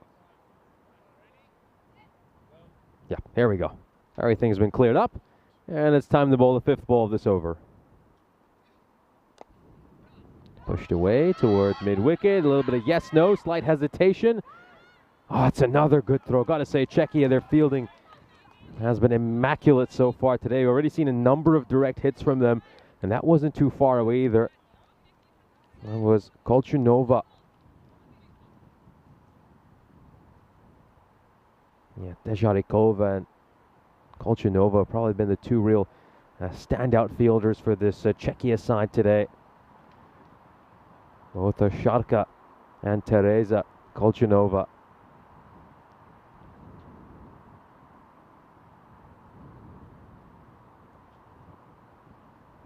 It looks like we have another delay over here, and well, of course, it's a good chance to welcome Charlie Hunt into the commentary box. A huge match here for Croatia. It's absolutely massive. Must-win game for them. Must-win afternoon now, isn't it, for them, realistically? Of course, if they lose this game, then that'll be it. Czechia will be the winners going into the last game of our stay here in Croatia. But and to be honest, just going off of what we've seen throughout this this morning's play, you would sort of take a feeling that in all honesty, I think Croatia are going to be struggling to get anything out of the tournament. But you never know. Could surprise us. They really could. It's not as if Czechia haven't lost to Croatia before. They, of course, lost in that cup in the summer. Yeah, there is just a little situation clearly going on at the moment, which trying to get a bit more information on for you. But at the moment, we're just not too sure as to why. I think we're ready to get back underway. And, of course, Palanir trying to finish off what's been a very tidy first over for her here. Actually, that the issue was the one that came off the... interesting here. Well, this one stays low. There was a ball that was considered a wide, was actually given as a dead ball, and that's kind of the confusion there. So that'll be the end of the first over. And that is going to be 6 without loss after 1. 1 day to go, folks. 1 day to go. This time tomorrow, we would be well into the action of the first group ever of the Challenger Division of the ECC. Of course, Kartamania. I have to say, I know a post has just gone out recently on our socials. If you aren't following us, do make sure you go ahead and check it out on Instagram, Facebook, Twitter, everything under the sun. There's a great sky photo of Kartamania looking the way it does, and it's beautiful. Can't wait to be over there. Just a day to go. Yeah, really going to be an incredible event, isn't it, this year? Bigger and better than ever before. The skipper in Saljanya Talamala is going to take the second over. Starts with the dot. Yeah, Talamala's had a great day so far. Bowled superbly, been involved in a number of runouts as well. Been leading by example so far for her side, and she'll be delighted with the way her team has performed on this huge away tour for them. Short, pulled into the leg side, but straight to the fielder at short mid-wicket. Good work in the end by Baba there. Yeah, it's a bit crazy, isn't it, that we're coming to the end of things here, isn't it? It's been a great fortnight of cricket, and of course coming down to an interesting couple of games here. Turn around the corner, straight to the fielder though. They'll nurdle and nudge a single. Any moments that have particularly stood out for you, something that you're going to take from this tournament that you really remember from, like, was it, a great wicket, a great catch, a match that stood out to you in particular? Yeah, I think that Balagi catch on the leg side was pretty outstanding. Just stuck, didn't it? It was one of those that you just kind of, you just sort of see every now and then, once in a blue moon. That was a big moment. It was a game-changing moment as well in that fixture, which was pretty crucial. That's going to be a wide delivery from Talamala there. Yeah, I think that one. I also think Houghton going 3 sixes back-to-back was pretty impressive. That was a good one for me. But yeah, got to say that it's been a really good, fun 2 weeks. What about yourself? I would have to say it has to be Power's bowling spell against the Zagreb Assassins when he true. picked up 4 wickets in the power play. That is some of the best bowling I've ever seen. Incredible swing bowling. It was almost unplayable, and he had some of the best batters in this country dancing around without a clue where to go. Yeah, no, he really was able to rip through them, wasn't he? He was very, very good at doing that. He just pure pace. It was pure pace. Just couldn't handle him. It's kind of crucial in getting his side into the top 5, wasn't it? Really, that spell in that fixture. Oh, swing and a miss. Better delivery. Good comeback from Talamala. Of course, they're sticking with Leko at the top of the order. Now, that's an interesting choice for me. Yeah, I didn't mention that at the top of the broadcast. She's shown that she's capable of facing a lot of deliveries, spending plenty of time out in the middle, but yeah, with 10 overs in an innings, you'd like to have someone who's capable of accelerating a little bit. Up in the air. Is it going to carry? Oh, wasn't really too sure. Was Kulchanova. Has a shy at the stumps, but another direct hit. But yeah, just that probably was a catching chance. Just didn't read it. I'll take a look at this again, and popped up in the air and just falls short of Kulchanova. Yeah, good afternoon to everyone. Of course, tuning in to Helix, to Dave, to John, to Paul as well. Paul just saying, he said thanks Nish and Charlie for the commentary. Absolute pleasure, as always. Pleasure, never a chore. And yeah, of course, Vinny and Rico will be taking you through that first fixture tomorrow morning. That's a leg side wide. Good leave from Kivalic there. Will you be tuning into the ECC over the course of the next 4 weeks? Yeah, absolutely. I mean, it's the marquee event on ECN. Looking forward to the start of Cardamania. Group 1's going to be very exciting. Cyprus, of course, involved in Group 2. Looking forward to seeing how they do in the Challenger division with the new format. Bit of a off the toe, and you can hear that loud call of stay. Leko was off and away, but Kivalic probably with the right call there. That's going to be the end of the second over. Croatia are 11th for no loss. I think the great thing about the new format is, you know, especially for countries like Cyprus who have a personal interest in seeing them succeed, it's just great, isn't it? Now they can go in there, they have a chance to win a number of games. In the past, they've kind of gone to the ECC and not always been able to show their best, maybe been a bit outmatched by some of the opposition they've gone against, but in the Challenger division, you feel like they might have a chance to pick up a victory or two. Felix is saying he thinks the best thing about this tournament was Nish wearing his Peacock Friday shirt. There you go. There you go, see? It looks as if they're going to turn to Fawa Baba in this third over. Shot, hit firmly, and off the knee of square leg, but it's going to be very effective. Just holds it down, and yeah, she goes over and starts hobbling away. That one hurt. Take a look at this one more time, just going down the leg side. We know she's so strong on the leg side, isn't it, Kravaric? And that was struck firmly. And Kunchova ends up fielding that quite well. Oh, and again in the action. This time takes it cleanly. Oh, it's at the wrong end. Just very early to go to the wicketkeeper's end, but probably could have gone to the non-strikers. Yeah, we'll take a look at this one more time, and the throw is fired in over there and stays a little bit too low, away from her grasp. Yeah, of course, got both Teresa and Sharka Kunchova playing in this match. Goes a little bit shorter, and it's going to be okay. Teresa, of course, enjoyed plenty of success in the past for Czechia. Was the second highest run getter during the Central European Cup. It's great to have both the Kulchanovas available for this match. And again, leg side, and this time it's just to the left of the fielder. This is going to be stopped, I think. Yeah, it is. Excellent bit of work in the end there by Teshadojovic, who's out there in the leg side. Yeah, Teshadovich's done a great job there, hasn't she? Covers a lot of ground, and you could argue she's been the standout fielder today from both these sides. Just fielding at square leg. She's in that hot spot. We know that Croatia really like to target that square leg boundary. Yeah, they certainly had her work cut out. They really have been. She's been busy out there as Tesha Zhukova. Oh, well bowled, but equally well played. Just gets the bat down on this one. And, well, they come through for an easy single at the end of the day. They'll grab a run over here, and oh, well, it was an attempt at a direct hit. The stumps were knocked out, but it's not going to matter at all. We'll take a look at this shy at the stumps there by Erika Kunchova. And then there was another attempt at a throw over here, and then the stumps were eventually broken, but it didn't matter. The batter was well inside her crease. Dave says, I didn't see it. Did he flash it in front of the screen? I didn't see him wear it. Debatable if it was one. Last over of the power play. Can he get to 17 without loss again? Well, they're going to give it a go. Oh, they might do, you know. No way. They're going to take one?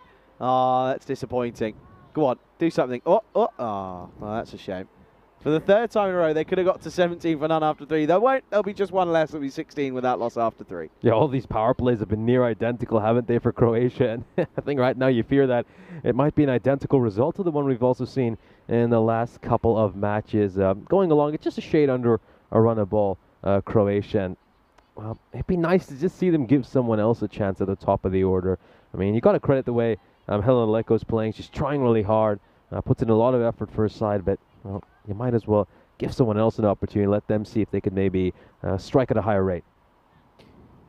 Yeah, I think you're right. You know, you've got to be honest with yourselves and probably say that at this moment in time, you know, the opener in Leko probably isn't the idea to go with. It's not as if she's not got the ability, she just hasn't quite been able to get the strike rate up. That's the issue. They're going to turn to Erika Konchova then, the Czechia side for the fourth over. Well, this is uppish, straight to the fielder though. That's Kishigard. They come through for one. Kishigard who's going to fire that throw in back towards the bowler at end, and it's going to be Erika Konchova bowling this over for Czechia.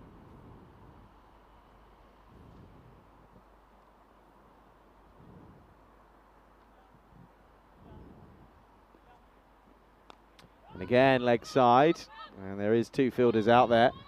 It's eventually very well fielded. Once again by this time Teresa. She's been busy down there, isn't she? Just back with a square leg. Certainly has been. Covered a lot of ground today, as of much of this field for this Czechia side. Got Kolchinova and Tejarikova fielding in the two hot spots out at square leg. And again, this time it's in front of square, and of course work to do out there. Yet again for the fielder out there. You've got to feel for her, you really do. Because she just cannot, and I repeat, she cannot catch a break. Not at all, and especially it's starting to get even hotter now, isn't it? Might really get gassed at the end of this innings. It's up to 24 degrees Celsius right now.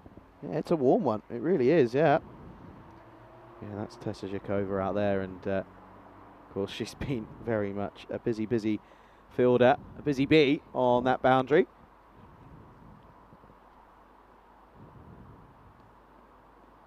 Oh, a bit of an edge, but is going to run away. Probably just going to be a single. Yeah, will be. That's well fielded by Anna Komenkova.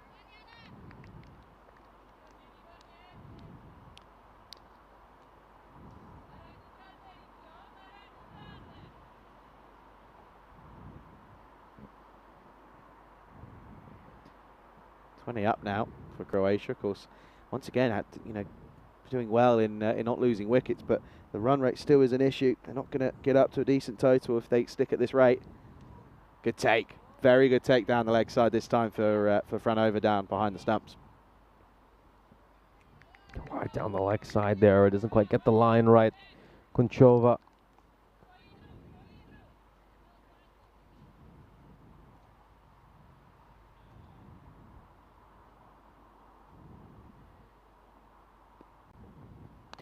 Hit away, and straight to the fielder again, but once more, they just got to be a little bit more fluid in their attack here. You know, they always seem to go for the keeper's end pretty much right away. Get your head up, have a look at where you should be throwing. You know, there's so much time there to get it in, as the running of Vida Kovacic just isn't quite the quickest to get to the other end there, and it would be a nice attempt to maybe have a go at the stumps. Last ball potentially of the fourth. Uppish, hit firmly though, and straight to the fielder. Oh, hang on a second, I think she's out. I think she stood on her own. I think she might be stood on her own stumps here. Look, the bails are gone. Well, the bails are gone on both ends now, but let's just watch this. I think that is going to be the end of Leko. Let's just watch the stumps. Does she turn around and, oh, she just taps them, I think. Just taps them with the bat. Let's just have a look here. Yeah, there you go. It's going to be such a frustrating way to go. Really is. Helen Leko is going to hit her own wicket here, and she's going to have to go. Yeah, just kisses the top of the bails with her bat, and originally Czechia thought they might have a run up, but instead it's going to be a hit wicket, and it'll be the end of Leko's innings. Once again, spent quite a bit of time out in the middle, couldn't quite get the acceleration she wanted. That's such an unfortunate way to get dismissed. It is, but it might be a little blessing in disguise maybe for Croatia. You can just see it here, just on the follow through. Just a little kiss there, and it's a really annoying way to go, but as I said, could be a bit of a blessing in disguise at the end of the fourth with a wicket falling, 22 for 1. It's 4 overs in the book, and Croatia going at about 5.5 an over at the moment. Let's take a look at this run rate here for Croatia. Going at just a shade under a run of ball at the moment. And of course, we just saw Chova pick up a wicket in the last over. Great moment for her, really was. She had a difficult time over in the Central Europe Cup. Was rather expensive at an economy rate of almost 11 over the course of that ECS. And it's good to see her grab a wicket here. Really improved her figures, should say, over the course of that Central Europe Cup. Yeah, looks as if they're going to go to America's just bold, isn't she? What's going on here? I was going to say a bit of confusion there. There we go then. It is the end of the over. There we go. Confirmation. That's going to be Sharka Kolchanova bowling this over, and I got both the Kolchanovas playing in this match at Teresa and Sharka. See how she can get on here then, Kolchanova. They'd love another couple wickets here, and I think, you know, if they can have a couple of, there's another pause in play here. Got to remember that, you know, just trying to work things out. But yeah, there is, of course, the likelihood that Croatia probably won't, you know, struggle to win this game. I think that's kind of the look at it. Of course, some eagle-eyed viewers will realise that we don't have the expected scores or things like that up, and the win predictor. We're just having a reboot of the old system on a Sunday before the ECC, so it's down at the moment. That's why that's not in play. Asking the question, not out this time. Too high. Good start though for Kolchanova. Kolchanova pretty decently this morning as well. They just had a few issues occasionally with extras, maybe pushed the odd one off the pitch, but certainly has bowled well so far today. Hit again, leg side. They're better off just putting another fielder over there at the moment, aren't they? Because it's not going anywhere else. And they're bowling in that area where it's the only hittable zone. I kind of don't really understand why they don't just drag someone to get over there again. Yeah, I mentioned this earlier. I don't get why they have 4 people on the offside at the moment. Whoever's on the offsides hardly had anything to do. So maybe just move someone from cover over to the leg side as well. It's another one that Kolchanova just lands off the pitch. He had a few issues with that this morning. That's going to be a free hit coming up here for Senyuk.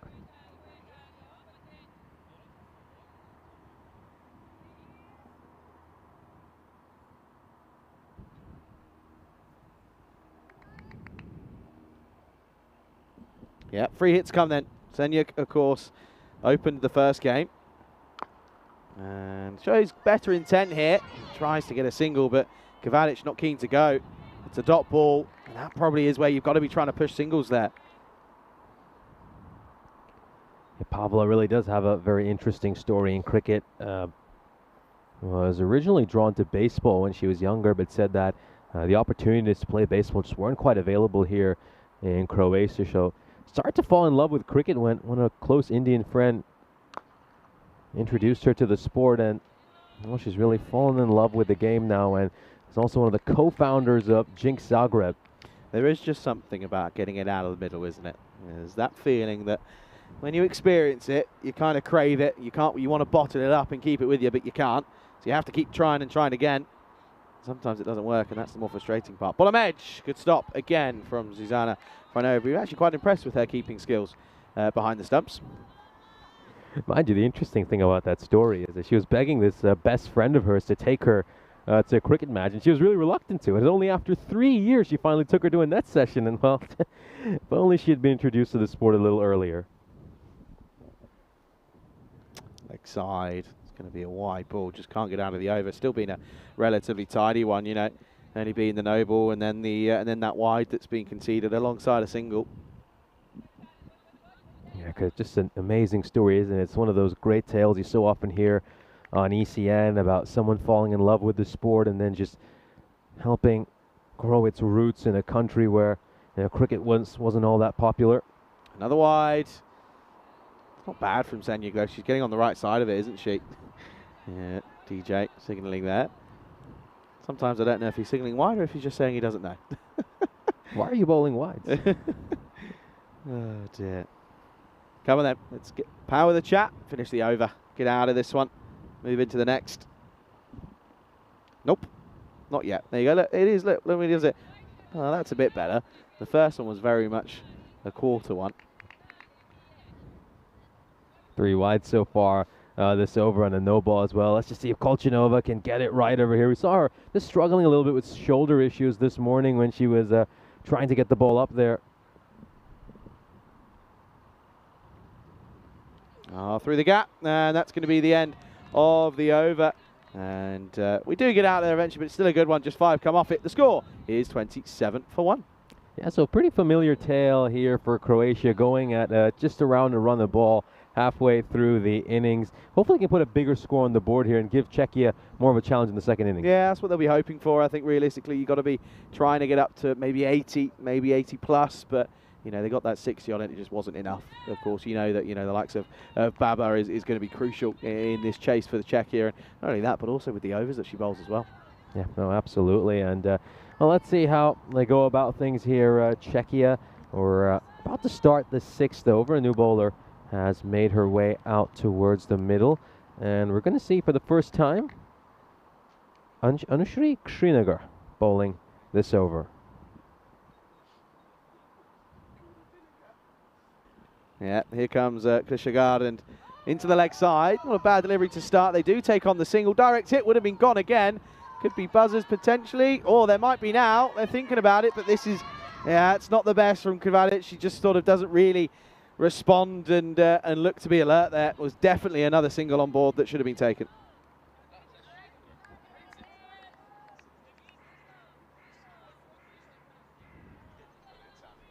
Yeah, you can see here it was going to be well short of a ground. Just doesn't really set off though. It's doesn't commit to it almost. Then you get off the mark. Wide ball. Krishagard getting that one wrong. It just does catch the edge of the pitch though, so thankfully for her it won't end up being a no ball. Senyuk though yet to get off the mark. Hasn't scored off the 5 deliveries she's faced.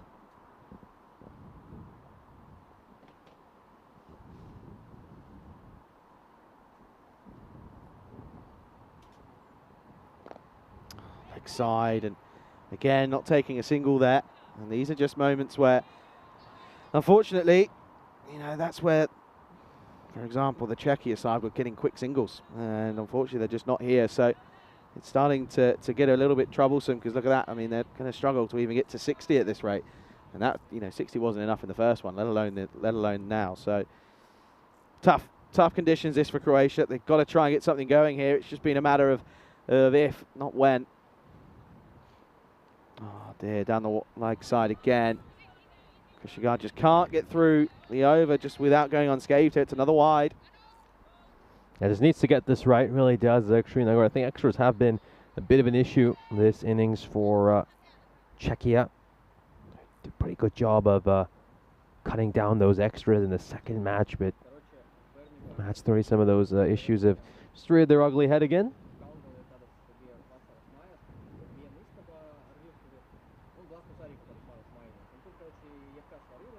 Oh, another wide. Just all this run up. I think she needs to cut it in half, really. Just coming off a couple steps. Just focus on line of length at the moment. Might just be trying to bowl a little bit too fast. Get your line of length right on this wicket as well. That's almost the best way to go. Slow it right down and see what the wicket can do for you. Let the ball do the work.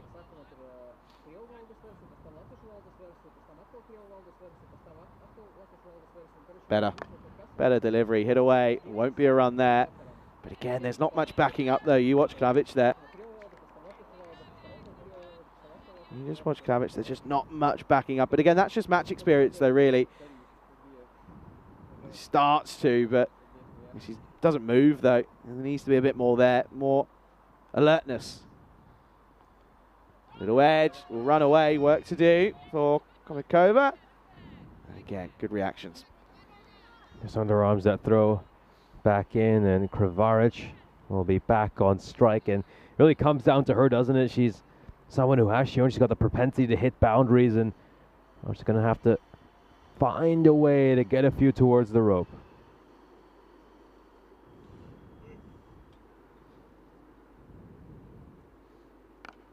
Shot. Nice shot, leg side, but, well, funny enough, they've set a field to it here, and they can't can't really find a way of getting a boundaries here. Yet to have one in this innings for Croatia. And nothing's going to get past Katerina Tejarikova in that position. She's really, really good. And she's out at square leg. Has got a strong arm as well. Fires those throws in. Looking forward to seeing her with the bat again, of course, for Czechia, you'd imagine. In the slot, up in the air, though. Is it going to fall safely? But again, there's yes, no, maybes. There's got to be a run there. There really does. Have to try and push a single. It's another tidy over, but most of the runs that come off it are in the way of wides. And at the end of the 6th, it is 33 for 1.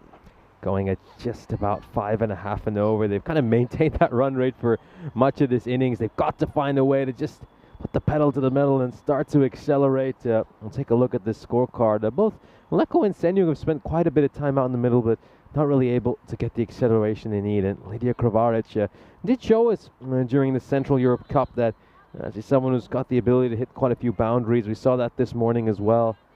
And it's just going to raise the pressure on her to try to get this run rate up. They're going to turn to Mansi Padmar, who's going to take the next over, coming in for her first involvement in this tournament.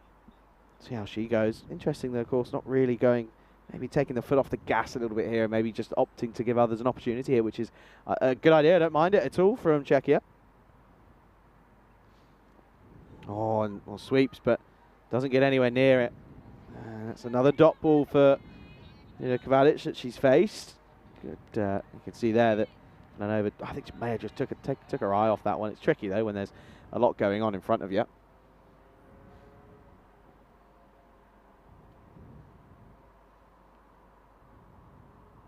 Above the eye line, but this is up in the air. Chance, and is going to be taken. And Palmer on her second delivery in this tournament picks up a wicket, and it's going to be the all-important one, as that's going to be the end of Kravaric, who will have to make the long-dreaded walk back. Massive, massive wicket here for Czechia, and Croatia really got their backs up against the wall. Just comes off the top edge, and really well taken over there. Good grab by Zuzana Franova, who's been brilliant behind the stumps today. Another catch for her. And now you just got to wonder, where are Croatia going to be able to find these boundaries from? Yeah, the thing is now is, the question is, have the floodgates opened? You know, they lost quick wickets in quick succession in that first game. Is it going to be a similar story? 33 for 2. Out comes Ivana Petrikova, the skipper for Croatia. So we got a couple of very important figures in Croatian cricket out in the middle. The two co-founders of Jinx Zagreb are currently going to be batting together. Yeah, they're out there in the middle, and well, now would be a good time to click, wouldn't it? Because Pavla's on 1 off 9. She's now joined by Petrikova. Good start for Palmer though, hitting good areas, getting above the line, getting above the eye line. Sort of asking the right questions. You don't really have an answer. That's not the right question. That's a wide down the leg side. Ivana has a very interesting cricketing journey. I mean, her journey quite literally started by accident. She was persuaded by the Croatian Cricket Federation's vice president, Vedran Zanko, to just attend a training session. He was very insistent. Off the pad, spoils a wide. And he knew exactly how to win her over. In her first training session, he hands her a bat, teaches her the basic grip, and just says, go on, try to hit a ball. There you go. The rest is history. Yeah, and she said she had a few clumsy swings to start things off, and then eventually middled one, and said it was one of the best feelings she's had, and fell in love with a beautiful game. It's going to be a wide ball. Or is he going to give this a no-eat? Let's have another look here. There you go, wide given, and it's another direct hit. We'll just play all this through. You can see there off the wicket, and that's going to be a wide. You can just see here, they of course come through for the well, they were going to. We'll have another look. It's been changed for a no ball here. Well, that's interesting. Maybe because it diverts like that, it's unfair to give it a wide, because the batter's never going to have a chance of hitting it, which is fair enough. Yeah, it just lands slightly off the pitch there, and got a no ball and free hit coming up here, and just making that clear to all the players. So Senyuk with a chance to have a free swing at this. Can she get something going? Does try to. Well, it's a bit of the yes, no, maybe. It's going to be no in the end. You don't take one on to the arm of Saljanya Talamarla, who's at mid-wicket. Absolutely, can still get run out on a free hit, so a good awareness there by Senyog and Petrico.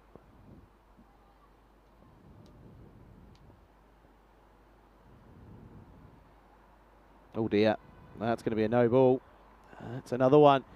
Again, bowlers just see to sort of get the yips when they get to the back end of the over. They almost try and think, right, let's just get out of it. Let's just get it out there. And fortunately, it's not really working. It's more extras.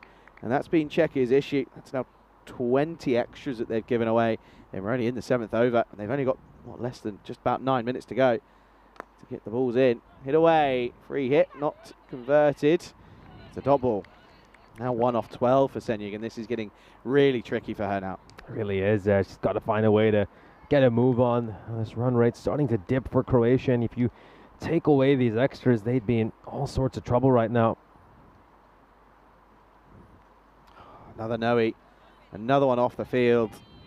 Senyug needs to get something going here. She really does. Otherwise, this innings is running the risk of becoming one of those innings that Czechia are going to turn around and probably just chase within 5 overs, you feel. If they get going, if they stick to their guns of opening with Palanir and up the order. That's a wide again. Just starting to lose a little bit of rhythm here, Palmer. She's got the yips. It's 22 runs of extras so far. It means only 17 runs have come off the bat so far this innings. Now Croatia really living on generosity at the moment, but got to find a way to maximize it. It's still a free hit for Senyug. Let's see if she can get it away.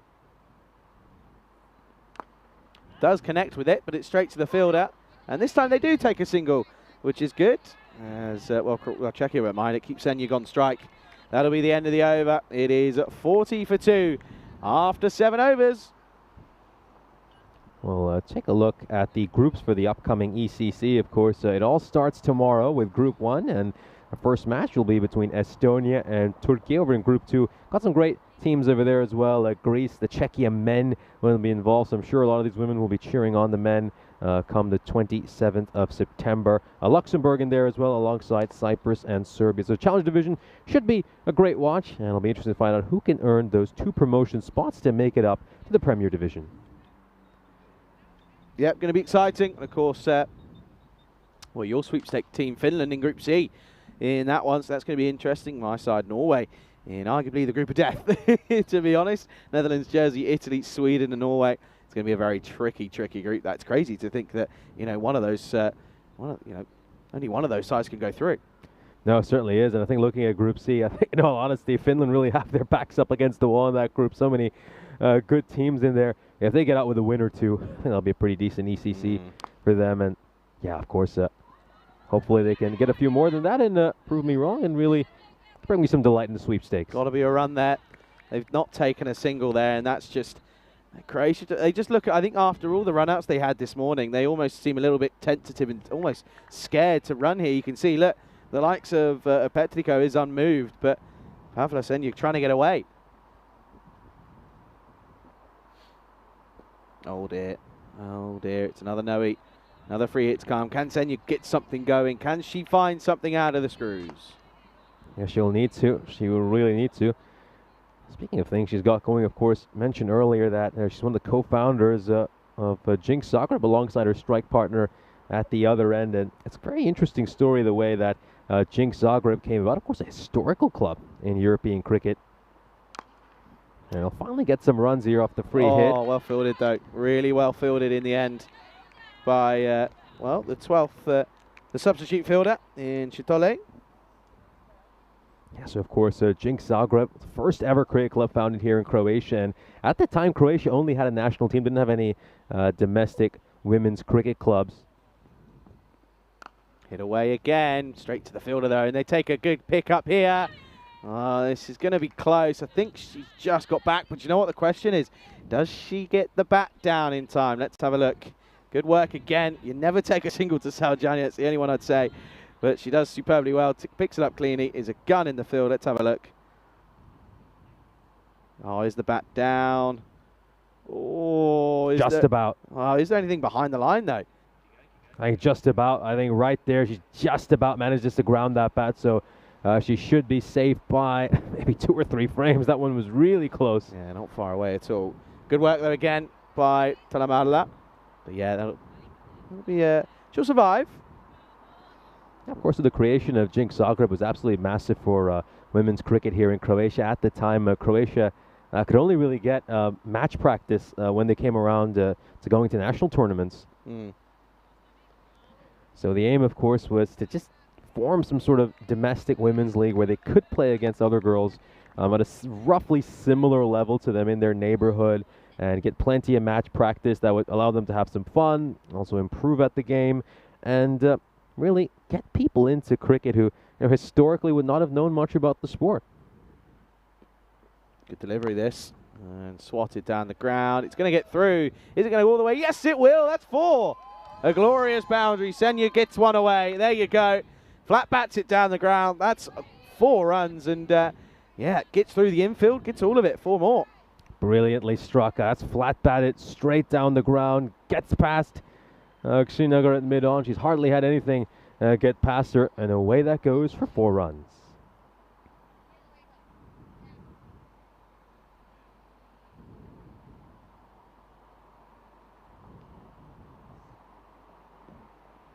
Oh, now back to the wides. Getting just pushed off her rhythm here is Edeka.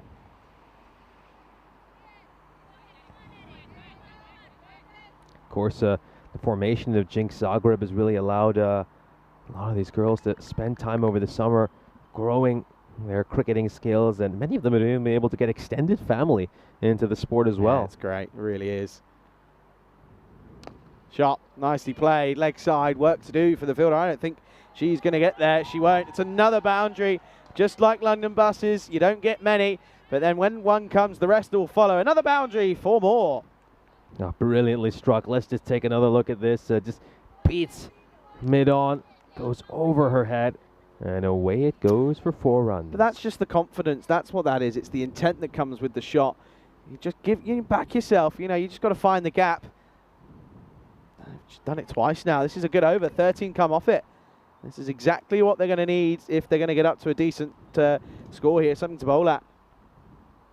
Sits up again, and they've actually pushed the field back now because of the last couple of boundaries. So a single to finish the over. Senya keeps the strike. It's 54 for 2 at the end of 8 overs. Yeah, that 4 really has done wonders for Senyuk's confidence since striking that. It's just timing the ball so much nicer, and got lovely flow right now when playing her strokes. We'll take a look at the stats. So as you can see, Croatia just picking up their run rate a little bit these last couple of overs. 14 runs off the 8th over. It is by far the biggest over we have seen so far this innings. Almost double the runs of the second largest over we saw. And I think some of the players are just going to have a quick drink over here. I think, yeah, it is rather warm, and it's understandable, I guess. It's 25 degrees Celsius right now, according to the... Where are you getting your information from? Just did a quick Google search, and it said 25 at the moment. Interesting. It's not what mine says. What does yours say? 22. 22. It feels hot, though, but I guess that's 22 in the shade, so when you're out there in the sun, it is going to be very, very warm.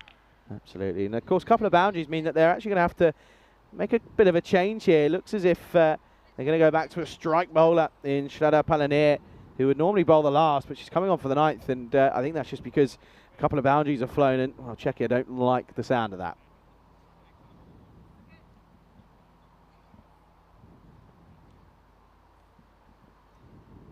Short, top edge, going to race away.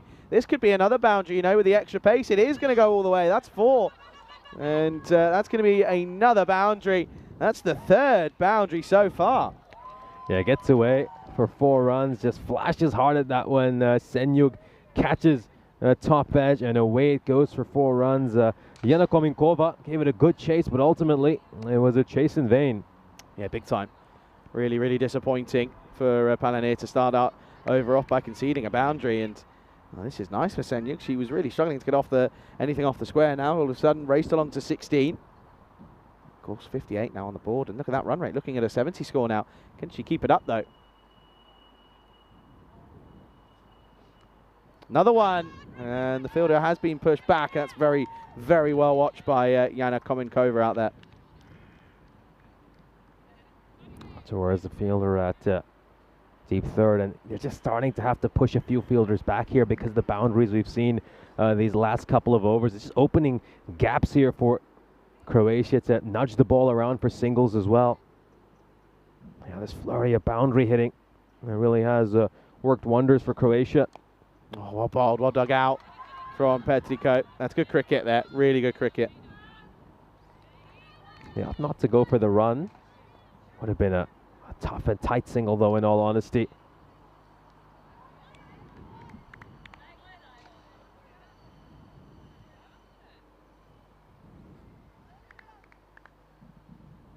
Of course, 59, and that last innings in the 60s, not ideal.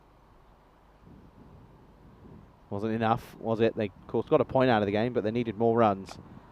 Yeah, nice shot. Uses the extra bit of pace that Palanir has and just drops and runs this into the offside. Good shot.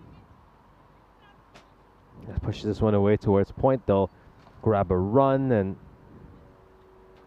now Czechia, they've going to be a little bit concerned with the way Croatia have been scoring these last couple overs. We've seen 20 runs off the last 10 deliveries. Oh, inside edge of the bat. There's got to be a single there, and there is. Very good running. Very good, positive intent. Well done indeed. And that gap wasn't there before. I mean, previously Talamarla was in that exact position, but because of all the boundaries they've hit, they just had to spread out their field a bit. I don't actually know why she's moved over to the offside. I guess maybe just for the bowling of Palanir because of the extra pace. And I don't know, it's a weird one. I would have stuck with her on the leg side massively. Again, there you go. Straight to the fielder, though, this time. There won't be a run there. So a decent over for Croatia. They get 7 runs that fly off it. 21 off the last 2 overs. Over to go, Croatia. 61 for 2. And I'd assume, I'm interested to see who they go with. I presume that they would go with the skipper for the last. They got a lot of options, don't they? I think we'll just see their bowling card right now, and she couldn't really go wrong. I mean, they are spoiled for choice when it comes to this final over. Could turn to someone like Farva Bobber. The captain could keep the ball herself. Kolchinova ended up giving just the 5 runs. And then, of course, we saw Anushri Kshisagar giving up 6 runs. Muncie Palmer bowled pretty well and got a wicket. And it looks like ultimately the skipper's going to take on the responsibility. Last overtime then, 6 deliveries left. Legal deliveries. Shot, really nice shot, but could be gone. Oh, will be. Just didn't find the middle of the bat. It's a bit of a leading edge, unfortunately, and that's going to be the end of a really nice innings, though, from Pavlo Senjuk. And was unable to get going at the start, but then really kicked on, got 3 boundaries, but a little stay at the crease is going to come to an end. Yeah, well played, you have to say, by Senjuk. Tried to get a move on when the run rate was just dipping below 6 for Croatia, but ultimately she will have to fall, but it's a positive shot, and ultimately ends up dismissing her, and Croatia, they just have to look to attack and then hope for the best. So Morana Modric is the new batter for Croatia. Got a good chance to see her this morning, mostly with her bowling. I thought she bowled exceptionally well, was good in the field, but hasn't had a chance to showcase too many of her batting skills just yet. Drop and run, and at the non-striker's end is going to be a run out there. So, well, you've got to feel for Modric. She had a diamond duck in the first time that she got a chance to bat. Now she's going to get a golden duck in this one. She hits it away. It was the right intent, but that's going to be a king pair for her. I should say queen pair, probably, shouldn't I? Really, for the likes of Morana Modric. She's going to go without scoring. Croatia 61 for 4 now. I got a feel for Morana Modric. I mean, she doesn't deserve to get dismissed for a duck, but she's just playing the team game, as she was when she was dismissed for a diamond duck. She knows she wants to get her partner on strike. It's the last over. They've got to take these risks and run for singles. And she's just done the team play here and isn't concerned with individual numbers.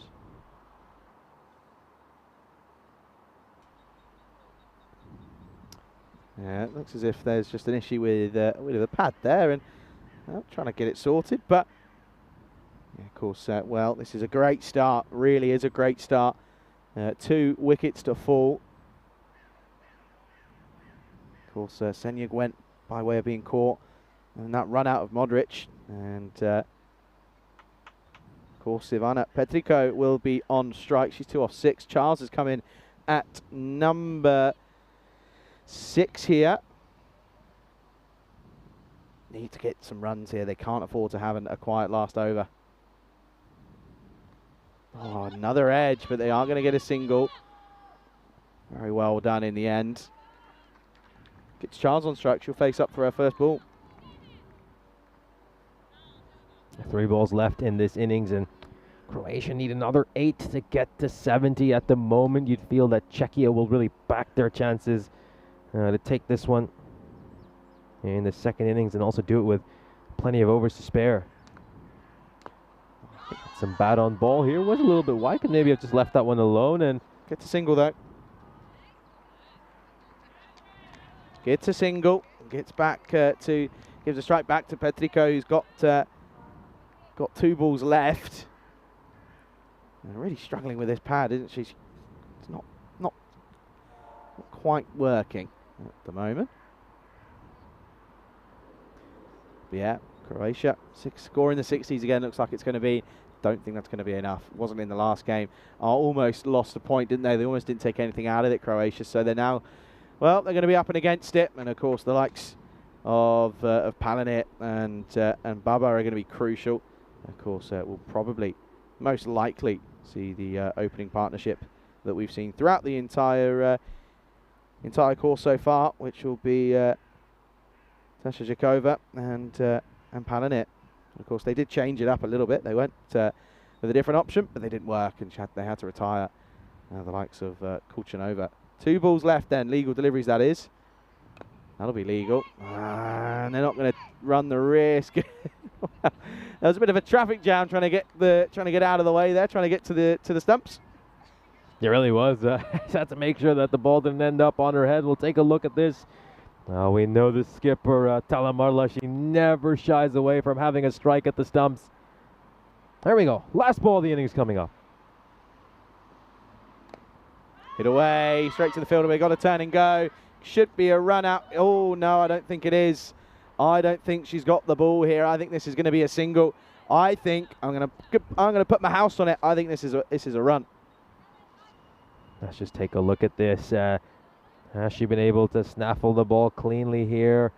Oh yeah, it just looks like it's out of her grasp there, doesn't it? I mean, the gloves are going to the left, the ball's going to the right. Just indicates that she's not in possession of it. But this angle will give us a better idea.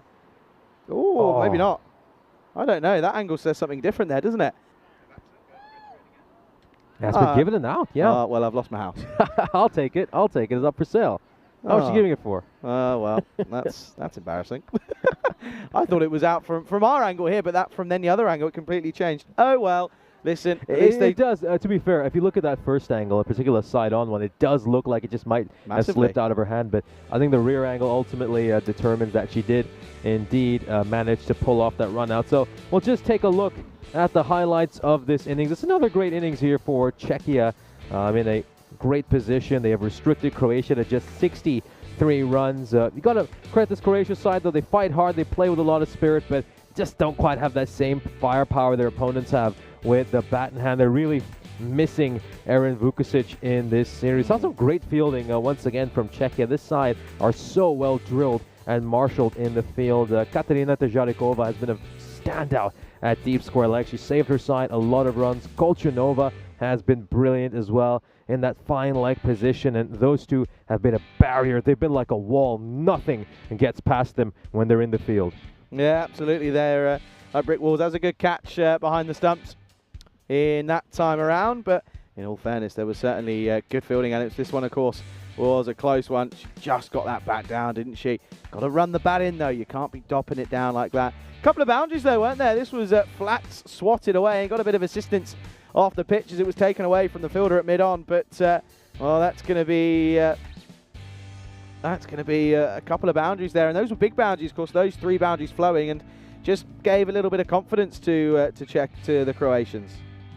We'll take a look at some of the key moments from the end of this innings. And we know Saujana Talamadla, she's always keen to have a shot at the stumps. And here's the moment Charlie ended up losing his house. Yep, well, I look forward to living on the golf course when I get home. Look at that. You just see here, it was very close, but yeah, well done to Flanova to take that one and keep it in her gloves, of course, and make the most of it. So it'll be 63 for 5 is what they'll finish on in their 10 overs. And again, similar to that last innings that we had in that last game, I don't think it's going to be enough. I think realistically, the Czechia should chase it. But the thing is, though, 25 extras. You take those 25, even if you take 15 away, I mean, it's a really, really below par total again.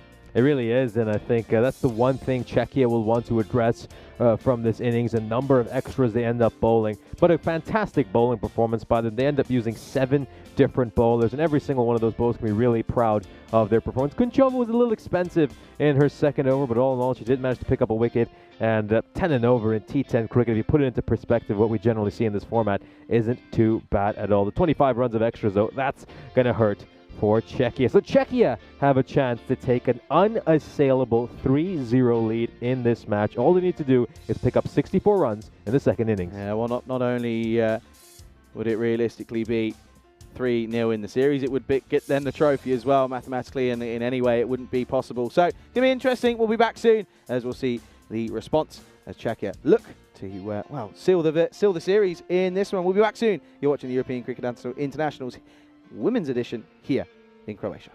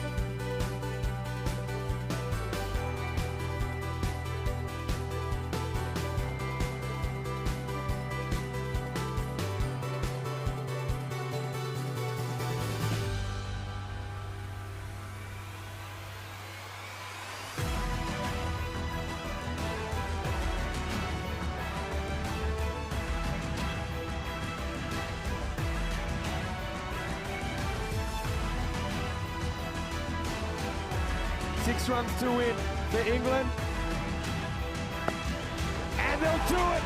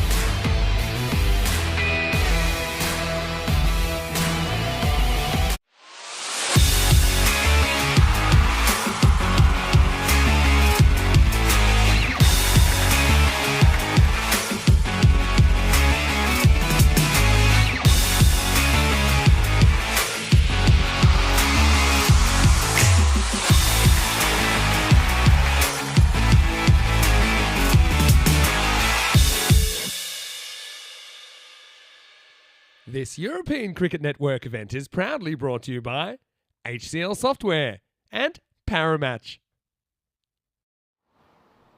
Welcome back. It's time for the start of the second innings. Croatia will be a little bit disappointed with the total they've put on the board to 63 runs, similar to the one we saw posted in match 2. And Czechia will really fancy their chances of picking up a 3-0 lead, a lead that would, of course, be unassailable. Let's see how this Czechia side fare in the second innings. Croatia started off bowling really well. If you can take your mind back to the match we had just before our lunch break. They conceded just 15 runs in the first 3 overs. They kept things very tight, didn't bowl a single wide during those first 3 overs. It's quite rare for this level of the game.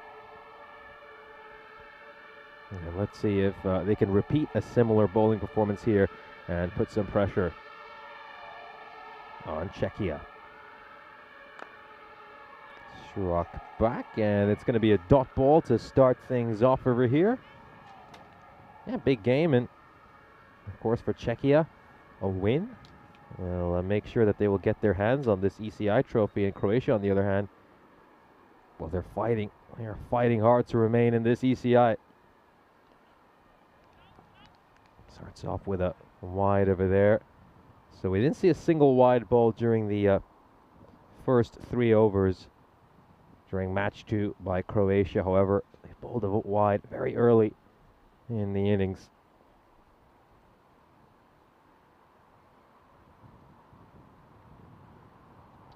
Wicket. There we go. That's going to be the end for Tejarikova.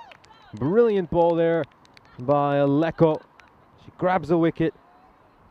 And nice top bit of bowling by Leko. So Croatia needed this early breakthrough. They've got to get early wickets here to have a chance of pulling off this incredible upset. And there we go. That's going to be the end for her. There we go. Tesažikova will depart. And she's a powerful opening batter. We've seen her demonstrate her fine abilities over the course of this Sunday of ECI-W action. But unfortunately here she will depart without troubling the scores. And it's a good time to welcome Charlie Hunt back into the commentary box. So just what Croatia needed. We haven't seen this Czechia middle order get tested just yet. They get an early breakthrough, and let's see if they can run through the rest of the top order. Yeah, absolutely. Hi, everybody. And nice delivery there. Nice full and straight. That's all you can do. It is warm now. We'll say that when you're out there. It is hot. But, yeah, it's a lovely day. It really has. It's been nice that we've had good weather towards the back end of our time here, because we really had some pretty horrible weather. That cyclone was not fun. Yeah, good scenes. And yeah, I think they're going to change things up a little bit with their order, it seems, Czechia. The skipper's in at 3. That's going to be a wide ball there, and not a great comeback after getting a wicket there from Leko. Yeah, it is. Certainly have witnessed an improvement in the weather. And it's nice and sunny right now. Oh, it's going to be a no-y again. Could be a no ball. It's going to be given one. It's going to be a no ball, and that's not ideal. That gets through as well. Yeah, they're going for an over at the top of the order, which I don't mind. Give other people ample opportunities. Why wouldn't you? You know, you've got the likes, of course, of Palanir and Baba coming in if required. So if things get nervy, then you can send them in. It looks as if they're quietly confident of chasing this down. Free hit, not capitalised, but there'll be another free hit to come. It's wide down the leg side.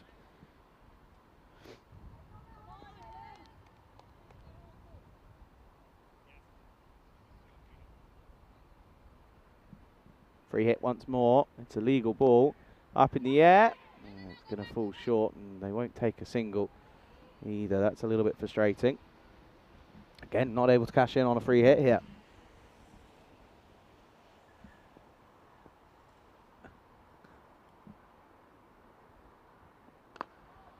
Hit firmly. Leg side for an over. We'll get off the mark with this one. Will just be 1 though. Slides the bat in as well. Good basics. Yeah, they're just shuffling their lineup a little bit here, aren't they? Czechia, Franova and Talamadla in here. They've, of course, still got Shraddha, Palanir and Farva Babar to come. Just feel like if the situation sort of escalates out of control for Czechia, they'll just bring one of those two in, as they did in the last match, and They'll strike the runs that this Czechia side needs. But for now, yeah, the skipper, Sarjana Danamadla, wants to give a number of other players a chance to bat.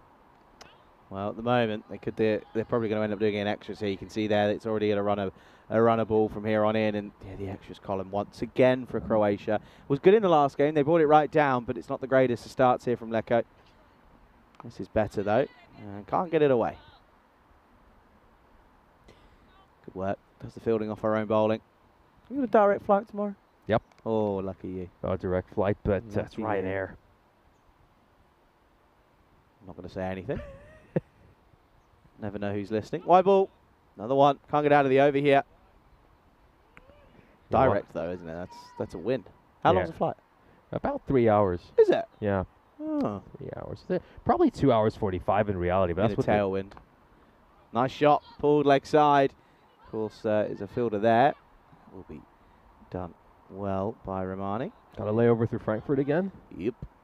And I don't plan on spending the night in Frankfurt this time. End of the first. Czechia in response are 10 for 1. Yeah, I don't plan on spending the night in Frankfurt this time. 103 matches since the golden ball, and I hate to tell you, but I think I'm going to be right. I think my prediction of nothing in Croatia, and then something next week could certainly be looking pretty true. Yeah, the optimism is starting to wane at my end as well, but well, let's see. Still got a couple of matches to go. Hopefully we can get a golden ball here in Croatia. Got a couple of weeks here, and yet to get a golden ball, despite having quite a few close matches over these last 2 weeks. Yeah, credit to Talamarla. She's just stepping inside and taking these wides. Oh dear, this could be a run out. This could be the end for Franova, but the throwing just wasn't quite the best by Croatia. Oh dear. It's a wide ball. Just watch this. It is correct, but just take a run when there was no real communication. And yeah, you're right, Franova almost gets sent sail up the river, but yeah, she's going to get back. The throwing, not the best from Croatia. So it's after that, it's a wide, nothing else. Of course, that's Sebastian behind the stumps.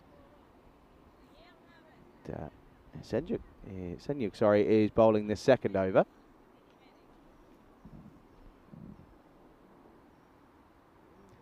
Of course, just 53 off 54 now. Oh, a swing and a miss. Better delivery though from Senjuk in the corridor of uncertainty. That's another dot ball there. Yeah, speaking of the weather, I mean, it's nice that it's not raining anymore, but it is reaching that point where it is getting just a little too hot, isn't it? I don't know about that one. You're in 40 degrees in Cyprus. Yes. But hey, I'm a winter person. I mean, I've big time. I love layering up. Give me my hoodies and my trackies and everything. Love Sweater it. weather, nothing like it. Good song. Yeah, when we did that, when we did that music quiz, I believe, I think I was the first one to guess that. Yeah. Good song. But I won that quiz though, realistically. No, yeah, absolutely dominated that. Oh, a bit of a thinking and yes, no, maybe. They do eventually get through. They scamper through for a bye. And the extras column very, very much being filled up already here. It's kind of similar, isn't it, to how Czechia bowled in the first innings. Extras are costing both bowling sides here, but the only difference is that Czechia have a little bit of firepower as well, so they can really punish Croatia for these errors. Oh, leg side dragged. They don't take a single. Just a bit early on it, Talamala.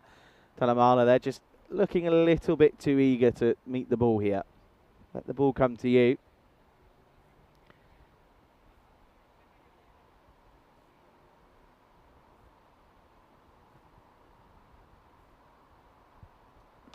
Shot lofted down the ground. There is a fielder out there in the deep. It will be stopped by Charles eventually.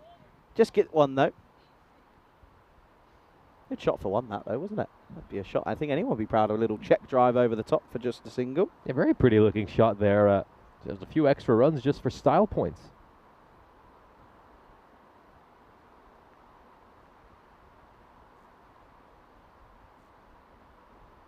Oh dear.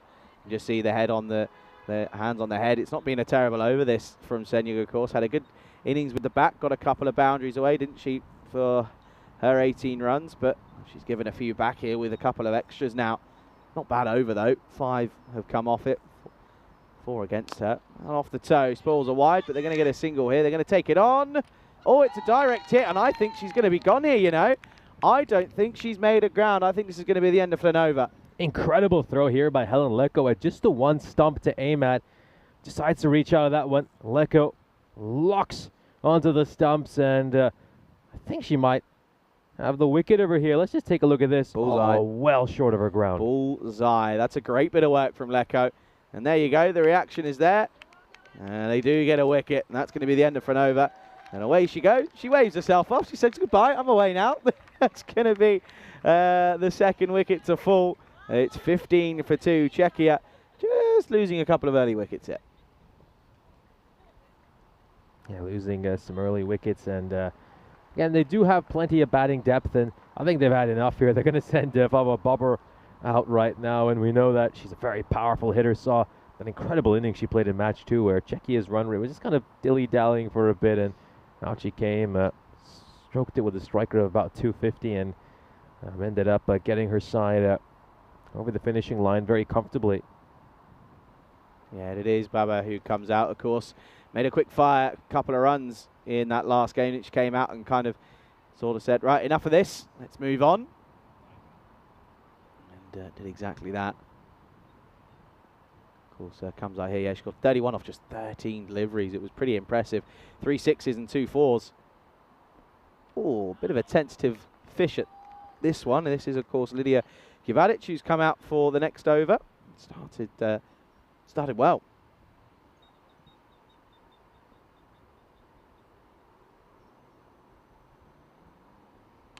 Slapped down the ground. Nobody there, though. It'll fall safely. It will just be a couple, maybe. They'll think of 2. No, they don't push the first one hard enough. It's just going to be a single. Yeah, they had to run that first one a little bit harder. Of course, spoken quite a bit about Kvaric's accomplishments in Croatian cricket and how integral she's been to the growth of the women's game. She works very closely with the Assassins and the Warriors as well to help train a lot of the girls. Yeah, that's a really good good delivery. Just pushes... well, that's not Baba on strike. That's Talamala who's on strike here. Yeah, just need to correct that. Talamala is facing this ball. Baba is at the non-striker's end. Oh, right off the toe, but this is going to run away. Bit of work to do for the fielders. They chase this off. It's not going to have the legs to go all the way, but they'll certainly get a comfortable couple.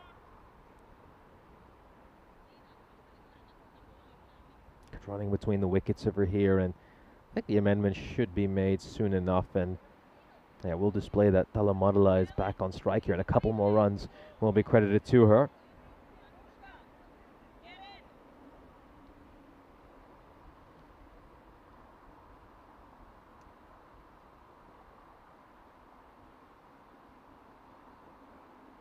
And again, similar sort of area, but this time misses out. It's going to be a wide though. DJ signals, you can see that a little bit of frustration coming in there. I think we're just having a few issues with our scoring here. I think we might just, you can see there that the graphics aren't quite right at the moment. Shot driven down the ground, nicely played. Charles has to get down, does well. Does very well, in fact.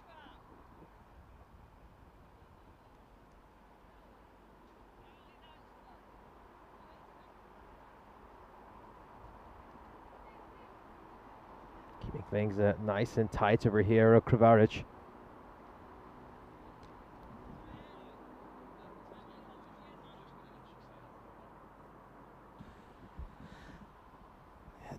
Extras now starting to creep in. I think we're back up to date there on our screens. Shot, really nicely played, and that's going to be a boundary. Whether or not it's going to be 4 or 6, I'm not too sure. I think it's going to be 1 bounce 4. It is. Baba comes out and does what she does best, and that's hitting boundaries. Nice shot. She's a very powerful hitter, isn't she? Farwa Babur. We saw her strike some beautiful blows during the second match of the day. Well, he was timing the ball sweetly, striking at an incredible rate, and looks like she just picked up from where she left off. Gets that one away for a boundary, and Czechia are back on track here. 25 for 2 at the end of 3, and well, even got a chance here to pick up all 4 points in this match. We'll take a look at the comparison between these two teams, and so they are ahead of where Croatia were at this stage by 9 runs. They have lost a couple of extra wickets though, but just have a little bit more batting depth, don't they? This Czechia side still got Shraddha Palanir to come. Yeah, they definitely are changing things up, and well, they're going to give Mladen Modric, who took a wicket or two in the last game, comes on here, and that's not going to be the best of starts. That's a wide to start the 4th, of course. Got to try and keep these extras down. They're just making life so tricky.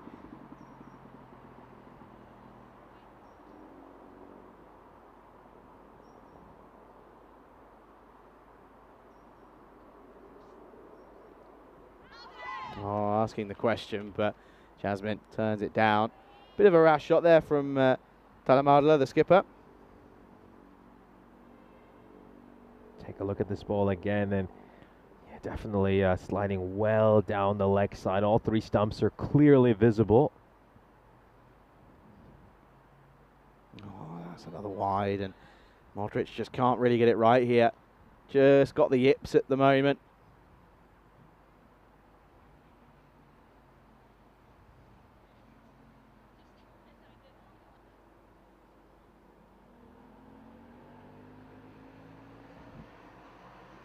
.37 off 23, that's for all 4 points. Hit away nicely, straight to the fielder though, and again, that's kind of one of the hot spots that we've seen, to be honest. Is hitting into the leg side. Baba gets back on strike, and well, she really could like this sort of bowling. She could take this on. Of course, she faced some really good type bowling from the British and Irish Roses out in the Meltle Shield, and yeah, this will feel like a bit of fun for her, you may feel. Well, if she can't reach it, that's a wide. Eventually stopped by Sebastian. Yeah, nice wicket keeping. I should say nice work there by Sebastian in the end, and the extras are really proving to be a killer here for this Croatian side. They've ended up conceding 16 runs of extras already. Goes for it. Has she got enough? Just over the fielder. That's away from the fielder there. Anita Skodic, and well, it could be out here. It is going to be a run out. That's going to be the end of Talamadla, and that's really good bit of work that time around from Anita Skodic, who, well, in all fairness, was a little bit frustrated that it didn't quite come to her, the catch, but she recovered well, and it ends up being a really good bit of work to remove the skipper, who's going to get run out by her star player, and you can see very nicely done from Modric there as well. Oh, terrific work, really is there. And you know, we saw Czechia get a few valuable runouts against Croatia. Now, well, it's the Croatians' turn to return the favor. Skipper departs. She will have to go on a fairly low score in the end. So Eugenia Talamadla would have liked to hang around for a little longer.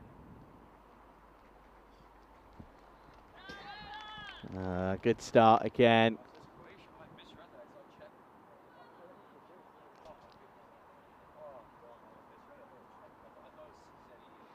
Still, of course, the new batter is Palanir. So this is the strike partnership now, isn't it, for Czechia? They want to get this done now.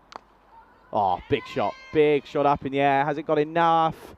Oh, it might run past. It's going to plug. She gets away with it. Charles just misjudges it, and they're only going to take the one here. They don't want to risk running each other out because they know that these two have got to stay there. It's an important partnership, isn't it? Baba and Palanir. You'd say that they're two real talented, recognized batters with plenty cricketing experience. Of course, Palanir played a lot of cricket over in Karnataka. Baba has represented the Lahore under-19s in the past. Good leave. Very good leave. Genuine leave that time.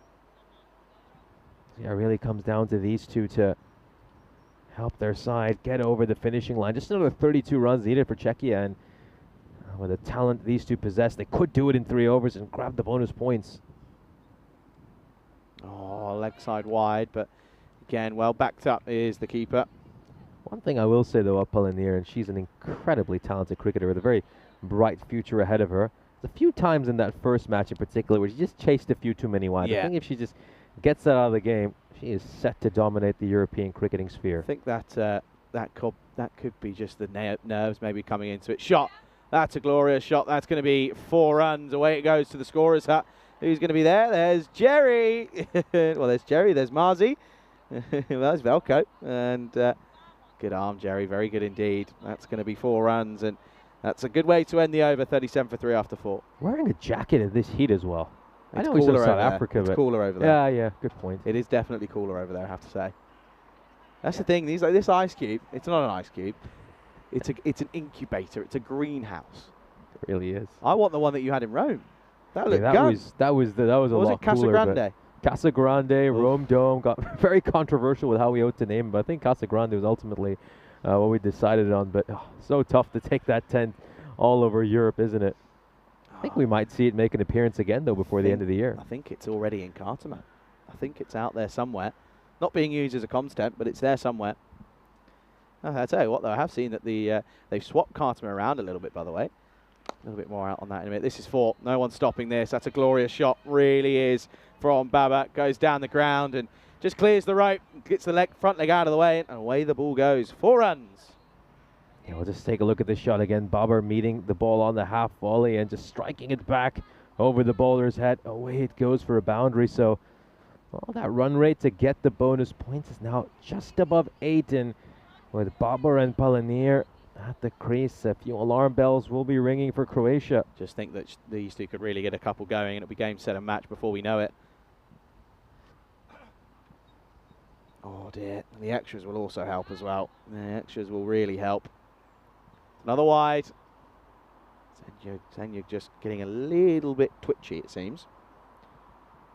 Yeah, 19 runs off extra so far for this Croatian side. That's definitely going to hurt, isn't it? Really is going to hurt. It could be a no, you know. That could be a 7-up. I think that's gone all the way. It has 6 runs as that's gloriously picked up by Baba. Let's have a look to see whether or not this is going to be a 7-up. Other lemonade choices are available. Oh, that's a no. I think that's a no. We'll see what gets called, or is it going to be let go? It's a tough one. I mean, we'll have to look at it again. It's going to get let go. Interesting. 6 runs, though. Yeah, my initial thought was that it might just be sneaking underneath the waist over there. Let's just have a look at this ball once again. Look how far, she has to reach out there, Bobber, and I think by the time that ball would have passed the popping crease, it probably would have just snuck underneath her waist. Oh, goes for it. Could be a chance. And it's taken.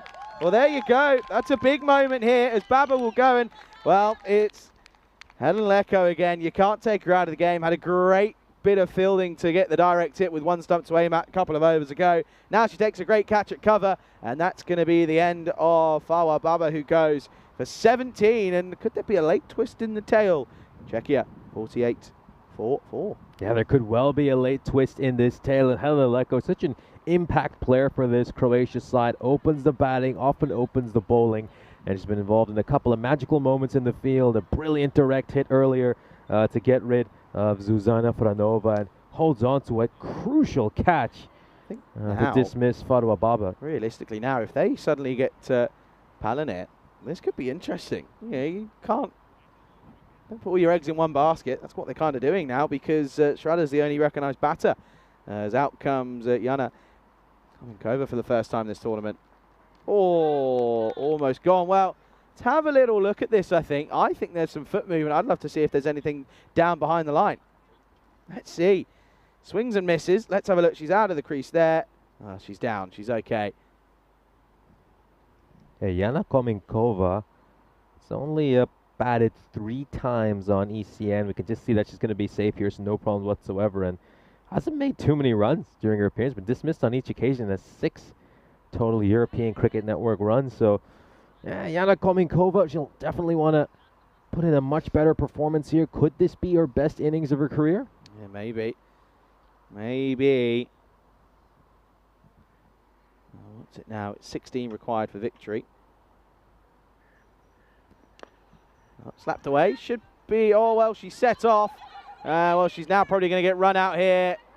Yeah, she is. She set herself up there. And you can see there that that Palanier wasn't going anywhere, and Palanier was not going to get run out, because they know that if she goes, then they're in all heaps of bother. But Czechia at the moment, they're not having it all their own way, it seems. Yeah, they certainly are. Losing some wickets over here. Jana Kominkova will depart. Could maybe argue that she's just thrown away her wicket here. And look who's there to make the impact again. Helena Lecco, involved in 3 dismissals so far this innings. A couple of runouts. Gets a wicket as well. Oh, you got to have Helena Leko in your fantasy team.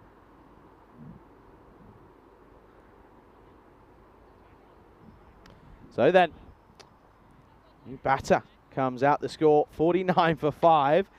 And I tell you what, we've seen crazier things here, but I think Czechia will probably look at this and go, maybe we shouldn't have changed things up so much going into the last game. You never know what could happen. And I think, you know, we're seeing it here. New batter then is Mansi Parmar. 15 off 13 for a bonus point. Last ball of the 5th. Hit back to the bowler. It's a dot ball, 1 and over. At the end, it's 12 that come off it, but they pick up 2 wickets, and Czechia are very much in the driver's seat still, but just starting to veer a little bit off the road maybe. At the end of 5, it's 49 for 5. Here's a look at the groups for the ECC-W. So, of course, Czechia are in the Challenger division.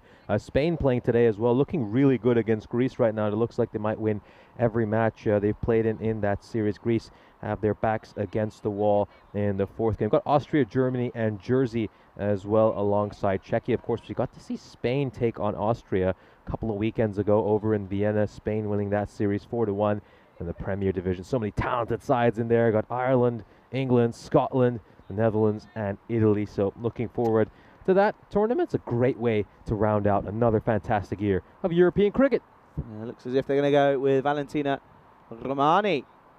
It's going to be a wide to start. Yeah, I know one of the best memories that came out of last year was England 11 sitting with Austria and having, I think some of the Spain girls were there as well. They literally had a sort of coaching training session in the middle for about an hour and a half, 2 hours, and were just going through little bits and things. And I also know that some of the England 11 gave some kit to some of the different sides as well. And I know that, you know, that's just what tournaments like that are all about. You know, it's all about making the most of the opportunity. You know, you're meeting people that have played a really high quality cricket, and it'd be really, really exciting, and can't wait for it all to happen again.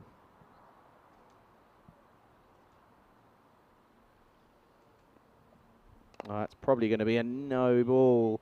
It's hit to the leg side, and they'll take a single. But let's just have a look maybe at side on just to confirm as to how many times this bounces before. It's given as no ball on the pitch. Of course, it's no ball. If the second bounce is before, then it is.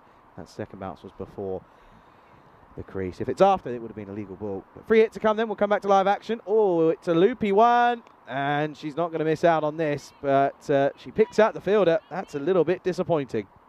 That's very well handled by Sanya Zmej-Pels in that fine leg position. Just make sure it doesn't get past her. Another standout fielder, hasn't she, Sanya Zmej-Pels? Just tend to see a lot of balls that go towards that fine leg, square leg region in women's cricket, and got to have your best fielders in those areas. Oh, what a ball. What a ball. It's got snow on it as it comes down, but it's effective. It works. And I think on this wicket in particular, where I think some of these flighted deliveries just get that extra bit of bounce off the surface, especially if you take a lot of pace off them. Oh, a bit of an edge. They think about it. Dangerous single here. Direct hit could be close. Never mind. She's back safely. Yeah, I think Shraddha Polaneer has made her way back in time. It all comes down to the early call here. They make an early call.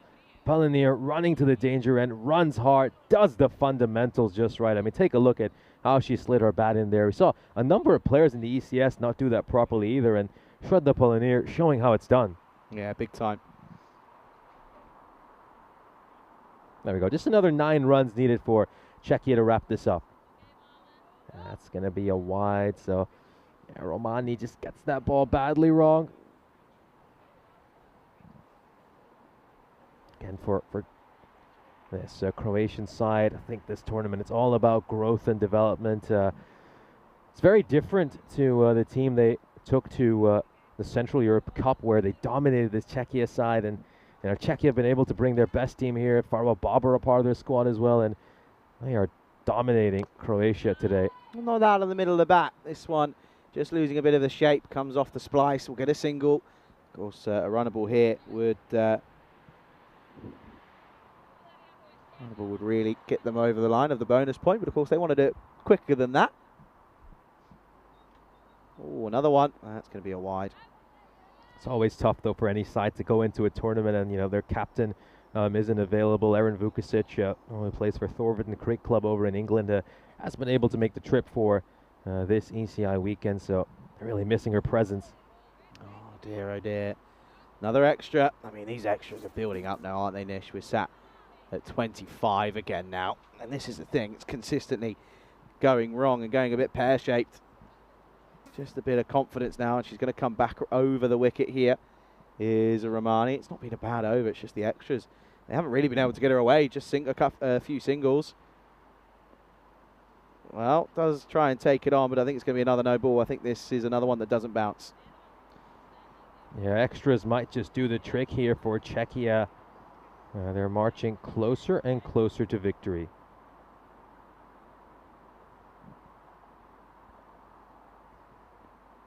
Good delivery. Can't get her away there. That'll be the end of the over then, as that will be a dot to finish. Going at 20s, aren't they? 20s? Going at 10s. 60 for 5 after 6 overs. Yeah, so one shot should be enough for Czechia to win it from here. If they get these 4 runs within the next 6 deliveries, they'll pick up the bonus point. We'll just take a look at extras here. And yeah, Croatia is struggling in the extras department even more than Czechia. Of course, Czechia bowled this many extras over 10 overs. And well, Croatia already at that mark with 4 overs to go. Very different to what we saw from them in match 2, where, you know, to be fair to Croatia, I thought they bowled really well, particularly those first 4 overs. We saw no wides bowled for the first 3 overs. Is very, very rare at this level of the game. Yeah, completely different, isn't it, this time for Croatia, which is just frustrating. They haven't been able to continue that fine form. It really was an element that was quite positive for them. Okay, then. Well, start your engines, folks. Just 4 runs required for victory. They're going to turn to Lidia Kivaric for the 7th over.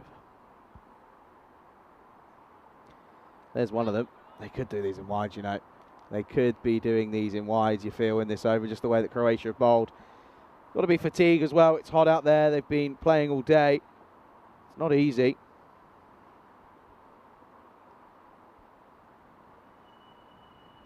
Oh, there's another. That's a no-eat. Oh dear, they are going to do this in wides, aren't they? In extra, sorry. Yeah, a couple more of those, and that will be game over for Croatia. And yeah, Czechia eyeing another bonus point victory. And of course, with a victory here, Czechia will take this series. They'll get an unassailable 3-0 lead. And what a fantastic victory it would be for this Czechia side. It's another wide. And things are just starting to fall off here, aren't they? Yeah, They're just starting to fall off here. Yeah, scores are now officially level, so Czechia just a run away from winning this year's ECI between these 2 neighboring nations.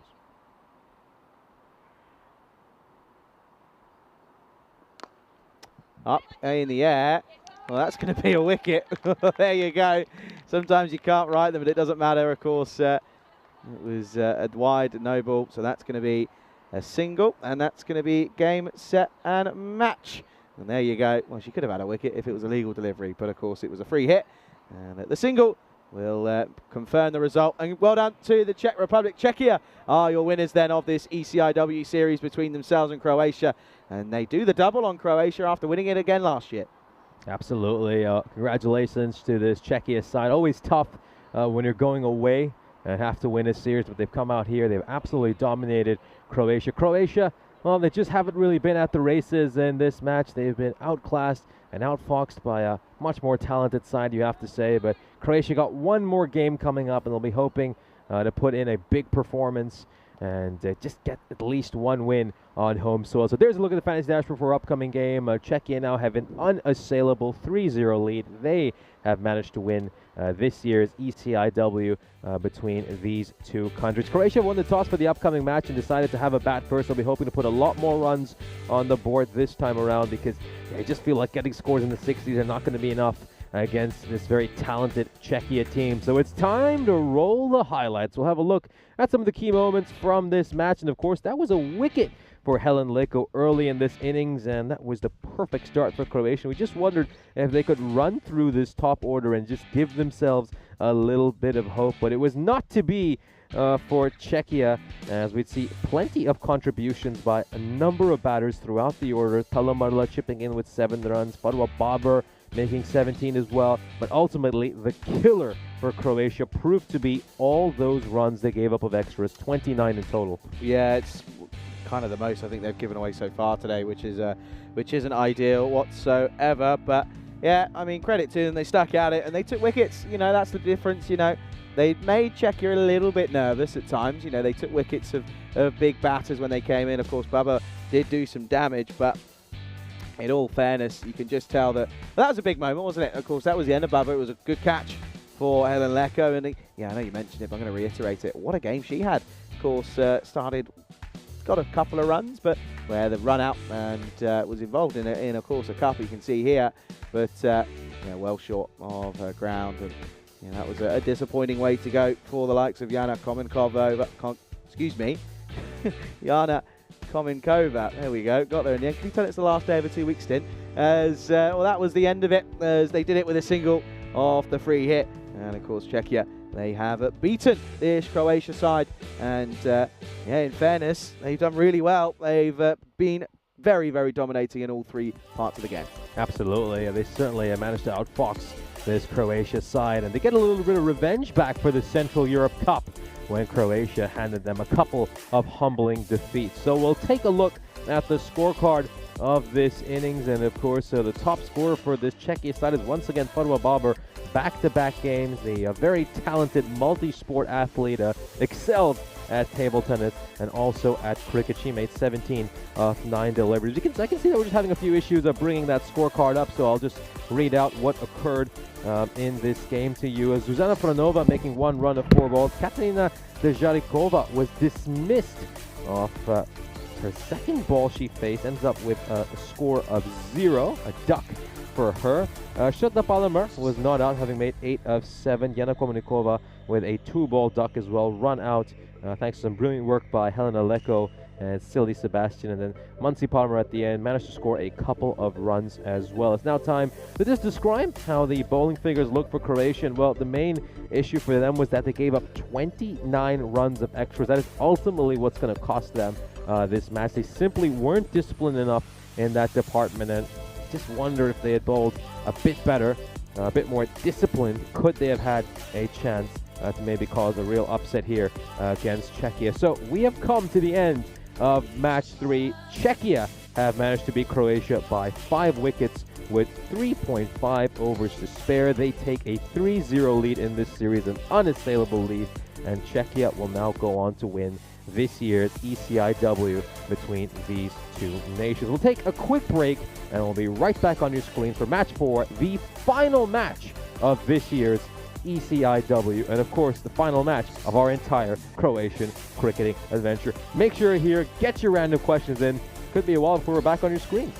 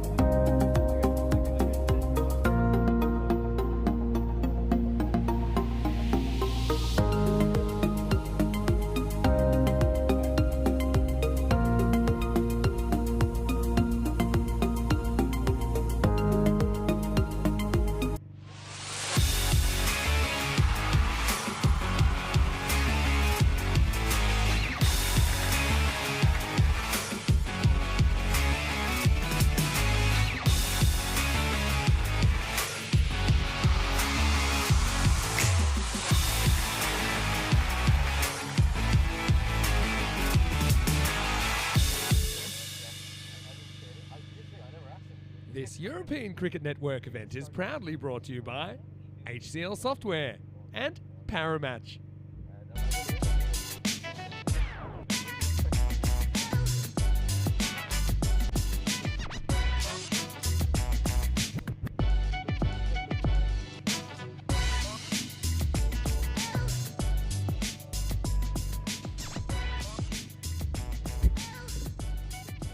Hello everybody, welcome back to Zagreb here at the Mladost Cricket Ground for the final time here this year. We are of course ready for the fourth and final fixture of this ECI-W series between Croatia and Czechia. Let's go out to the middle where the two captains are with the tournament referee.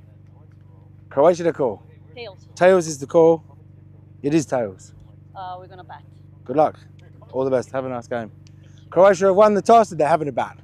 Well, there you go then, the final toss result from here in Croatia. The news is that Croatia have won it and they're going to bat first in this one. I think they know that realistically, of course, they can't win this ECI-W series, of course, after that result in the last game. In that third game, of course, Czechia winning that one considerably easily once again. They can't, of course, go on to win this because if they were to win this one, the record would be 3-1, and that, of course, would not work for Croatia. So it's, again, a game of pride here in this one for Croatia. They're going to be looking to try and get some runs on the board, and if they can, then, of course, it'll be tricky for Czechia. We do know that they are probably going to change things up, you'd imagine. They changed things up in that last game in their innings, and it almost came back to haunt them. They almost looked a little bit worrisome and a little bit nervous, but, of course, they did eventually get over the line. The extras column for both sides has been an issue. That's where they both have to look to improve upon. It's going to be an exciting last game before, of course, we start the ECC tomorrow. Looking forward to this one. Hope you are as well. Let's go over for the final time to Nish Bhatt, who's on standby. In the box, Nish, news from the toss here is that Croatia, they're going to bat first. For the final time in what has been an incredible fortnight of cricket, we welcome you back into the broadcast booth. Croatia are about to take on Czechia. Czechia, of course, have an unassailable 3-0 lead heading into this match. They are going to go on to win this ECI series, but Croatia, they are playing for pride. This is a nation that always punches above its weight in sport, and they're going to come out here, they're going to give it their all against Czechia, and I bet you they're not going to go down without a fight. Here's a look at the fantasy dashboard for our upcoming match. So it's 3-0 for Czechia now. They have won this series. It is an unassailable lead. Croatia will, of course, give it their best in our final match of this series. Helena Leko is going to lead Czechia this time around. The skipper decided to take a match off and give a few other players an opportunity to play. She's expected to open alongside Pavla Senyuk, and I'm just taking a look at the two openers who have made their way out into the middle, and at the moment it does look like it's going to be exactly as that's listed. Meanwhile, for Czechia, well, they have so much talent though, and they're a star-studded team. Tejarikova, Palanir, Farwa Babar, the list goes on, and of course they will want to get a clean sweep here. Keep in mind, Czechia, they still remember that Central Europe Cup earlier this summer when they lost all 4 games they were involved in, and they're going to come storming back here and they say, you know what, this time we're going to leave with a 4-0 record. They've been amazing so far today, Czechia, and they're looking to make it 4-4. Incredible ball to start off here. Gets a lovely bit of swing back in, so dot ball first up. All right, good afternoon to everyone joining us in the chat. Of course, it is for the final time here in Croatia. It's our last match of what has been an incredible week of cricket. We really have seen it all over the last couple of weeks. Some fantastic innings, brilliant bowling spells, great one-handed catches. Cyclone Boris came our way as well. And we also saw a fantastic Cinderella run during the European Cricket Series when Sir Oliver Split, a side, or historically at the bottom of the table, a side who won just 3 games during last year's ECS, pulled off a remarkable turnaround and managed to lift their first ever ECS crown in absolutely dominant fashion. It really has just been a tremendous and very memorable couple of weeks of cricket here in this beautiful nation.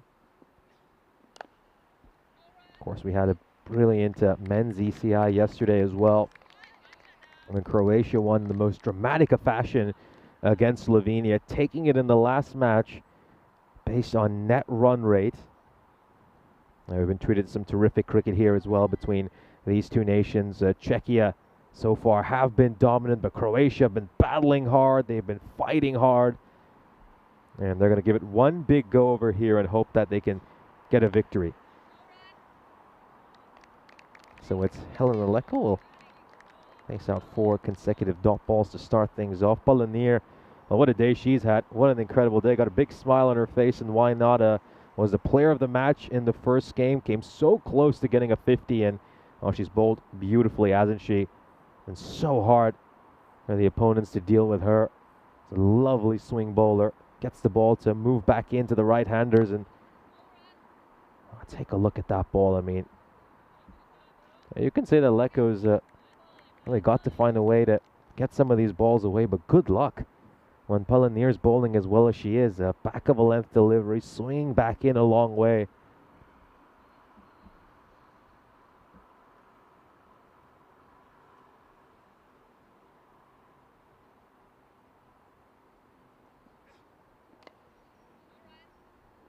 Knocks that one out.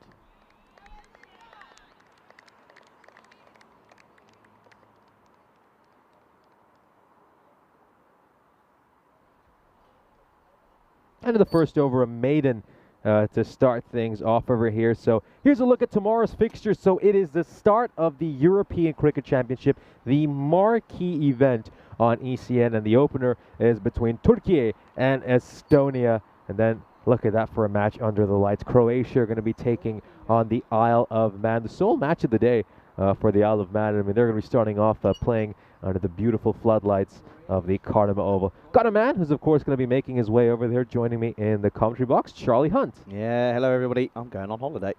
Can't wait. Well, we're going to come back to action here as the skipper starts the second, and Romani is the other opener. Yeah, a little bit frustrating to start with a maiden there for Croatia. It is frustrating, but I think sometimes you just have to take your hat off to the bowler. I think Shraddha Palanir bowled superbly there. And for someone who's obviously got so much cricketing experience, having played over in India and Karnataka, when you're somebody who's rather new to the game, as so many of these Croatian girls are, it's not easy to go up against that kind of bowling. Outside edge and just beyond Zuzana Franova's grasp. Yeah, genuine edge that was as well. Genuine edge. Yeah, speaking of people who've had a great day, how about Franova? I mean, this has been superb for her. She's been almost flawless behind the stumps today. Yeah, it's been very, very impressive. Interesting, isn't it, that Ivana Petrico is going to drop out for Croatia, isn't it?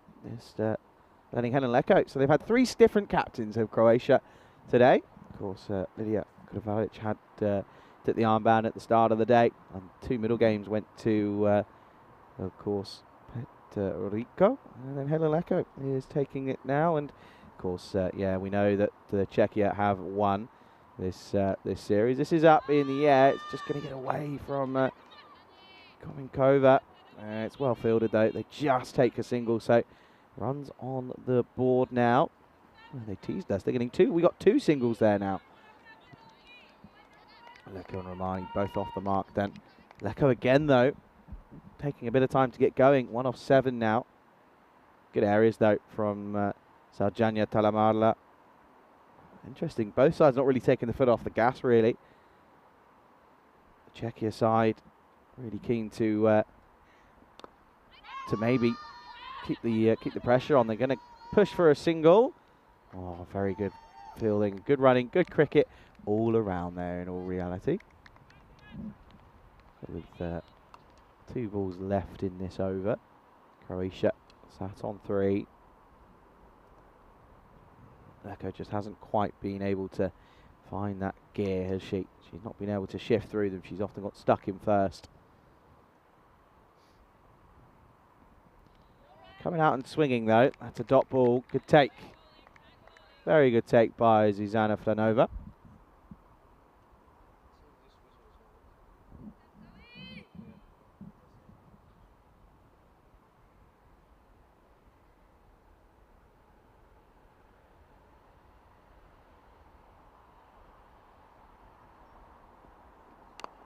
Well defended. That's going to be blocked away. So another quiet time of it. 3 overs. 3 runs on the board at the moment. Just 2 overs down.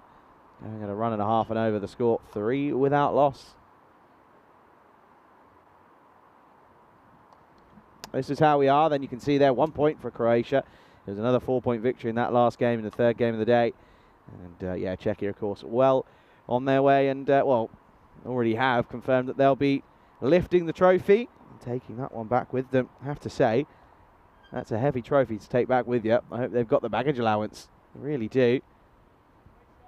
Wait, this is a very big sign of intent here.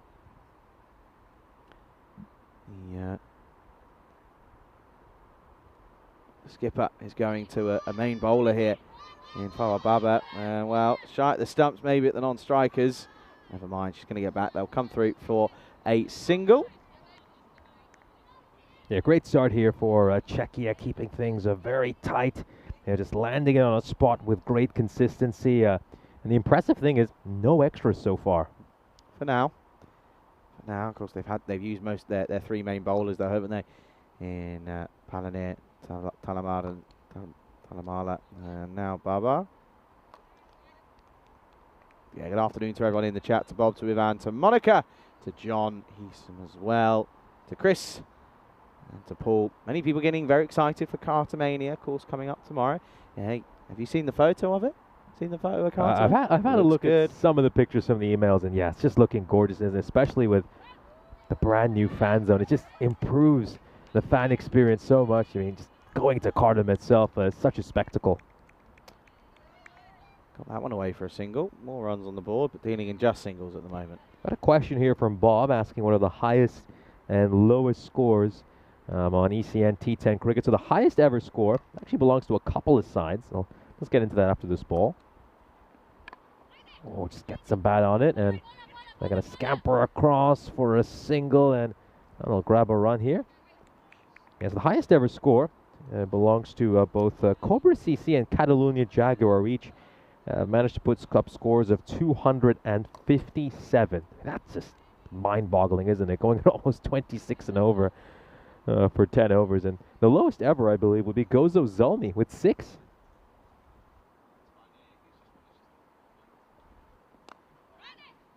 Into the gap. It's going to be a big chase over here. Puja Shitole will get there on time. They're going to come back for a second run. They've got to push. They've got to push. And I think Helena Leko has been able to make it there on time. Let's have a look here. Yeah, it was quick running from Romani, and not really from Leko. She was just a little bit hesitant to get going, but I think she's just going to be okay. This is the difference. Look, she gets her bat in, and she slides it. And I'll tell you what, it was closer than you think, but she'll survive. Maybe we can bring up that graphic, what you're talking about there, Nish. Of course, some of the highest totals ever on the network. And yeah, you see, there you go. The two of them, 1, 2, 5, 7.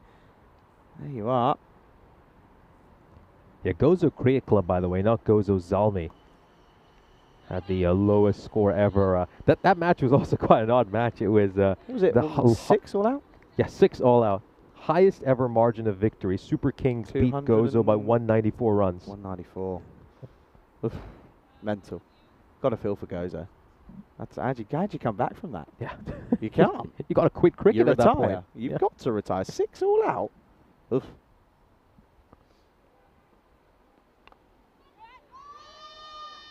Way towards square leg. They'll pick up a single. That'll be the close of the third.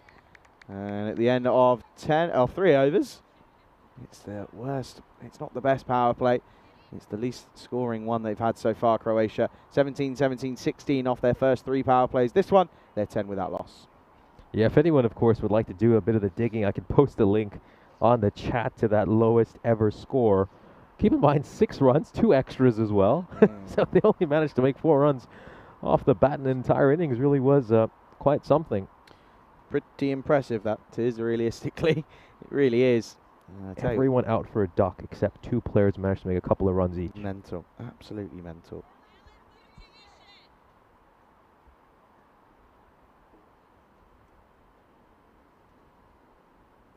Erika Kunchova is going to bowl the first over after the power play.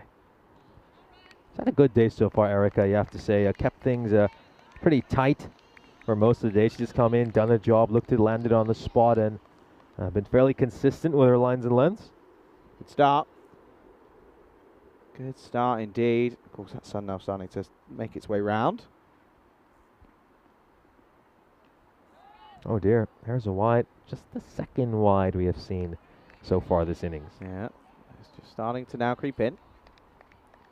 Just starting to creep in now. Yeah, of course, Czechia will be taking that trophy home, and well, of course the MVP title has to be looked at as well. There are some. It's a pretty interesting one, isn't it, to look at? This depends on what happens in this game. Beautifully stroked away. It's going to be a big chase. It's going to be a tease. And is she going to make it on time? Oh, yes. Brilliant work there by Shraddha Palanir. Covered a lot of ground and just managed to drag that one back. Let's have a look at this one. Yeah, she had a lot of ground to cover. But look, she sets off and it's an excellent bit of work in the end, and keeps everything inside the rope as well. Does very well at the end of the day, and saves 2 runs. Out towards square leg, and well, it's going to go to someone who's been very busy today, in Katerina Dejarikova.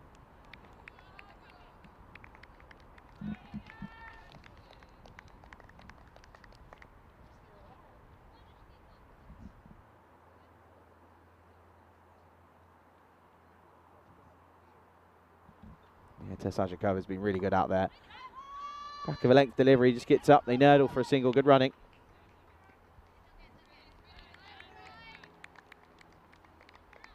Running between the wickets here in Croatia. They'll look to pick that run right up a bit.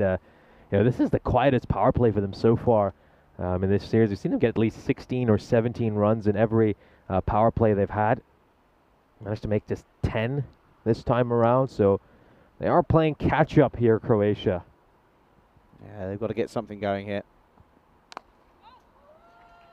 Oh, that was a chance to pull off an incredible catch. Suchkova managed to get a hand to that. Would have been an absolutely brilliant catch. It was her left hand as well. Now she was reaching out with. This would have been a highlight if she was able to perform this. Let's just take a look at that once again. Suchkova just reaching out that left hand and couldn't quite stick at the end. Not far away though, good chance, but a drop goes down. Will end up just blocking that out. Plays it with soft hands.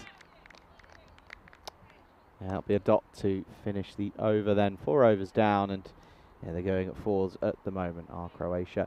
And unfortunately, 4s won't be enough. 16 for none at the end of 4 overs. Yeah, it'd be nice to see them just shuffle the batting lineup a little bit, give a few other players a chance to have a go. It's just not really working, is it, for Croatia? I think Helen Leko has also spent a lot of time out in the middle, but hasn't been able to accelerate at the rate which this Croatia side needs. Yeah, she's 9 off 17, and there's been a couple of times where it hasn't clicked for her, so they have got to try and change things up, but it's tough. And actually, I think she might be getting, just as we say that, I think she's going to get retired out here. She is, so that'll be the end of Leko. And well, had, of course, a good time in the field in the last game, but yeah, once again with the bat, it's not been the most. She's not really set the lights out. And she's going to go then, so that'll be 16 for 1 then, technically. She's retired out. Next batter is Sema, who's come out here. It retires herself out, we should say, of course. Helena Leko skippering in this match. And interestingly enough, when she's had to make the decision, she's actually been willing to retire herself out a number of times in the previous matches when she's been going along at a similar strike rate. But whoever's been captaining that time around didn't retire her out. Very true. Sukchu is in at number 3. So there you go. There's a change in the lineup. Yeah, Sema getting the opportunity to bat at number 3. Let's see how she does over here. She's managed to get bat on the ball a couple of times, but yeah, can she get a few runs? Let's get a few away. Swarming at the moment. Czechia, they're not allowing this Croatia side to score any runs. Now just reaches out. That one could be a catching chance. It's taken. Brilliant catch. Wonderful grab over there by Shraddha Palanir. And time for her to do a bit of a celebration. She's certainly enjoying her time on camera, enjoying a fantastic debut on ECN. And it's been a terrific first day for her on the network. Yeah, you got to feel that she's putting a good shift in for the old MVP award, isn't she?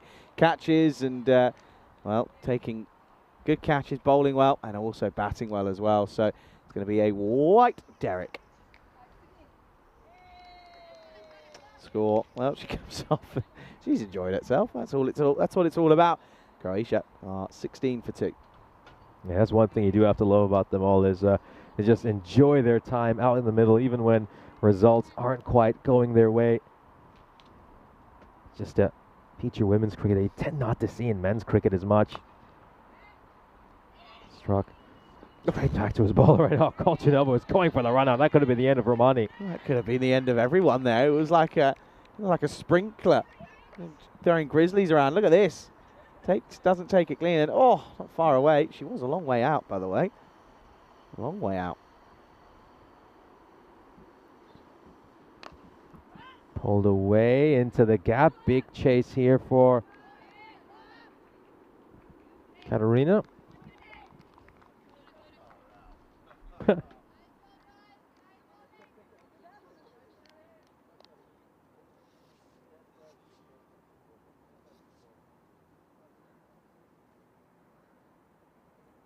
There we go. Last ball of the 5th over. And this one is going to be into the offside. They'll nurdle the single. Romani will keep the strike at the end of the 5th. The score is 18 for 2. Yeah, so Croatia kind of facing very similar issues to the ones we've seen them sort of have over the last 3 matches. Just not quite able to go at the rate they need to. No, it's always been the issue, and it was the issue last year. It's the same issue this year, which will be the more frustrating aspect. Yes, they are missing a few individuals that could be very crucial, but yeah, they're again just missing out on opportunities. You know, there's singles that could be taken, and it's just it's the intent more for me. I think they're coming out and just sort of batting and almost scared to get out. I think they've just.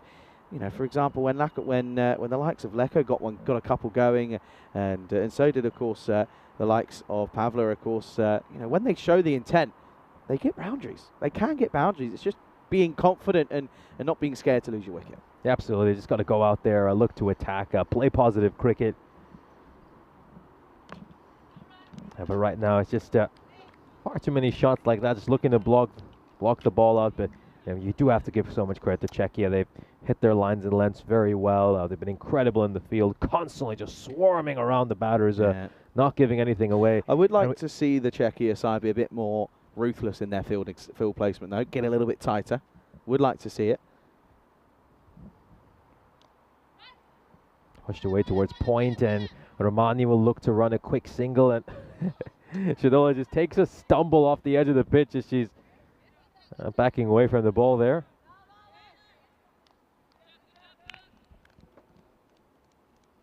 Yeah, I saw this in the Isle of Man in the Valletta Cup, against the weaker sides. We're really keen to put the squeeze on. That's what I'd love to see Czechia do. Takes a bit of a tumble there, by the way.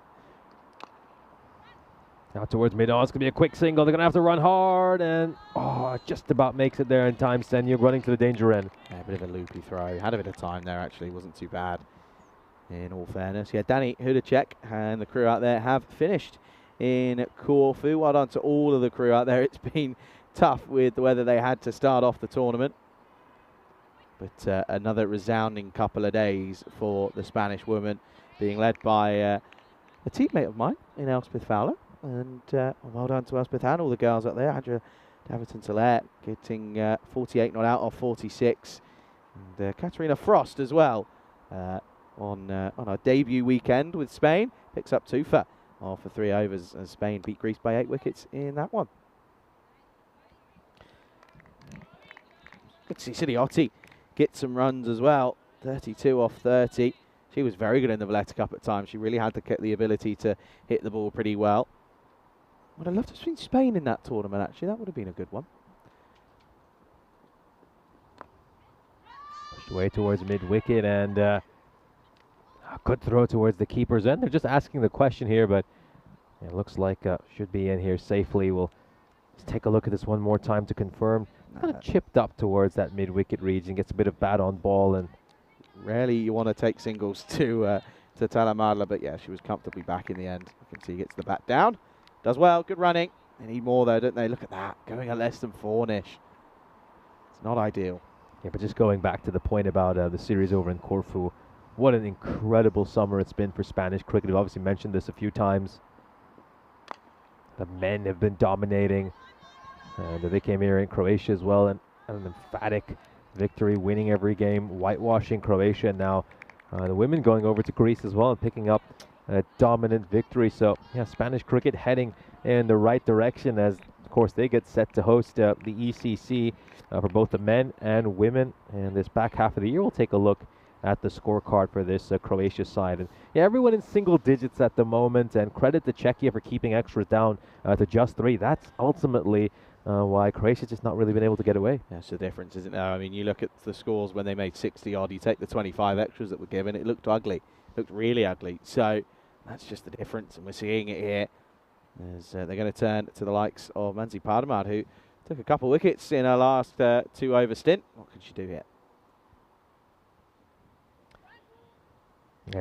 Catches the edge of the pitch along the way, or probably slightly misses it. It's been given a no ball there by umpire Popovic. Can get it. You understand it when there's that deviation off the pitch. It's, you know, you've got to be a no ball. No one can hit that. You're not getting anything away. So Velko swings it round and round. Free hit to come. He'd like to take something here. Romani 8 off 12. She's been there since the start though, by the way. Some bat on ball here, and that was a free hit, of course. And look, it still get run out on the free hit, and oh, that was a nice attempt there by Shraddha Palanir. Looked to go for the underarm throw, but ends up just missing the stumps. Keep in mind, she only had the 1 stump to aim at. Yeah, decent idea, right idea to go with the underarm. And look at that. Oh, would have been gone for all money, but throw was pretty wayward though, to be fair, in comparison. A single though. Senya, can she get something going? Take. Great take by Zuzana Flanova behind the stump. She's been really, really, really impressive. Very impressive. I did mention her as one of the standout performers right at the start of this innings. Done a terrific job. Really has. You can hardly find a mistake she's made today. Hit towards mid-wicket. They're going to look to get a single here, and there we go. You never, ever, ever test Saujanya Talamarla's arm. She's already managed to get 3 direct hits for run-outs today, and now she can add another one to the list. Could be an MVP just for her fielding alone. It's pretty impressive, isn't it? Also bowling well. Yeah, absolutely perfect. Bullseye! And I tell you what, I reckon we need a little compilation of all of the direct hits. There have been a few. It's going to be the end of the batter, and, well, another one bites the dust in Croatia. Things go from bad to worse. They're 27 for 3. Yeah, I mean, accuracy, it's just not something you can teach, really. It's something you're naturally born with, and that's the thing there with Saujanya Talamarla, just able to aim at the stumps each time, and it's incredible. It's absolutely incredible. She's been locked on to the stumps and has received plenty of runouts because of that. So certainly doing her fantasy benefactors a lot of good.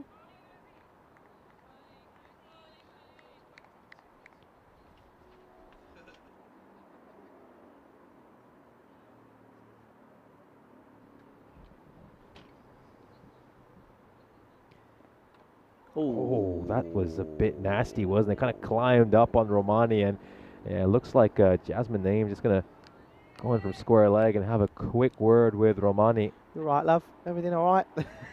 Jasmine won't mind me doing that. It's a joke. It's a good one. Yeah, just cops one there. Just going to have to do the old, how many fingers am I holding up? Where are you? Romani. Well, she's in the middle. She's faced only 15 deliveries. She's been there from the start. Yeah, she's been starved quite of the strike, realistically. Do you know what I love seeing at the end of a 2-week stint? I love seeing when the cube comes down and seeing how barren we've made the grass and how bad it looks in comparison to everywhere else. It's always quite funny. Oh, it's not fun to be the one having to try to take the ice cube down. It's always such a tough task, isn't it? Do you not help and get involved? I always do. Yeah, good man. Good man. Of course, after this game, we'll of course have a little presentation to finish off proceedings here. Just outside the off stump, about a 4th stump line there. Wasn't too far from off stick. I love that. Johnny's put Derek, but with just the C, not the K. And then Bob's gone, who's Derek? I genuinely thought it was a Croatian Derek. That's what I thought it was. But then John just said, no, I just left off the K. Ah, you missed a trick there, Johnny, didn't you? Missed a trick. Last ball of the 7th. Pushes this one away. Romani, that will bring the over to an end. 4 runs off it. Croatia. Looks like even getting the 50 is going to be a big challenge for them. Here's a look at the upcoming events on ECN. So Greece has officially been wrapped up. Spain whitewashing the host nation in that series. We're into our last match of our wonderful 2 weeks of cricket here in Croatia. And from tomorrow, it will be the start of our marquee event, the European Cricket Championship. Yeah, can't wait for the ECC. Malta, Italy and Spain will be our little break from Khartoum, but then of course we return to the wonderful Malaga. Looks as if we're having another retirement here, by the way. Looks as if the likes of Romani is going to finish her stint at the crease. You bring Lydia Krivaric in here, and now we know she's someone who's capable of hitting boundaries. And you know, typically you'd say that she should be opening the batting for Croatia, but I can understand what they're doing. They just want to give a number of other players some opportunities. So can't win, can they? So there's no point. You know, give as many people a chance as you can. You've got to feel for D'Souza though. She's going to be facing Farah Baba, who's going to come in here. I think she might be bowling something different here. Not too sure as to what's happened here. Not too sure what's going on, what the pause is, but we're ready to get underway. Looks like Papa's going to maybe bowl some spin here. Just trundles in. starts off by just pushing one down the leg side, so that's going to be a wide. You feel realistically that Czechia could send the likes of Baba and Palanir in and just go on, finish it off for us, please. Just see it off. We'll finish. Thank you very much. What a host Croatia has been, though. It's God, see, we got more cricket in this year than we did last year. Yeah, it's been incredible. I mean, you know, so much credit to the ground staff and also a lot of the players during the European Cricket Series for working so hard to get the covers on and off, helping work with all the ground staff and really getting those matches underway. I mean, at times when we came here during the mornings, things looked very grim. And we just, numerous occasions, we didn't feel like we'd be able to get in as many games as we often did. But, you know, it just all comes down to all the wonderful efforts of everyone here at the Croatian Cricket Federation and many of the players as well.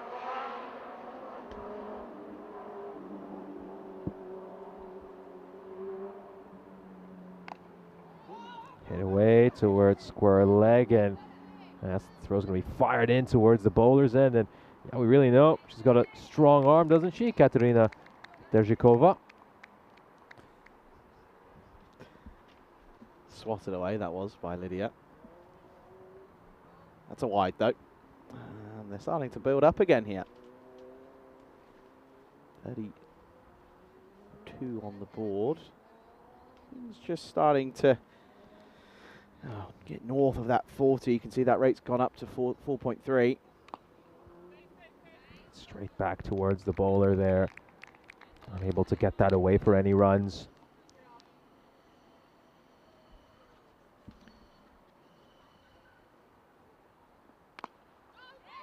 Hit straight towards the skipper's arm, and you don't want to test it, do you? And it's not often that you see Saujanya Talamarla miss out on a direct hit. Can't believe it. Was almost about ready to put the old W in the book. I was expecting a run out here, and it's silly running though. It's suicidal. Look, two of them pretty much both in the middle of the wicket.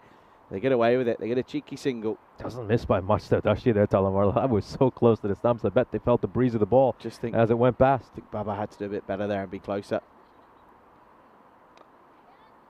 Away it goes, behind square leg. A big chase here for Derzhikova, but she's just not going to be able to get there in time. 4 runs. Yeah, Derzhikova was a little bit unlucky not to cut that one off, but she's looking to paddle everything on that leg side, isn't she? Look, she goes deep. Very Ramanjot Singh style about that one. Gets all of it, 4 runs. Yeah, very leg-sided players here, and I think might not be a bad idea to just move another fielder from cover over to that leg side at the moment. I really got a feel for Derzhikova. You know, if we had to build some kind of heat map for her, she's covered by far the most ground today. I wonder how many steps she's gone in today. I'll pick up a single over here, just the 1 run. End of the over. It's 38 for 4. 2 overs to go. Can they get to 45? Realistically, that's where they'll be hoping to get to. Nish, I've got a question. Favourite food you've had here in Croatia? Go on. Easy one. Mazalica. Don't take my answer. Well, it's your fault for recommending it to me. It's a good one though, isn't it? Yeah. Oof. And the like cheese dip that it. Oh, Yeah. Do you know what was also good though? The stew that Yes. Magdalenic made us. I have to say, it was tasty, but I think it was extra tasty because it was freezing cold. Yeah. Oh my goodness. The As in amount the of temperature. I had to find every layer I'd brought with me to wear that day. You were freezing at one point.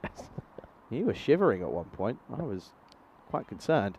Looks as if the skipper is going to come back on for the 9th. It is going to be Saljanya. Tanamala, yeah. Veselitsa. I'm going to have to try and work out how to make it at home, I think. Because that genuinely was amazing. Really was. It felt just like cream cheese with that sort of dipping thing, Yeah, wasn't it did. It did. It was Yeah. yummy. Yeah, I'm going to have to try that out. Up in the air and taken. Good catch. Well held onto by Zuzana Franova. Another one bites the dust here for Croatia. Half their team has been sent back to Zagreb. And Kravaric, they're really relying on her to get a few boundaries away. We know she's one of the few big hitters in this lineup, but she's going to have to depart, having scored just 6 runs. Yeah, absolutely. And you can see she's just trying to be a bit one-dimensional there. Genuine edge. And good work again for Zuzana Franova behind the stumps. Another one falls. It's 38 for 5.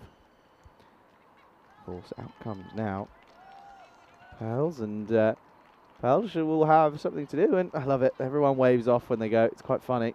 It's good. Very good indeed. Good catch, though. She's had a couple of skies that she's done well to deal with today. I tell you what, I'm looking forward to. Looking forward to hearing about this new restaurant that's opened up on the hill at Kartama. I'm looking forward to hearing and tasting some of the food there, I've got to say. Seen pictures of it. Looks wonderful. It's got aircon. I'll be sitting in there and watching the cricket all day. I think it's going to be like 30 degrees again next week in Malaga. It's going to be hot. Going to take some getting used to from being here in low 20s. That'll be warm. Gotta say that when you're inside the ice cube, it does feel like it's in the 30s. It's hot in here, isn't it? It is hot. The trousers are a mistake. Oh, that's a mistake. Good stop. She's done superbly today, hasn't she, Zuzana Franova? I mean, covered so much ground. And she saved a lot of runs that could have gone away for more buys. I think especially some of the wides she saved going down the leg sides have been a real highlight of her wicket keeping. Do you know what I think we should do? I think we should get a derrick there's a derrick for each country, so that it carries a flag and it waves it whenever it goes. That's funny. So do we want to make our production's job even harder? It would just be the same gif. Yeah, it would just I be the guess. same animation. It wouldn't be much harder. We could But make just, it, or literally just carrying a little flag in its hand. here, and make them wear the national dress, make them wear the national costume. That's a bit much. What's your take on my idea of the old no ball thing? The free hit? The less said, the better. Boo. I tell you what, I remember one thing. I'm going to come back to this. Leg side wide. I remember on the 1st of April one day, I think it was a couple of years ago, and I remember I wasn't working for the company yet. I remember Vinny posted his intro, and it was, well, we're all about innovation here on the European Cricket Network, and from now on, we're going to be playing with one stump. Of course, it was 1st of April, so it was April Fool's, and it wasn't true. But the amount of comments that I saw, and I got messages about everything, and everyone's just like, wait, what? No way is that actually going to happen. Of course it wasn't. It'd be funny, though. Could you imagine? No, that would be funny. But going back to the no balls thing, I mean, especially with some of the games we have where the amount of extras we see, I think we had the longest ever over earlier in the series. 18 We'd balls. be playing until it was dark. 18 balls, that's a whole power play. Yeah. That's a whole power play in 1 over. Mental. The worst one was in Austria where we had a player. Hang on. Oh, could be a chance for a run out. There it is. It is. It could be a run out over here. D'Souza was running to the danger end. It was an underarm throw. Let's just take a look at this. There's not too much excitement from the Czechia side, but just suggests that something might have gone wrong here. Once again, it's an underarm throw by Shraddha Palanir. Well, is this a run out? Oh, yeah. That should be it. That should be the end. And another wicket here for Czechia Palanir. Oh, she's been brilliant with her fielding, and she's going to get herself another run out. Yeah, fielding for the Czechia side has been perfect, realistically, and that's going to be a wicket. The end of D'Souza. It's another one that falls. It's 40 for 6. Czechia really looking like they're going to restrict Croatia to something paltry here, and I think as things stand, you'd imagine that this Czechia side will back their chances to chase this down very quickly in the second innings. Yeah, going back to extras talk, we'll have another look at this run out. A brilliant bit of work there by Shraddha Palanir. Underarm throw, goes on to strike the stumps. A fantastic bit of fielding. There was a bowler over in Austria bowled 4 consecutive front foot no balls. Imagine how many free hits you'd have after that. We'd never end the game. We'd be there until the evening, until it was dark.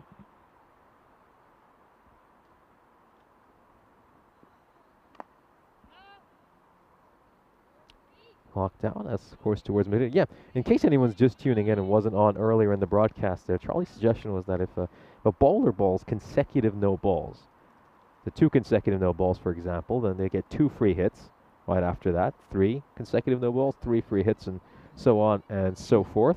Funny though, isn't it? It would be funny.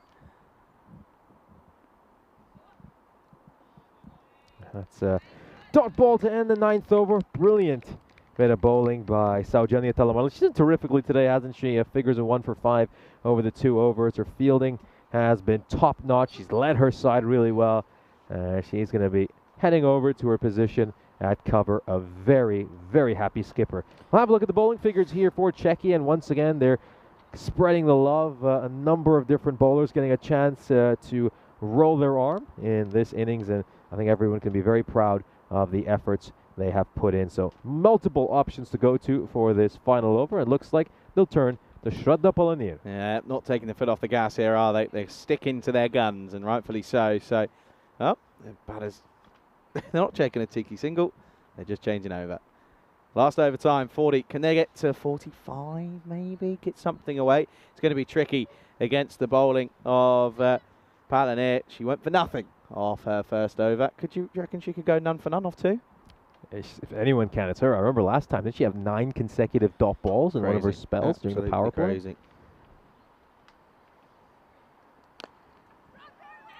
Oh, chance for a run out, chance for a run out. They just got to stay calm over here. And, well, let's see if this is going to be out. We're going to have a look here. There was a bit of yes, no. Weren't sure whether to run straight at the stumps, but in the end, she decides to go with the underarm direct hit. Let's just take a look at this for Fatwa Babur. Wasn't sure whether to throw at her teammate or run straight at the stumps, but yeah, that's going to be the end. She's gone. Fatwa Babur gets the direct hit in. It was pretty simple in the end, point blank range, but she's run out another Croatian batter. That's going to be the end for Filippi. Yeah, it's a game of chicken, realistically, wasn't it? And, well, it's going to be a rough start. It's 40 for 7, as that'll be the end of Pels, who goes for a duck. And tricky times, tricky times. Yes, no, maybe, wasn't it, unfortunately. But, in fact, that's Filippi who's gone. Sorry, not Pels. Got that one wrong.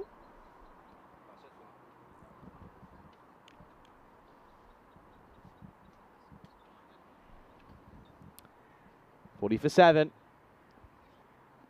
Oh, look at how much swing she's getting there. Look at how that just shapes right back in. Grizzlies 10 or 9 overs old. Pretty impressive. It's all in the wrist position and the release point. Yeah, there's someone who just has that natural ability to swing the ball back in. Here we go. Let's just do a bit of quick Croatia trivia since we're at the end of our series. So, there's a number of people who be wondering where the name Croatia comes from.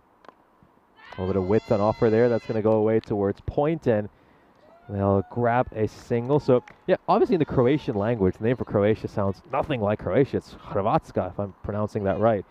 But the name comes from the fact that the necktie, or the kravat, as it's called in French, was invented in this country. So, back then, a lot of people would call Croatians Croats, kravats, and that's how Croatia got its name, at least in the English language and many other European languages. She conceded a run, by the way. I'm really disappointed at that. I was really wanting to see none for none off 2. It would have been very impressive.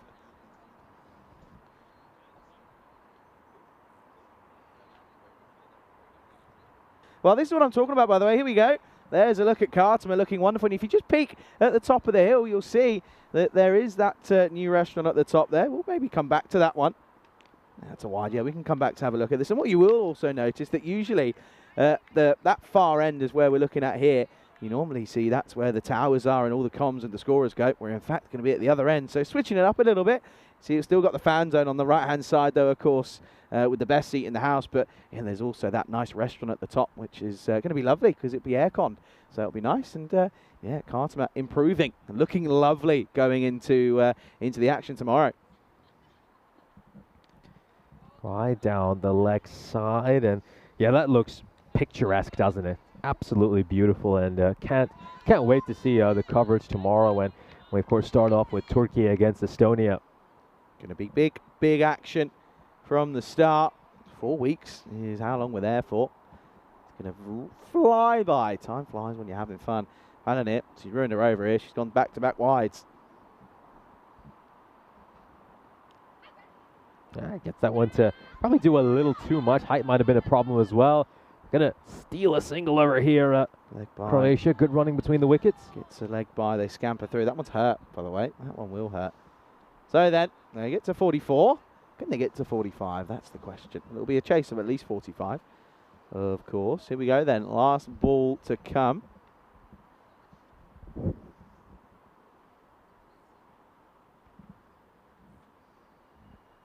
Last ball.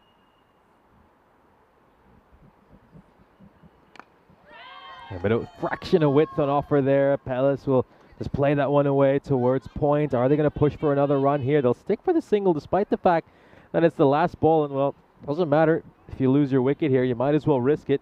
Croatia will end up with 45 runs, their lowest total of this series so far. And Czechia, well, they'll be really eyeing their chances of getting a 4-0 victory here. A whitewash could be on the card. Seems to be a bit of confusion. Certainly believe it's the end of the innings. It's done. It's the 10 overs. There we go. They're finally getting the message over. Maybe at some point. There we go. And there we are. It will be 45 for 7 for Croatia. That's a really tricky, disappointing total. You feel that the Czechia women, they could very easily just send out the likes of Baba and Palanir and get this over before, realistically, maybe the end of the 5th over. Yeah, absolutely. And I think right now they could come here. They could just absolutely blast their opposition in about 5 overs time. So let's have a look at the highlights of this innings. And, well, Croatia just weren't quite able to get going with the bat, where they weren't able to score at the rate they needed to. They decided to shuffle their batting lineup a little bit, but unfortunately some of those experiments didn't quite pan out the way they would have hoped for. Czechia were dominant with their bowling and fielding once again. Shraddha Palanir in particular can be very proud of the way she went about things in that second innings. Bowled beautifully, was involved in a couple of runouts as well, and took a brilliant catch right there. You can just see one of them. I mean, she's certainly making a case to be MVP in her very first ECI series. And the skipper, well, she never misses out on a chance to have a direct hit. That was another brilliant throw by her. I got to say, Saujanya Talmara has led by example today. Yeah, it really has set the standards high for this Czechia side. And well, I'll tell you what, so as a skipper, you've got to think about it. I mean, look how many direct hits has she had today? 3 or 4? It's crazy. Really is. There's a couple of boundaries, though, in the innings. As yeah, that one was hit away. In fact, there was just the solo 4. But, yeah, of course, good catching, though, behind the stumps to remove the likes of Lydia Kovacic. As that was, of course, really well done. But again, this one here was a close call, wasn't it? But the direct hit again proving to be enough. And yeah, realistically, it was just the kind of panic stations, realistically, for the Croatian batters as they came out. And, well, to be quite frank, they just never really seemed to be up to the race. And Croatia, they're going to finish on 45 for 7 off their 10. So it'll be a measly 46 runs for victory for Czechia. And of course, if they do open with the usual openers or change things up, it is probably going to be a pretty one-sided affair. Yeah, absolutely. We'll take a look at the scorecard here. Everyone in the single digits for Croatia. No real scores of note for them. I didn't get the usual help they have from the extras department during the innings, which is why they'll ultimately end up with only 45 runs. It's now time to turn our attention to Czechia's bowling effort, and a terrific all-round performance by this Czechia side. Once again, they used 7 different bowlers. I think it's been a very clear strategy by Saujanya Talmara to give everyone a chance to roll their arm at some point today, and everyone who stepped up can certainly be proud of their effort. So that is a complete bowling performance, and much improved in the extras department as well. It absolutely is then. So one last chase. That's all we got left and it of course will be just the 46 runs for victory for Czechia. Will they change things up, or are they just going to go and get this done before it even started? We'll be back soon for the final innings here from Croatia here in the ECI-Ws.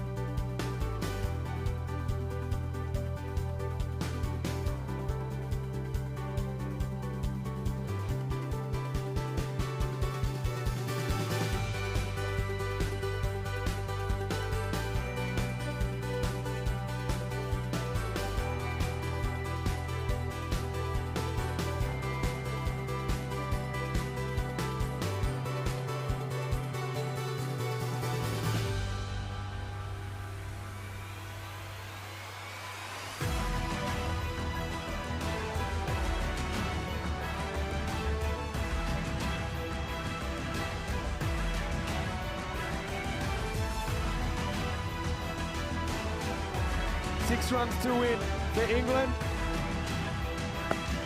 And they'll do it!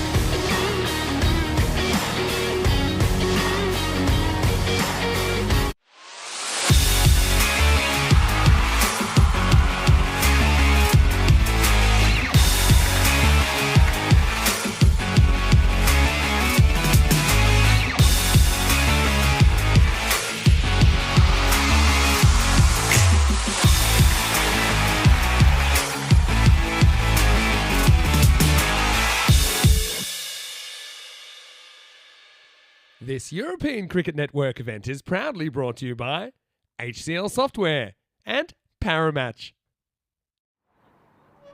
For the final time in this incredible couple of weeks of our Croatian cricketing adventure, we welcome you back to Zagreb. It is the last innings of what have been a memorable 2 weeks in this beautiful country.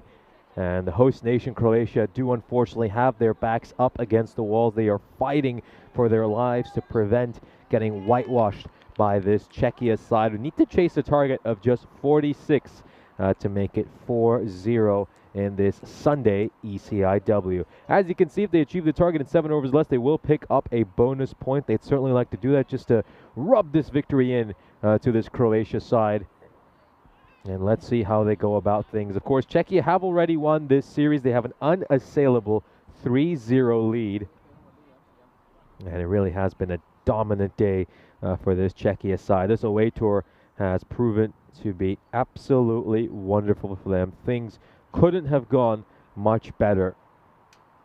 As for Croatia, it's been difficult. Obviously missing a few key players, including their captain, Aaron Vukusic, who hasn't quite been able to make the trip over from England to play in this Sunday ECI-W. But everyone else, you got to say, they fought hard. They really have. They've given it their all.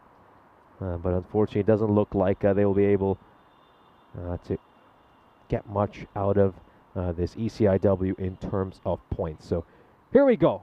We're just moments away from the first ball, and it does look like they're going to shuffle their batting lineup a little bit here. Czechia, they know that they have the series in the bag, and Saujanya Talamarla will open alongside Puja Shitole.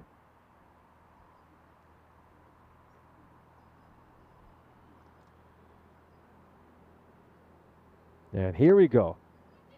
It's just pushed away towards the offside, and well, they opt not to take a run here. Looked like they should have had a fairly easy run, but they're not going to take a single. Helena Leko will be able to field that.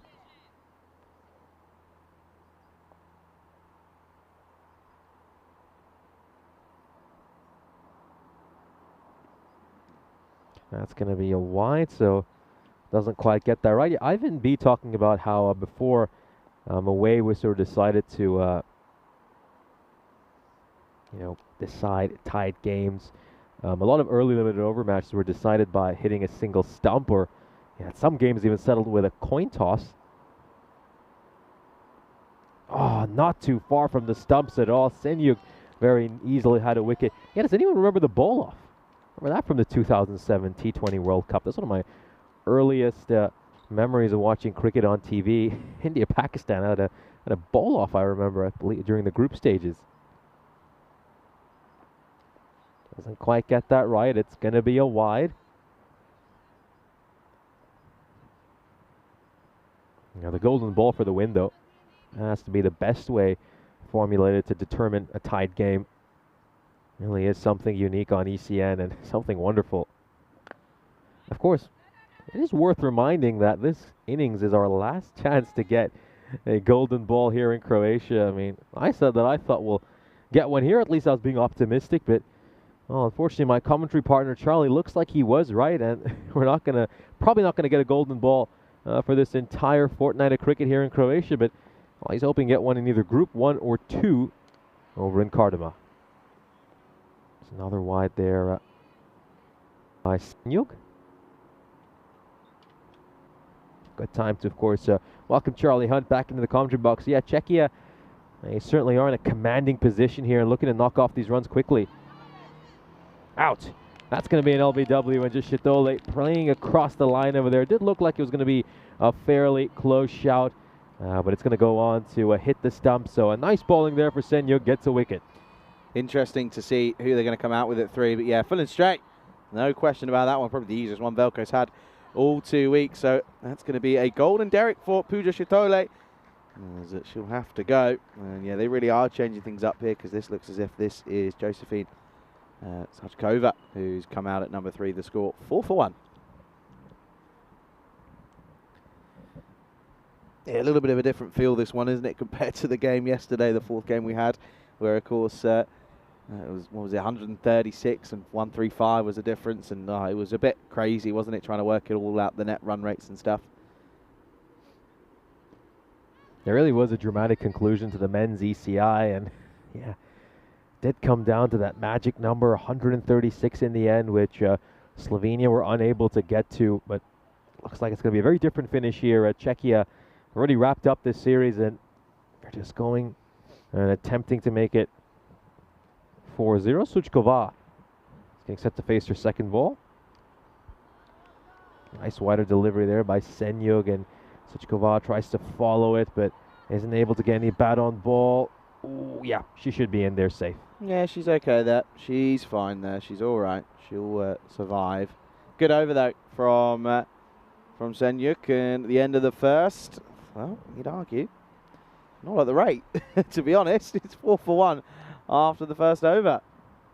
104 matches since we last had a golden ball, and of course, I mentioned this just before you came on live to the broadcast, and I've been quite optimistic for much of this series that we'll break this streak, but at the moment, it's going to take a miracle for us to get a golden ball out of this last match. Can't see it happening, of course. I said the first week of the ECC, but yeah, Group 1, Group 2, and of course the playoffs. Don't forget the playoffs. Someone's got to get promoted, but of course whoever's in that final will get promoted. Oh, that's going to be a wide to start. This is Anita Skodic going in for her first bowl, and thing is, you just feel that the extras column could be quite high, and of course if they go above 20, then well, that's going to be more than half of the runs that they need. Yeah, absolutely. And well, we had a bit of food talk right at the end of the previous innings. I think we both agree that Mazalica was the best thing we've tried. You got any other close ones that you'd like to name? Nope. There is Mazalica or nothing. No ball. Yeah, that's a no ball. Definite free hit there. Takes a couple of bounces before getting to the batter, and a free hit coming up here. You can see sort of takes a few, doesn't it? Good shot though for Saljana. Free hits come. Another one to come as well. Yeah, so under your rules, that would be 2 consecutive free hits to come after this. Because it's 2 no balls. You lose the ability to hit the free hit the first time. You get another one. Yeah, Skoris just looking to place the ball on the pitch. Not really getting much momentum into her bowling action, and ends up bowling wide. Yeah, of course, speaking of things to try in Croatia, still got an evening left here, and Croatia very famous for its grapes. It's got over 130 native grape varieties, and that's why Croatia is such a rich winemaking tradition. Oh, gets a little bit of bat on that. It's going to be a wicket. It's the end for Talamadla. Well taken there by Sili Sebastian. And Talamadla will make just a couple of runs. So the captain, she's had a good day overall with bowling or fielding, but not quite been able to make the run she was hoping with the bat. No, that's frustrating. It was a Gundy ball that was there to be hit, but yeah, just a genuine edge. And yeah, really good take by Sebastian in the end. Wonderful take. Just takes a little top edge along the way. Sebastian holding on to a nice catch. And well, Czechia in a spot of bother here. They find themselves 9 for 2. They certainly do. And this could be very interesting to see how this one's going to play out, of course. They're going to turn to the likes of Komenkova. That's going to be a no-ball. That's given us a wide, but I think that could be a no-ball, you know. Yeah, changed it to a no-ball. Let's see. See that there's the second couple of bounces. Yeah, definitely going to be a no-ball. Free hit to come, and oh, spoils it. Yeah, we're better off leaving that one alone there, Komenkova.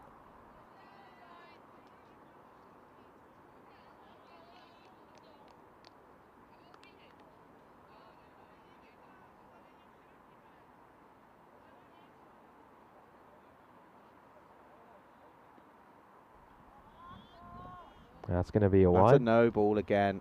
That should be a no-e.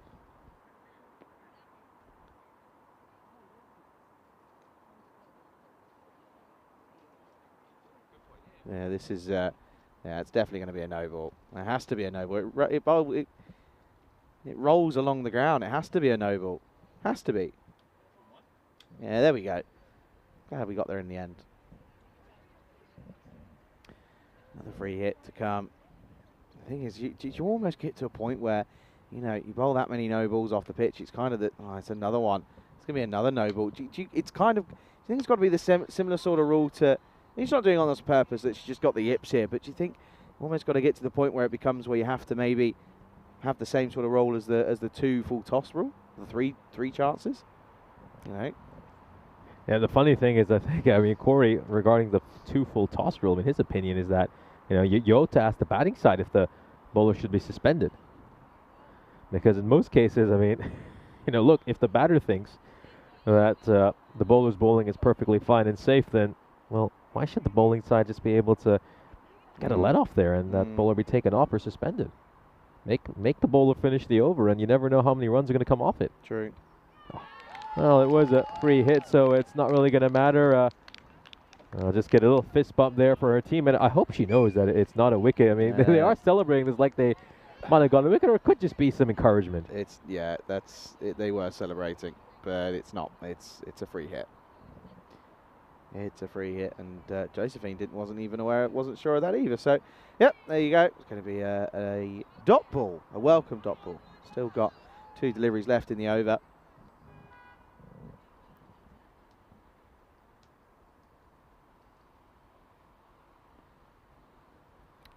It's going to be another wide. This could be up there as one of the contenders for longest ever overs on ECN. Struggling to get a legal delivery in here, Scorich. I think if you had to look back at the legal balls we've seen as well, I mean, they've been right up there as balls that could easily have gone for wides.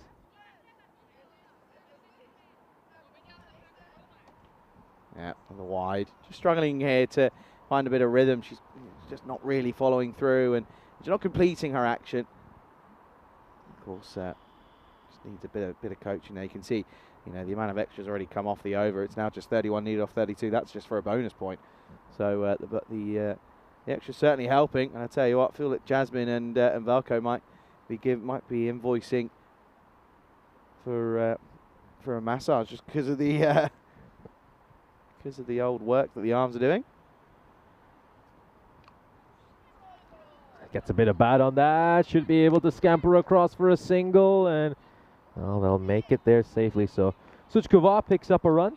Yeah, I mean, even on a serious note, they've really done a terrific job, haven't they, over these past couple of weeks? Had to brave all sorts of weather conditions, spend long hours out in the middle umpiring. Yeah, the entire umpiring crew. Jasmine Naeem, Dhananjay Singh, Veliko Popovich, Paul Stubbs. Of course, for much of this week, they've been led by match referee Stefan Gooch, of course. Nilkesh Patel TRing at the moment. Yeah, of course, Jared went out there, as have Gucci and Keshi as well. Oh, it's another one. It's another one. I genuinely think there's going to have to be a rule where if you keep bowling them, you're going to have to pull someone off. And I think that's what it should be. Do you know what I mean? I think it's more for the sake of the bowler, really, because it's, you know, it's more, you get it in your own head then. That's the issue. I think ultimately, and I think you'll see a lot of people make this point, is that, well, if the batting side are fine with them bowling wides and no balls, well, too bad. That's the bowling team's problem. Yeah, I get what you mean. I do get what you're saying. The worst one was, of course, in Rome, where we had a player try to fake an injury to be taken off. Yeah, the rules very clearly state that you do have to be incapacitated. That's the exact terminology that's used to be unable to bowl an over. See where never mind, we didn't see it there. We'll come back to live action. Struck away towards mid-on, and well, that was a rather wide ball. It's been spoilt in the end, and we'll get some bat on that. Well fielded at mid-on by Nirmala Maria de Souza. So it's going to be another single. 21 for 2 at the end of the second over. Yeah, Bob, if you are on Facebook involved in the old ECM family group, it's a good one. It's a good one. 21 for 2 and 25 needed just off the 30 deliveries. But yeah, that over does eventually come to an end. And of course, you can see there confirmation that Czechia have already won this one, of course. And yeah, we'll be taking the trophy home. Yeah, 3 wins out of 3 for Czechia so far, and they're looking to get a whitewash over here and make it a 4-0 sweep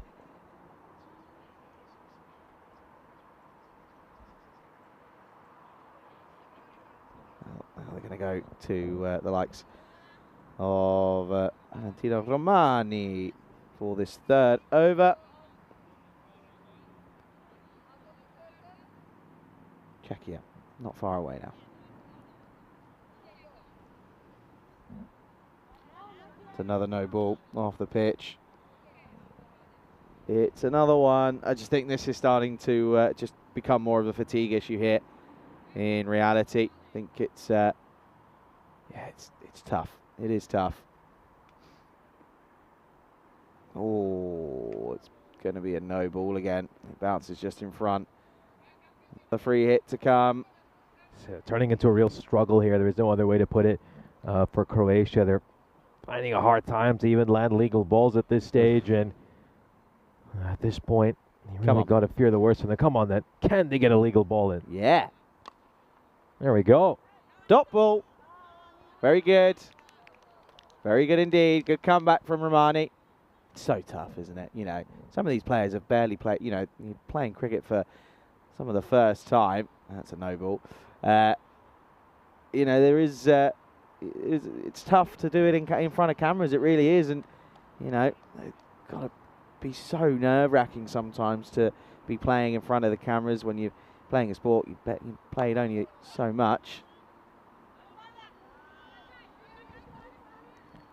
Yeah, no, I mean, all of a sudden, I mean, you haven't played all that much cricket and you're put under the pressure of playing in front of cameras. That can be such a huge challenge. And you add to that the fact that they've had to play 4 games in a day. I mean, you know, let's be realistic here. We don't even see top-level professional cricketers play this many matches in a day. It's looking to get to the pitch of the ball there and misses out on it, Suchkova. Yeah, so a very physically demanding task for so many of these players, and that is worth keeping in mind when maybe just watching them struggle a bit with fatigue at times. Struck out towards mid-wicket. That's going to be a single.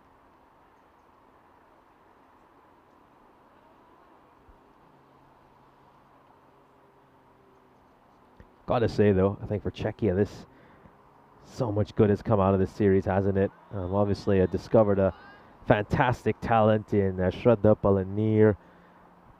And you just look at someone like her, I think she's going to go leaps and bounds over the years to come. And don't be surprised if we see her representing Team Europe in future. Yeah, I could certainly see her being in and amongst it. She can bat, she can bowl, she can field. Yeah, she's very good, and she's a good asset for this Czechia side, really is. Of course, these extras again starting to build up here. Struck away towards mid-wicket, and they will pick up a run. So nice stroke there by Komengov. And yes, speaking of discoveries, Croatia is famous for some record-breaking discoveries. The largest white truffle discovery was made here back in 1999 when truffle enthusiasts found a white truffle weighing 1.31 kilograms in the Istria region. No way. Wow. Wow. End of the over. I can't believe that. 28 for 2 after 3. So then they're going to go to... Well, Pels is going to get an over here. As you can see there, 28 for 2. They're very much within touching distance. Just 18 runs needed.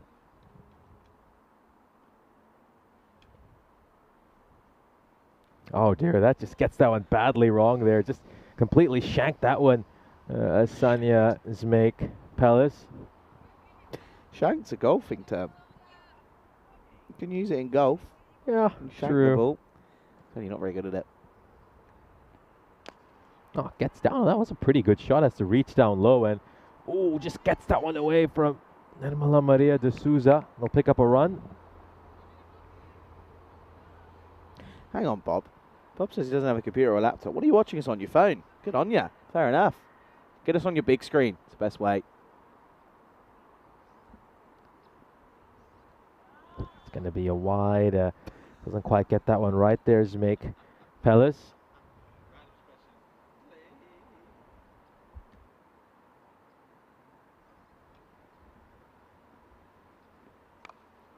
Struck away towards square leg, and that's going to be pretty well. It's just going to be a single.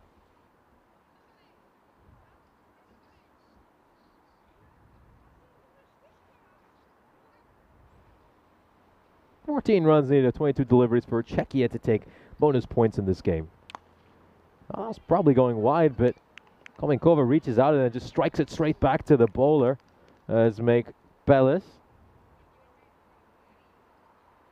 Yeah, it's going very wide there. In all honesty, it would have been better off just looking to take that wide. And you know, so often at this level of cricket, extras is a difference between the players. And I think if some of these batters just master the art of knowing when to leave some of these wider deliveries, it'll do a world of good for their side. The same would apply to a lot of the men as well. There are plenty of men over the last couple of weeks as well who were just chasing at wider balls. Stroked away towards mid-on. I mean, in particular, when you look at the game, it's the analytics play to take the wide, isn't it? I mean, you get the run, you get an extra ball, you can potentially hit away for 6. Pretty much getting 7 runs off 1 legal delivery then. You've got that potential to at least. Yeah, I know what you mean. Do know what you mean. Decides to have a shy at the stumps there, and great running between the wickets. You do have to say, though, Helen Leko has been terrific with her fielding today. Been a massive impact player for Croatia. Yeah, just not far away now. Just 12 needed. Well, there's going to be one of them. That'll be a no ball.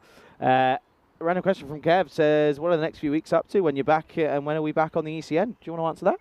Yeah, so of course hoping to be back for Malta right after the ECC. And yeah, just spend the next few weeks spending a little bit of time with family. That's going to be a no ball. Might put in a bit of Xbox time as well. It's been a while since I played a few video games, and yeah, in general, maybe sort out a few other chores that I've left behind as well. What about you, Charlie? I'm going on holiday to Cartama. That's another one. Gone on holiday to Cartama for a few days. Going to go down and get involved in Cartamania, play a bit of golf whilst I'm down there, and then I will be playing more golf just at home. That's my plan. Actually, I might be on tour. I might be going on tour for a cricket tour on a weekend. We're supposed to be going to Granada, so I might go down there. I might get involved. Not far away though here, Czechia. That's the end of the 4, 38 for 2. Any chance you'll be playing with any of the boys who might be representing Spain in the ECC? Nope. Nope. It's a tour. It's a very, very boozy. It'll be a boozy tour. It will be a boozy tour. Just another 7 runs needed here for Czechia to tie this, and of course 8 runs to go on and win this game. As we can see, Czechia are well above the rate. If you could draw another line for the bonus point as well, you'd find that they are well clear of that at the moment. I'm intrigued. Bob, I want to know how Bob's watching us here. Could it just be on a smart TV? That would be my guess. Might just be on ECN on the big screens. Retirement here, by the way. Komenkova's going to come off. She's 6 off 22. You can understand it. And they're going to bring the likes of Zana Franova out to the middle. She deserves this opportunity, really does. I think she's played superbly today. Her wicket keeping has been immaculate, and yeah, deserves a chance to be out here and help her side score these winning runs. So, quick question before we round out our broadcast. Favorite commentator? Don't have or commentators? Don't have to go with cricket. Ooh. Ooh, interesting. Oh, take it on here. Do well. Interesting. Okay, cricket. One of my favourites just because he rattles feathers is KP. Oh, yeah, I got to agree with that. I got to agree with that. I like KP. And then, what else? What else? What else? Sport, I've got to say, it's tough actually. I think I'm going to say I actually really appreciate Vicky Sparks as a commentator. I think she's quite good. Hit away, and it'll just be a single. But yeah, I think you got to go. I actually am not a fan of who's the commentator. Not a fan, but it was often the one that does all the big games now. Won the Premier League. What's his name? Darren Fletcher? No. He's good. He's good at everything, which is mental. Yeah. Like, he's such a talented commentator to be able to do what he does in so many different sports. Does the Super Bowl? Does the MLB London games? Peter Drury. That's who it is. Run out chance, maybe. No, going to get back. Yeah, He's Peter. the voice of PES.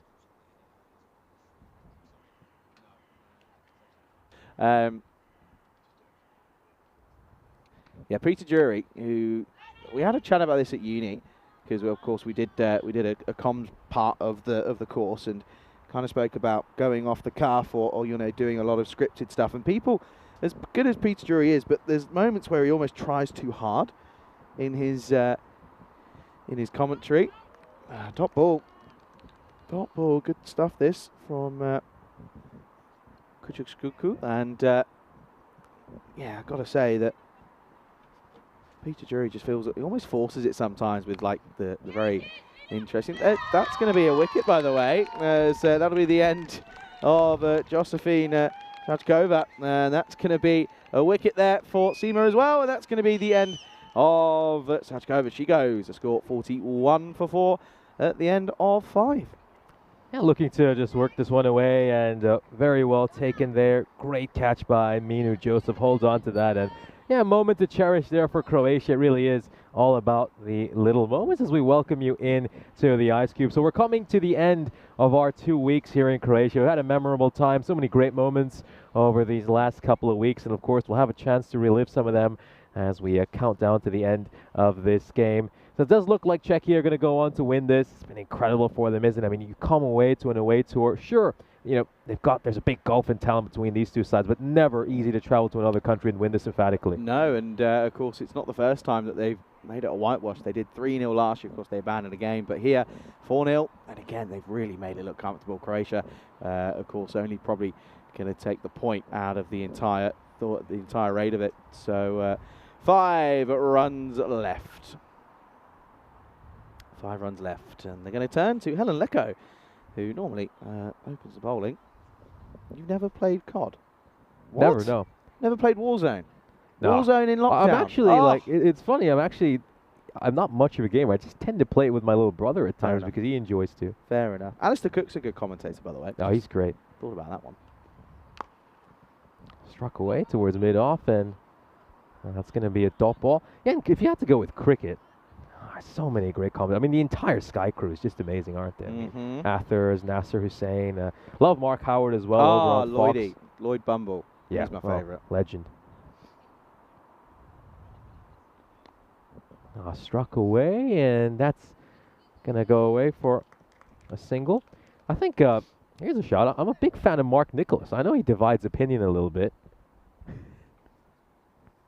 Always liked his commentary. Interesting. Absolutely. No, He had to go outside of cricket.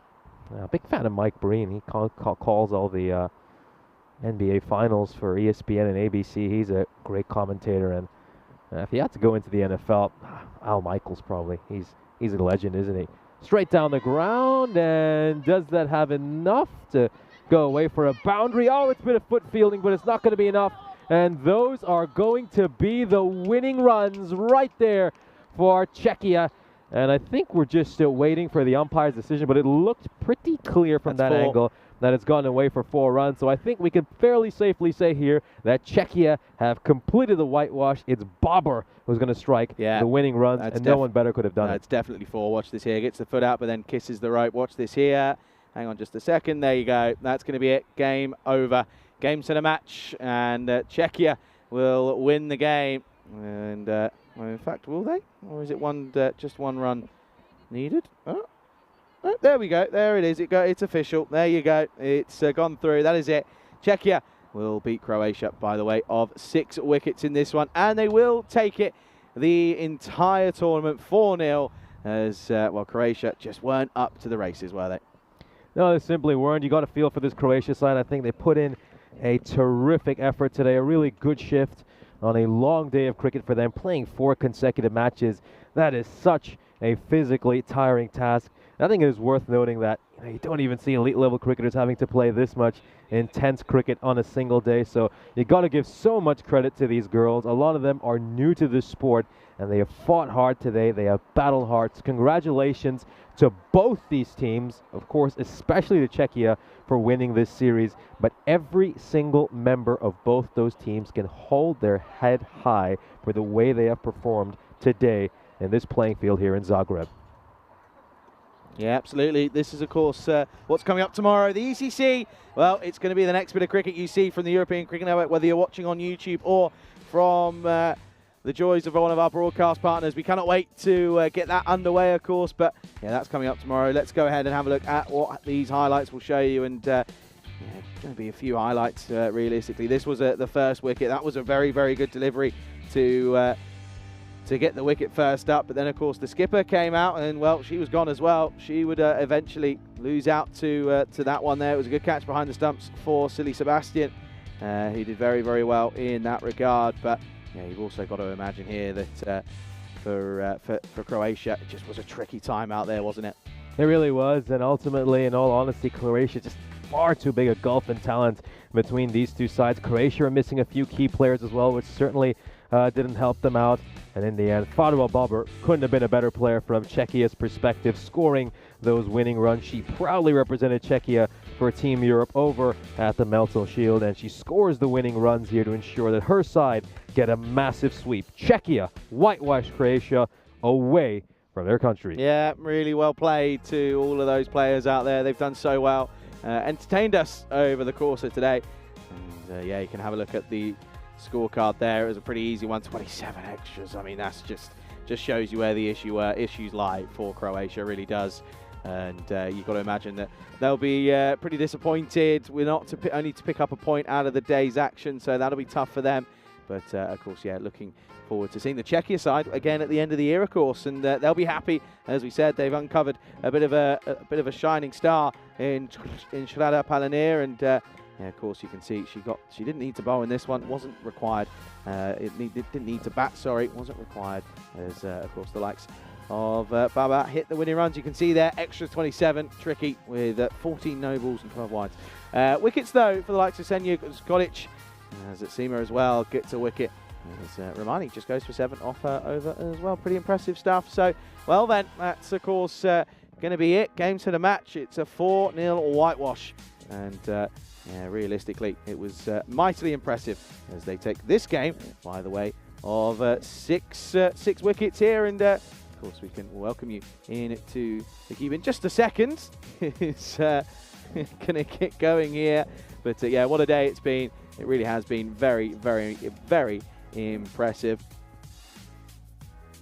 And yeah, of course, we can now come to the Kyom Cam here and welcome you back into the box. Nish, first of all, thank you so much. Been a great 2 weeks. Loved it. Really loved your company. Appreciate your insights and everything. And yeah, of course, can't wait to meet up with you again in Malta. Yeah, it was an absolute pleasure commentating alongside you, as I mentioned during the trophy ceremony. A rising star in ECN. Looking forward to hearing you on Wednesday over in Khartoum as well. It's been an absolute pleasure. We had the chance to commentate a bit in Bulgaria. It was unfortunately too short. We get the full 2 weeks here. Yeah, of course. And well, speaking of the ECC, let's have another little brief look at what's coming up tomorrow. Turkey take on Estonia, Bulgaria, Croatia. That's the first time we'll see the host side here. Out there in Khartoum. I'm pretty sure they're on their flight right about now. And of course, yeah, Turkey, Estonia, looking forward to that one. And of course, first game under lights will be Croatia taking on the Isle of Man. It's going to be exciting. It really is, and that is going to be the marquee event on ECN, the ECC. Looking forward to that. Some great teams over there.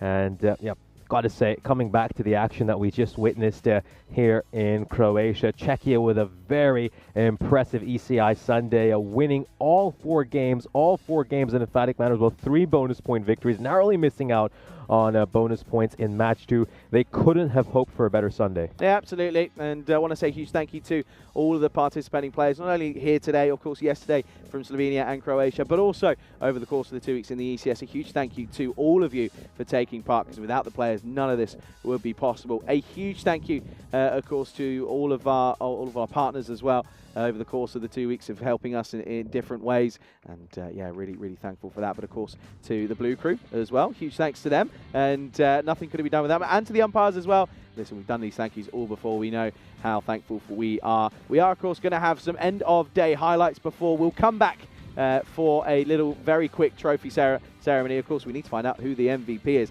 There's only really one name that stands out for me, but we'll, of course, find that out in a few moments' time. But Nish, any words you want to say before you go? Thank you very much. It's been a pleasure to be alongside you for these last few weeks here on ECN. Looking forward to the European Cricket Championship, and who comes on top? Go Cyprus!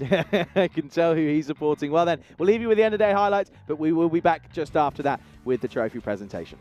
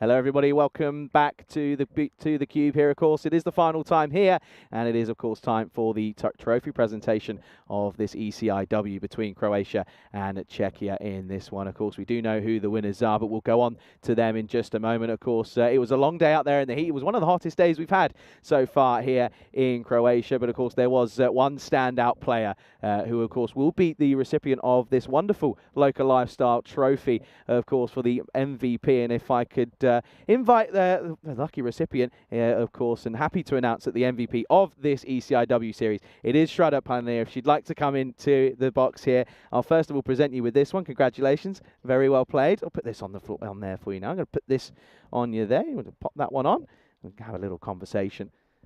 There you go. You can hear everyone. They can hear me. First of all, congratulations. How happy are you? I'm really excited. I'm short of words, actually, but thank you. Well, that's good. Of course, happy to have got the victory, of course, as a team whole, but you performed really well out there today with the bat, of course, at the top of the order, and in the field, but also with the ball, really crucial. How happy are you to, of course, got over the line, but most importantly, with your own performances? It's a team sport, and I really love to contribute every little bit that I can, and today was one of the days that I could step up and deliver, so it's very happy. It's a very happy moment. And of course, you're quite new to the system, I believe, right, for Czechia. And how are you finding it all and getting involved and meeting everyone? And are you enjoying it? Oh, it's lovely. Everybody's been so welcoming. I'm not new to cricket, but to Czechia, yes, I am. We can see that. So my lovely captain has been very welcoming, and also the whole team has been very supportive. Yeah. Yeah, amazing. So of course, happy to have got the result here, but of course you've got the ECC-W coming up at the end of the year. Are you really looking forward to that one to be taking part? I am, but I have some academic commitments, so I don't know if that will be allowing me to take part in that, but yeah. Okay, well, fingers crossed we'll see you there. And of course, again, very well played today. And of course, hopefully we'll see you again on the network very, very soon. Congratulations. Thank you so much. I will take the headset off you now. Thank you so much. And of course, do make sure you take your trophy. There you go. Take this with you as well. Got to take that, otherwise you'll lose it in the travel. Thank you ever so much. Well then, of course, does leave us with just one trophy left to give out, of course. And, well, yeah, again, we know that the winners of this one. So if I could now just invite Sarjana Talamara to come in to the box here, of course, the captain of Czechia. And I will, of course, present you with this wonderful trophy. Congratulations. Very well played. I'll give you this one. It's a bit heavy. Be careful. And if you want to put that down on the side, and we'll again get the headset on for you. There you go. There you are. There we go. Just put that a little bit closer to there you are. Now we can hear you. First of all, how happy are you? I am delighted. This is my first time as a captain. Amazing. I have been playing with the Czech Republic for a couple of years now, but this is the first time. And I'm really delighted with the team we could put together. We have had quite experienced players. We had quite young players as well. And it was a fine balancing act. And I think we did it with grace. Yes, 100%. I think you as a skipper, you led really well. I think, it's not easy out there sometimes to really utilize everyone, and I think you kind of did that really well, especially in the last two games. And of course, you kind of go into that last game knowing you'd got your hands on the trophy. What clicked for you today? Was it just the batters seemed to click and everything clicked, or was there a certain element that you're really pleased with? Yeah, today actually it's a great day, and it worked out really well for the team. Everybody was in absolutely perfect shape and form, really. And everybody contributed the best they could, and that really, really worked today. We had 13 amazing players, and I could use them the way I seemed fit, really. And I could ask anyone to just go perform there, and they would just do it. So it's a dream team for any captain, really. Yeah, it makes your life a lot easier, I can imagine. I've got to ask you one question as well. Your fielding. Your run-outs today, I think it was 3 or 4 in the end. Is that something you practice, or is it something that you just picked up and it's just something that works for you? We do practice, of course, but I don't know. It's really like I said, it's been a great day for many of us today, a majority of the team, and I think it was also a great day at fielding for me. Of course, I'm not going to keep you too long. I can hear the celebration starting. Got to ask you one more question. The ECC-W coming up at the end of the year. You're going to be in that challenge division. How much are you looking forward to it? Absolutely. We'll be training much harder now because the stakes are higher. and we're really, really excited. Yeah, well, we can't wait to have you there, of course. And well, again, thank you ever so much for coming, and Thank you very much congratulations, for having of us. course, on your success. I'll take the headset off you now. Thank you ever so much. There we go. Thank you so much. Well then, folks, that is going to be the end of our journey here in Croatia, and what a 2 weeks it's been. Thank you all so much for sticking around, and I've got to say, it's been an absolute pleasure. Do remember, though, we'll be back tomorrow. The ECC Challenge of England gets underway, and of course, Vinny and Rico will be taking you through the first couple of balls out there tomorrow. That's what we've got time for, folks. Thank you ever so much. Enjoy the rest of your day, and have a very good evening.